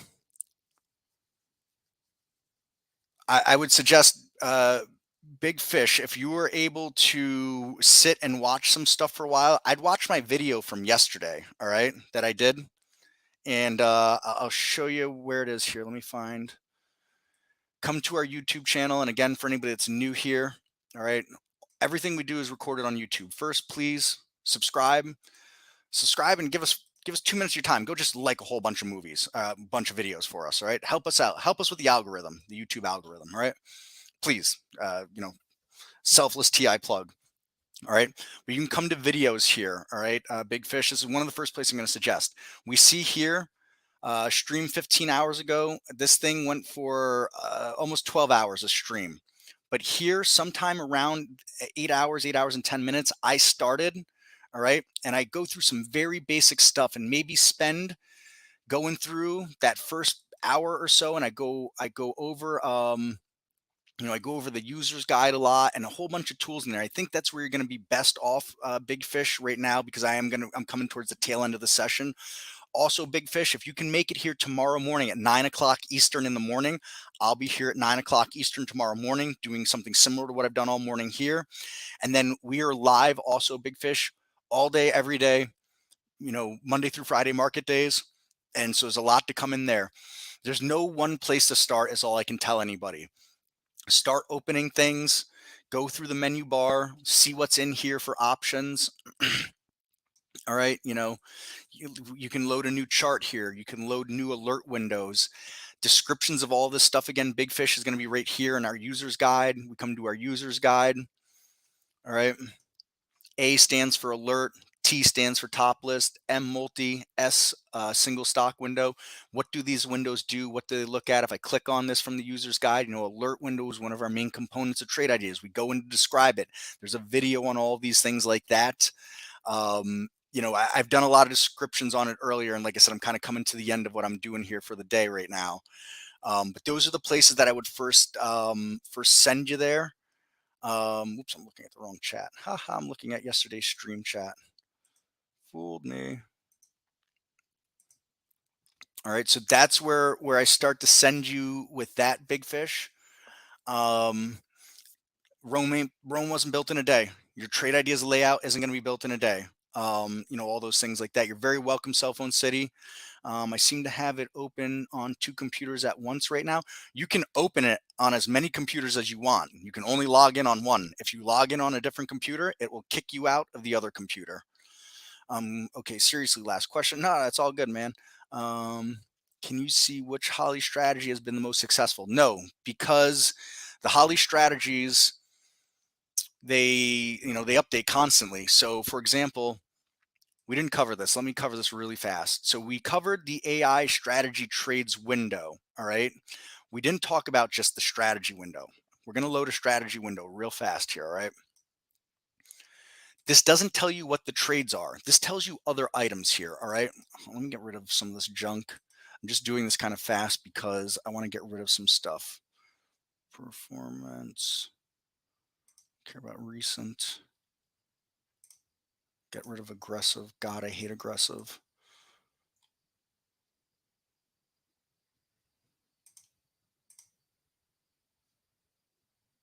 Let's see if that looks a little nicer. All right. What this window is doing, let's go step by step on this. All right. This window first tells us, let me reorganize this. Let's go strategy. Strategy, profit factor, win time. Okay. So what this window tells us is it tells us here are the strategies that Holly came to work with for today. All right. These are the ones that optimized and back tested the best. The original breakout strategy that went into there is not the breakout strategy that's here.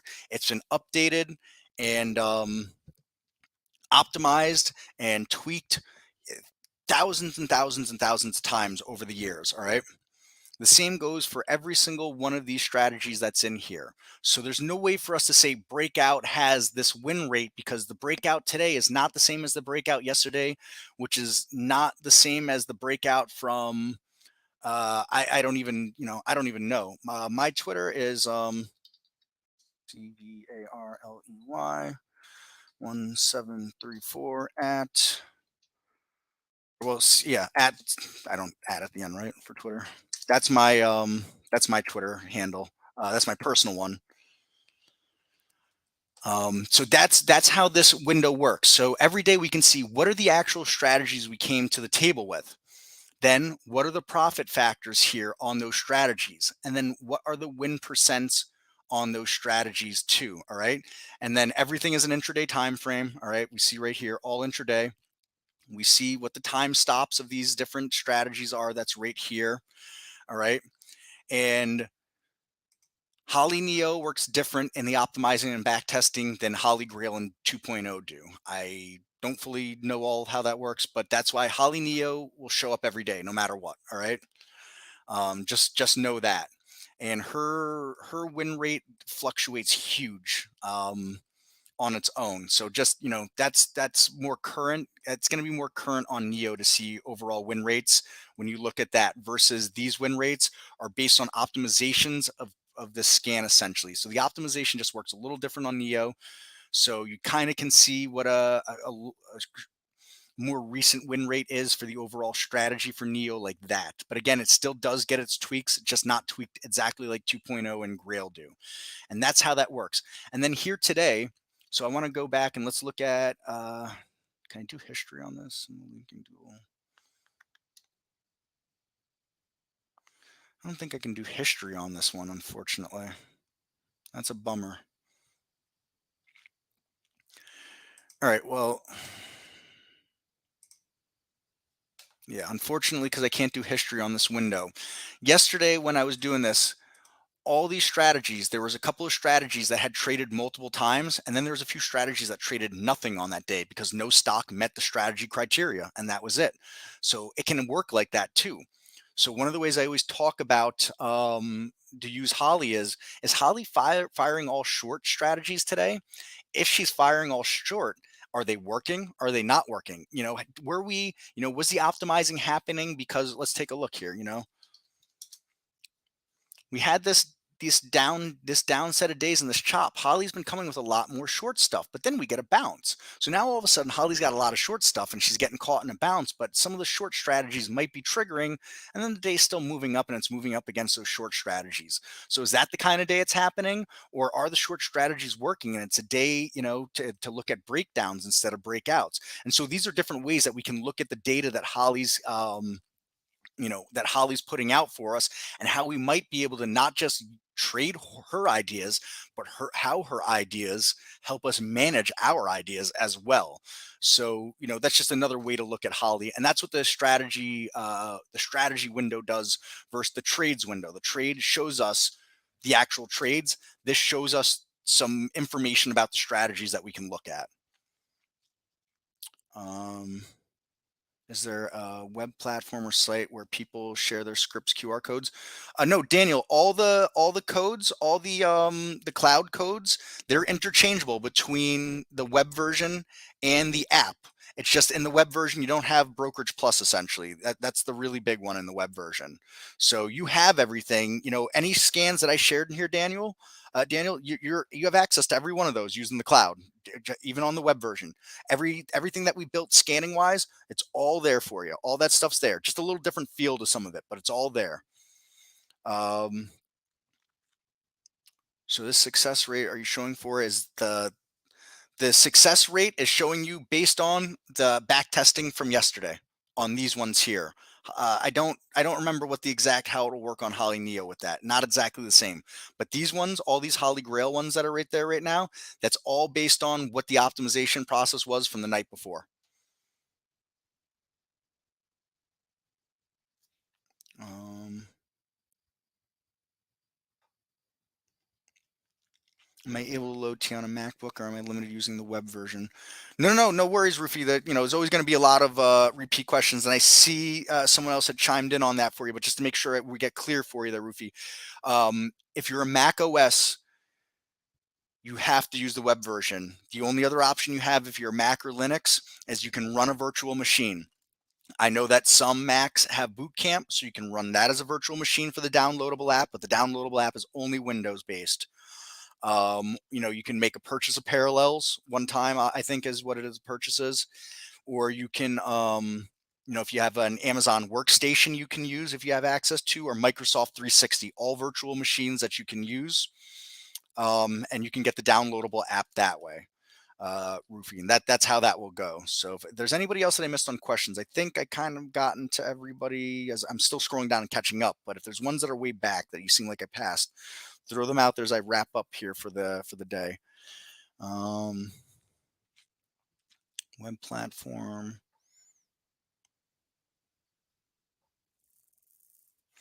So yeah, like I said, Jesse, this is we'll call it a 2 off on Saturdays because I'll probably do this again next Saturday. But I do this every single market day, 3:30 Eastern. I start doing this. I take over the YouTube stream from Barry at 3:30 Eastern, and I go for an hour normally. This week I'll go more than an hour for the test drive. Maybe I'll try to work in a once a month Saturday or something like that. On a personal note, why I can do this is my daughter is away visiting family right now, and so normally I'm with my daughter on Saturdays. So I'm with my daughter like every day, but normally we do things on Saturdays. So that's why I'm able to give a lot of extra time while she's gone for a period here on this. And the alerts are just for Dave or Swing Correct. Am I going to start taking? Well, the alerts. Here's the thing. Here, I love to show this one off. Is it XOME? Gee, I can't even remember the stock now.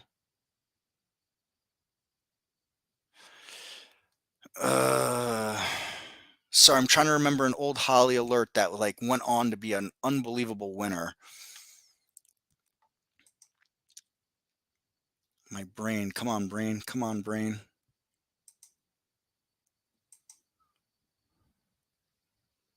Sorry, I'm drawing a blank here.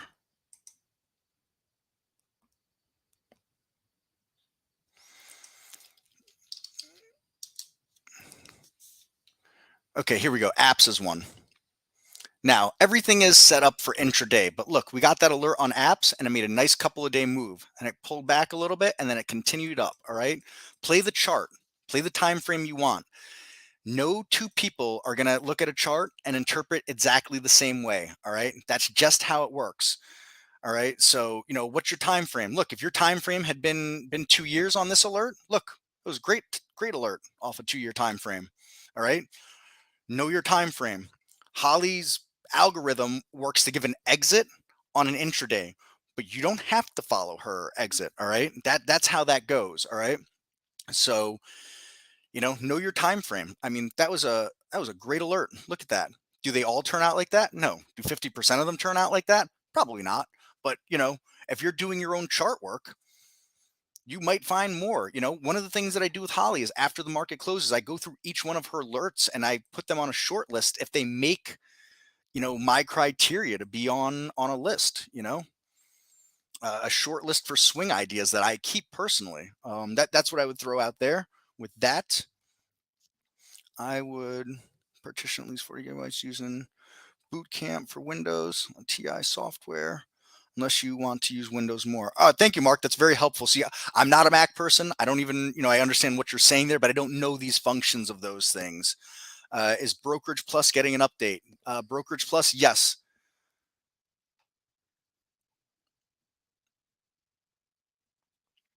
So Brokerage Plus is going to get this. Where are you, Brokerage Plus?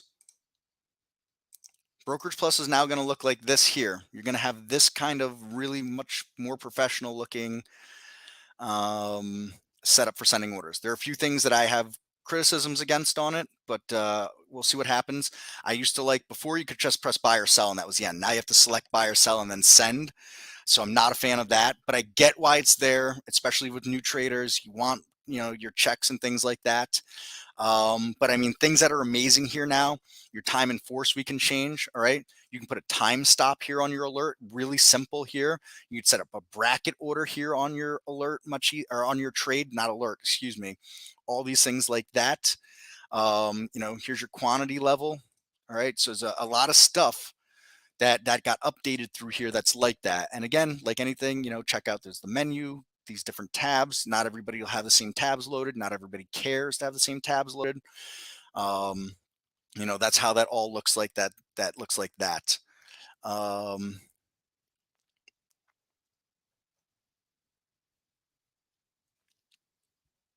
Holly playlist has all the winners.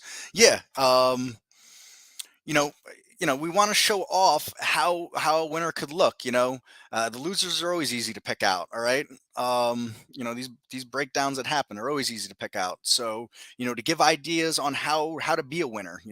Want to be a winner, got to act like a winner on that stuff for that. So yeah, it looks like Lightspeed. That's someone said that to me before, I think. And then we still need clarification. One account is logged in, the other window says user connected as me.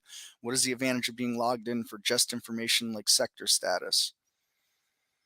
Yeah, there's no way that you can have two logins at the same time. It's not possible unless you have two separate accounts. That's possible. But on one account, no way.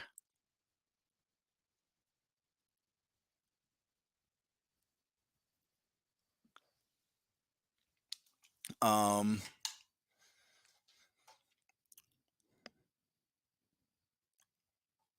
And if you want like a sector status window open, you could do that. You could have multiple stuff. So look, I have this. This isn't like a real layout. It's just kind of me, browsing around with you all. But if you go new and you go docked channel bar, and you have, let's say you have your layout up, and then you want to take a look at sectors. Excuse me. Let's say you want to take a look at sectors at the same time your layout's up. Boom, we can scroll down. We got sector status right here. And then we can see what these sectors are doing. Give that a second to load. All right, hold on. I got to send this.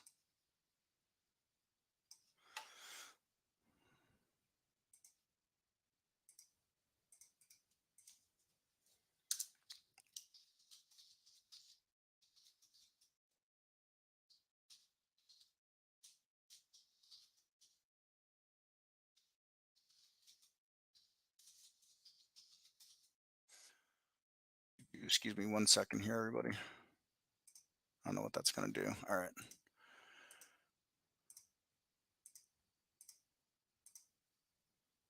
All right. So, but we can have this sector status up here. All right. And, now I can have this, sectioned off somewhere else on my screen, and I can see, oh, financials or technology is doing this, and financials are doing this, and consumer staples are doing this, and where these stocks are that help make up these different sector ETFs. What's happening with all those things? All right. So, that's how you can use the kind of quote unquote multiple layout and things like that.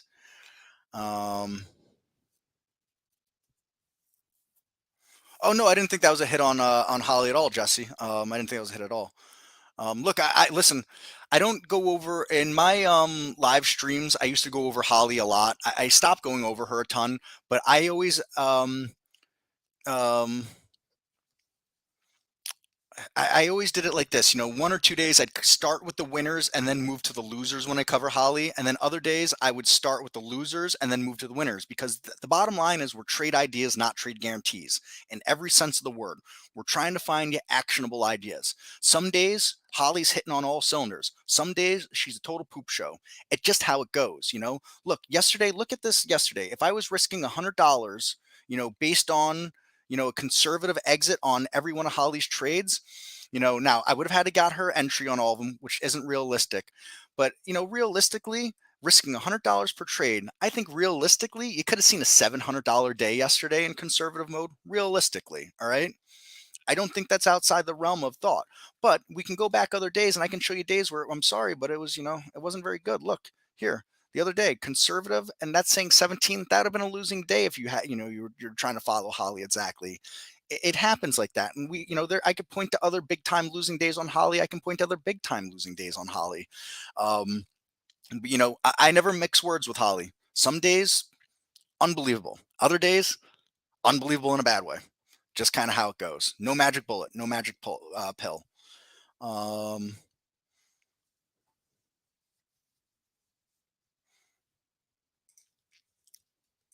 sorry, I have to answer a message.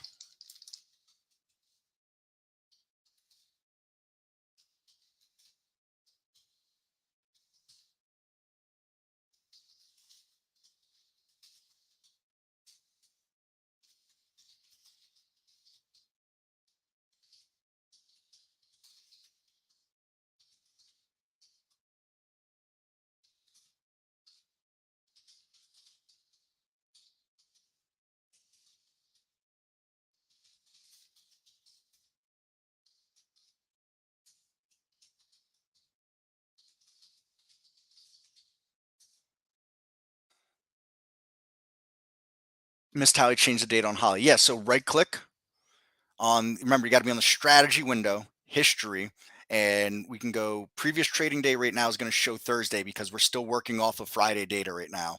But you can go to time frame and you can go back up to like 60 something days. We're going to be giving you more data on Holly eventually, a historical AI. All right. That's one of the other big things that's in the pipeline. That's real big. That's being worked on. But for right now, you can go back around 60 something days in Holly data. All right. That's, you use a calendar or however you want to do that and put that in there like that.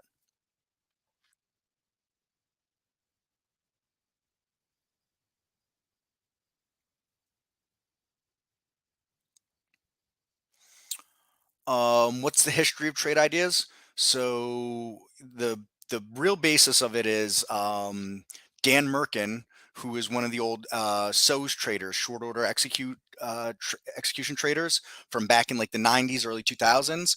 When they killed that, it was like a real great money making way for a lot of traders. When they killed that, essentially, Dan wanted to have a system built for him for trading, for finding stock ideas, and he went to a friend of his that was a big time coder and whatever else, a gentleman named Phil, and he had Phil build something for him, and then all of a sudden, Dan showed it to other people, and they were like, "Whoa!" And then next thing you know, Trade Ideas is born. That's the shortest and skinniest version of that. And then they brought people on. I was found. I attended the live trading room and the webinars for years. I got friendly with some of the support members here before working for Trade Ideas, and Andy happened to see a tweet that I'd put out about something about a career change and whatnot, and Andy, offered me a job and approached Dan and the crew and Steve and Jamie and a few other people. He said, yeah, he's a good guy. He's been around for a long time. He knows the software, and let's get him in because Trade Ideas is, we're growing. And they brought me in, and we brought in some new people since I came in a little over a year ago. And that's really the short and skinny of it. If you want to know a little more, here you can always come to, pull it up real fast here. Here's about. Many of our developers trade, not all of them, but many. So I'll share this link real quick if anybody's curious about this. Um, Somewhere I'm going to share that link.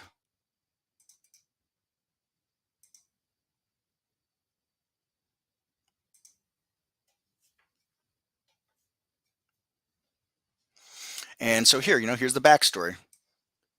All right, talking exactly like what I was just kind of saying, and trying to make something for the trader by the trader. All right.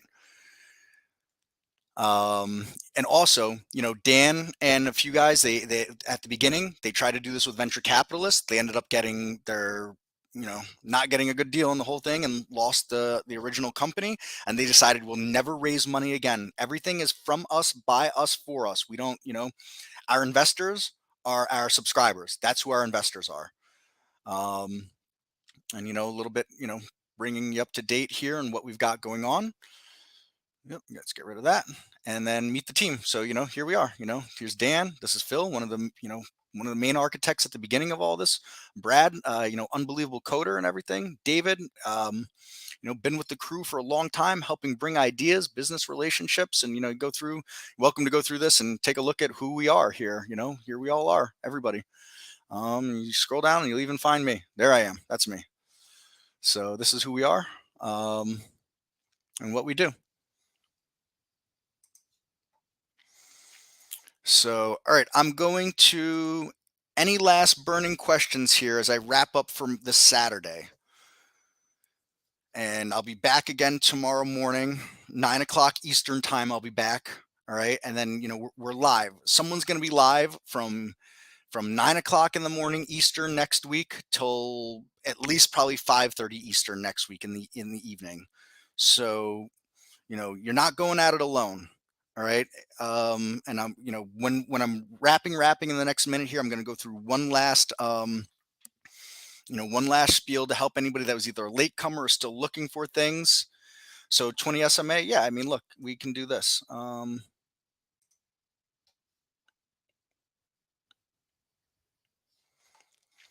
So what we could do here is we can configure, and if we go to search, let's type in 20.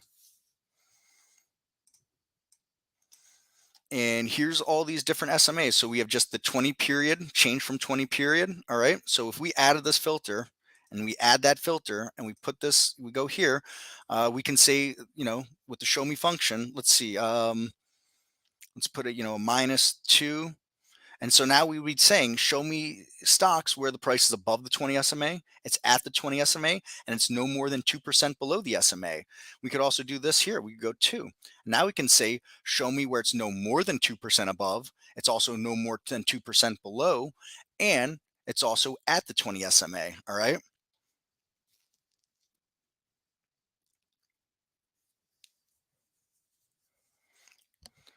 That's awesome. Wow, Mike, see, you've been here this whole time. You're unbelievable, dude. Thank you. I appreciate that, Mike. See, I'm glad you're getting some value out of this. Listen, even I get value out of this. It sparks ideas and brings new thoughts and refreshes things for me. So, and I mean, I hope you all can hear the excitement I have in my voice. Software changed my life. This company changed my life. That's all there is to it. Very, very, very big defender of this company and the people that I work with. So, but that's that on SMA 20 SMA right there. You can also look here, same thing. They're all changed from the 20 SMA period, Jesse. So we have the change on a 2-minute chart on the 20, change on a 5-minute, 50-minute. And 60-minute. You can also look at a 20 period versus an 8 period on these different charts. All right. And you can look at a 20 period versus a 200 period also on any of these here. So that's what we offer. And again, same thing, plug in the value. So if we wanted 20-minute on a 60-minute chart, we add that filter. Same thing, come to the show me function and we're looking at it, just like this. And we start plugging in values on the show me function and, it's going to tell us exactly what we're trying to do here. Can you set it for the first 5 minutes? You can't set it as a time. You can set it as a time frame. So the only thing that you could do, like getting into some more kind of advanced, semi-advanced stuff, let's call it. So let's do this real quick, Jesse. If we go new and we go alert window, all right, and we go search, we can go time of day. So this time of day filter is essentially going to say,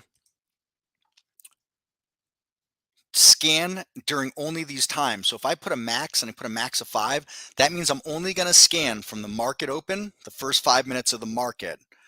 So that's how you could scan the opening, and then again you'd link it with the SMA period that you want there. So that's how you could scan just the open 5 minutes like that, and then of course you put the rest of the items there. So some people don't want to scan and start talking to them till 15 minutes after the open. Some don't want to scan talking to them 10 minutes after the open. So you could do all those things. You can use time of day filter for pre-market. You just use negative numbers because you start at 0 for 9:30 and you go backwards like that. So so that's the short and skinny there. I appreciate that. Trade ideas beating the competition. Um, you know, we're trying. That's for sure. We're certainly trying. And I don't think anybody goes live like we do here. That's for sure.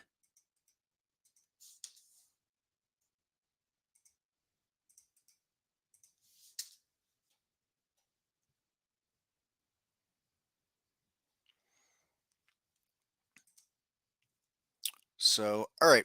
I'm going to do a walkout now and wrap it up for the day here on us. All right. Remember, everything in Trade Ideas lives basically in three places. Okay. The first place we can look at is our menu bar. Look up here, go through these tabs. All right. Anytime you start to play with a layout, you start to play with anything, make sure you save stuff as you go along. Save it to the cloud, save it locally, save it as a layout, save it as an individual window, whatever. Please make sure as you play with things, you save it so you don't go, oh, I had this great thing that I was working on and I lost it. We don't have a way to get back at your stuff if you lose it. There's nothing we can do. If it's lost, it's lost. The closest we can do is in load layout, assuming your machine backs up. You'll have some backups in here in load layout with some timestamps on them. They don't go a huge amount back. All right. So that's the only backup that's going to exist. So please, please, please make sure you're saving stuff constantly. There's no such thing as oversaving, and you can always go back and clean your cloud out. You can always go back and, all those things like that. David, you have a great day too, man. Thanks for popping and really appreciate it. Hope to see you tomorrow and the week coming. All right. You can always go back and clean your cloud out. You can always go back and clean your local registry out. You can always go back and clean those things out. But what you can't do is go back in time and get something you lost, right? So menu bar, you want something new. Tools, there's a lot of stuff going on in the options and all kinds of things that are in here, all right? Help, all right? User guide, alert definitions, all those things like that. The next place everything else lives in Trade Ideas is in the software itself. A right click your scan, look at what's up here. What do these things mean? Again, it all ties together. If you don't understand what some of this stuff means, search charts in the user guide. Go to the user guide, search charts, look through all that. You're going to get some answers in there. All right. The last place that things live in within Trade Ideas, you're not going to need it a lot, but you may need it on occasionally, and you'll need it, more some days and less other days, or more some weeks, less other weeks. The account management page, all right, on our home page where it says logged in or log in, that same login, case sensitive, just like your username. There are things in the account management page for you to see and go over. A lot of it starts to get down into some really advanced stuff that I hope if you stick around long enough, you'll get into those things. Some people use more advanced stuff than others. Some people don't. Everybody, different flavors for different types, that's how it goes. So I thank everybody for popping in here. I hope that everybody really found this informative. There will be a recording of this again later. Let me go back over that one more time for the recordings. All right. Our YouTube channel. All right. I'm going to drop a link in for the YouTube channel.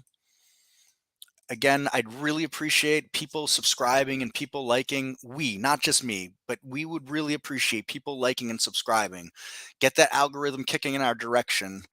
We'd love to grow this community that we've got going on here. All right. We're not here to push stocks on anybody.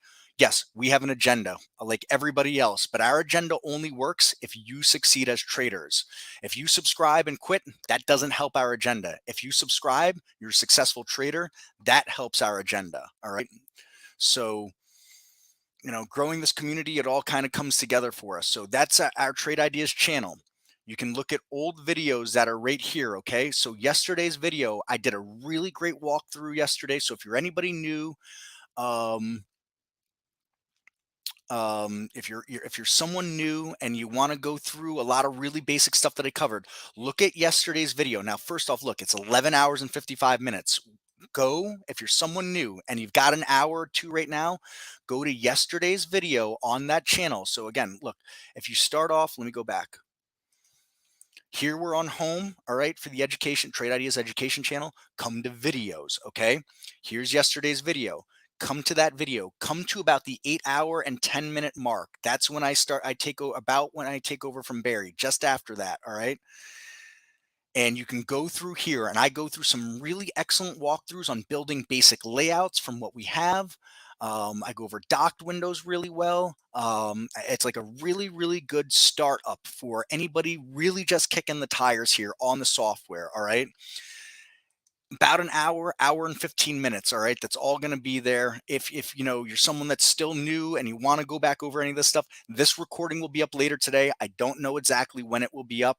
And then also you can go through, Barry's live stream every day is there. Plus I take over for an hour after Barry every day with the live Q&A.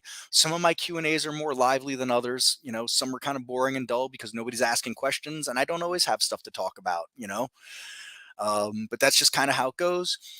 Barry's videos, they're great video going over stock, an idea, what he saw, why he saw it. So if you're someone that's still trying to understand support and resistance and looking at charts, look playing back that tape, Monday quarterbacking it as a saying that I love to use, going back and doing that research, because becoming a trader is a multifold step. It's not just scanning, it's having those plans and understanding and reading charts.